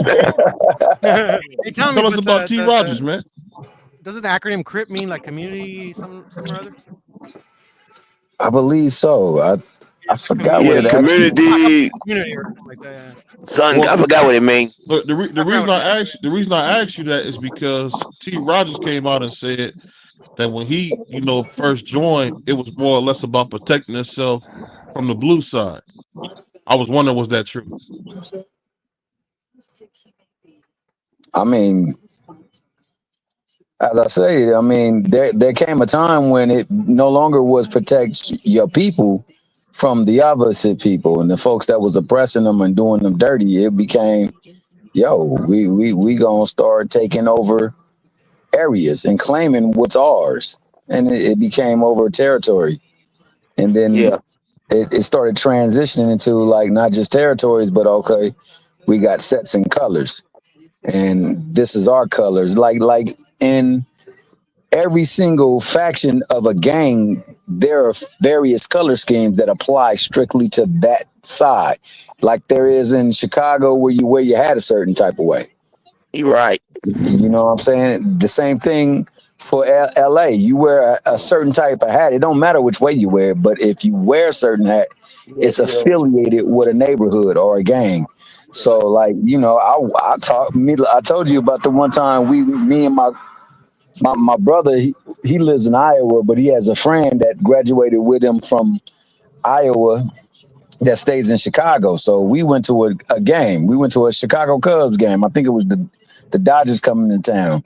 So, me, my cousin, my brother, my other cousin, and then like a bunch of my brother's friends, his daughter and his daughter's aunt, we all walking down the street. We got my cousin got his hat on. He got a Long Beach Jordan hat, but he got it wearing a certain way that he always wears his hat. We walk down and it's a bunch of Latin cats on the other side sitting on a big ass porch. And it's Latin Kings. It was the Latin Kings. It was the Latin Kings. So we walking down and, next thing you know, they see us. Now it's four black folks and the rest of us is white. With one, what you call it, a Middle Eastern, Mediterranean type. Well, if you want to say it that way, but yeah, we had one of the Middle Easterns with us too. So we walking and they started to come walking towards our way. The next thing you know, as they get closer, they spread out and start to circle us. So the dude come over there and said whatever he was saying, but I believe he did say Latin King, something represent. So we didn't say anything because we don't know what the fudge is going on at the moment. Well, I kind of know what's going on, but like we couldn't understand why, other than us just being black. So that's what we think. Oh, they just pressing us because we black. Come to find out, he said it again, and we was like, "What?" I was like, "What you say, man?"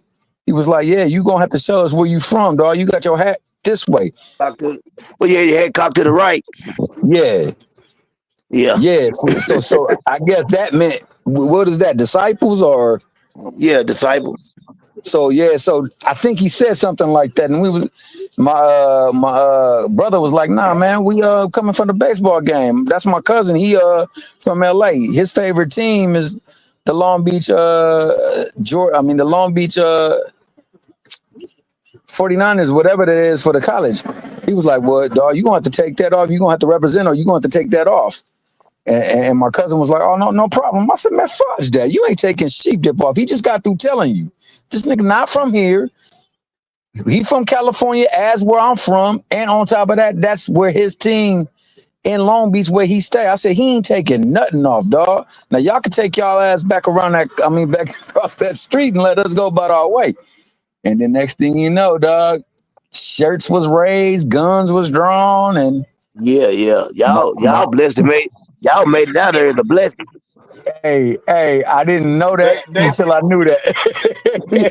For They said real. that nigga Thomas said, "How much can we turn? How much is it gonna cost for you to turn these white only pies into nigga You said pies?" about 4-5 miles I'm down like, that "We way. turning you into nigga pies." But the thing is, though, like when that happened, I really turned up, and you know they like popping me and like, "Man, shut up." So you know, I'm fortunate that we did walk up out of there, because you know you got to learn how to conduct yourself, and at that point in time, though, I should have been quiet, man, but I wasn't quiet. So you But say yeah, it's about 35, 45 miles? You say about 35, so 45 miles? yeah, man. When I got to the house, when we got to the house, boy, they must have brought out the soap, put it in the pillowcases, and started swinging on my ass, dog. They was hot. And I know they were. the thing about it was, we had 3 women and my little cousin with me. I should have known better. You know what I'm saying? Yeah. Because that could have went so bad, so quick. Yeah, it could have. But because we were out of town, and it wasn't all of us, we were allowed that day to continue on. My Yeah, cousin had to that's take what the hat say. That's off. what really say, y'all. Yeah, for sure. Because otherwise we'd have been dead, bro. And I had to come to grips with that. But that's the same thing with regards to what you was talking about, how you got to protect yourself and things like that. Because it turned from protecting one another from the outsiders and from the other people who were doing them dirty, to now we taking this area, we're claiming it, and if you're here, you gonna have to run yourself, otherwise you're gonna take a beat down. Now back then it was a beat down. You might not come back home with the stuff that you had, and you're gonna be a little nicked up, but you was gonna come back home. So you know they was getting beat on, so they had to also form a faction that would protect themselves from stuff like that happening. And then it transcended. So like things always, at times, not always, but most times, they start off with the very best of intentions, but sometimes they turn into the very worst of things, man. And unfortunately, gang culture turned into that way. Then you look about it, like when you think about drugs on a major scale, especially the crack cocaine era, that was issued through California. It You know was. what I'm saying? So, and it made its way all the way out that way through California. So that further made it worse. So unfortunately, yeah. But You right yeah, that's about a that. whole story. Shout out my guy Puddle Soul. Shout out my man CDK. I'm back. D Frizzle, Crush the Mickey Sticker Legend, and the Mr. Respectfully, the man himself, Dub Right Side. It's funny y'all What talk about BBO? gang culture, because and one of the things I always talk about being from the country, so you had a gang influence when I was coming up, right? Yeah. At the same time, it wasn't really like that though. It wasn't like, oh yeah, well you went this game, this, that, whatever, we beat you on site. It wasn't never none of that. What it really became is niggas got hanging with niggas in their crew or from where you grew up at, and you had your different areas or whatever. But even with that, man, nigga, we played basketball with all these guys. You know what I'm saying? I played with all y'all, so it wasn't no real smoke. And the other thing is it ain't like it was shooting like that. If anything, Yeah. niggas fight. Now niggas will fight, but you ain't just got individuals popping off, shooting up, doing all that kind of crazy stuff. Well, we got good news, y'all. We got good news, y'all. What's that? We on our way over to Dub right side. It was 15 minutes. We about to go over to Dub right side. I can't go And live. oh, you can't? I got a 7-day strike. Hey, Freak, you go live? Oh, shucky ducky. Somebody in the background banging on that wall telling you, nigga, come on. Hey, nigga. Oh, Yeah, my I ain't bad. mad Yeah, at you, dog. You gotta I do gotta what you go gotta live. do. Nature Well, call, well, dog. well, check out my man, my right hand man, D Free. He gonna be going live in the next 20 minutes. We gonna be over there. Check D Free out. We about to have some fun, talk some more fun. Hey D, drop the link and I'll send you a thumbnail. Appreciate you. Okay. On that note, Yeah. man. On that note, free Larry Hoover. And appreciate y'all supporting the Sports Talk Network. Man, hey, man, free Tory Lane, man. Free Tory Free Lane. Yeah, Tory free Lane for Tory sure. Lane. Free Tory Lane for sure. Man, And free Larry forget Hoover. Tory Lane. Forget Tory Lane freeing Dub right side. Yeah, free Dub right Free Yeah, side. Dub. yeah. You Free feel me? Dub right. I do it for the children. You can take the children and bounce them on their knees.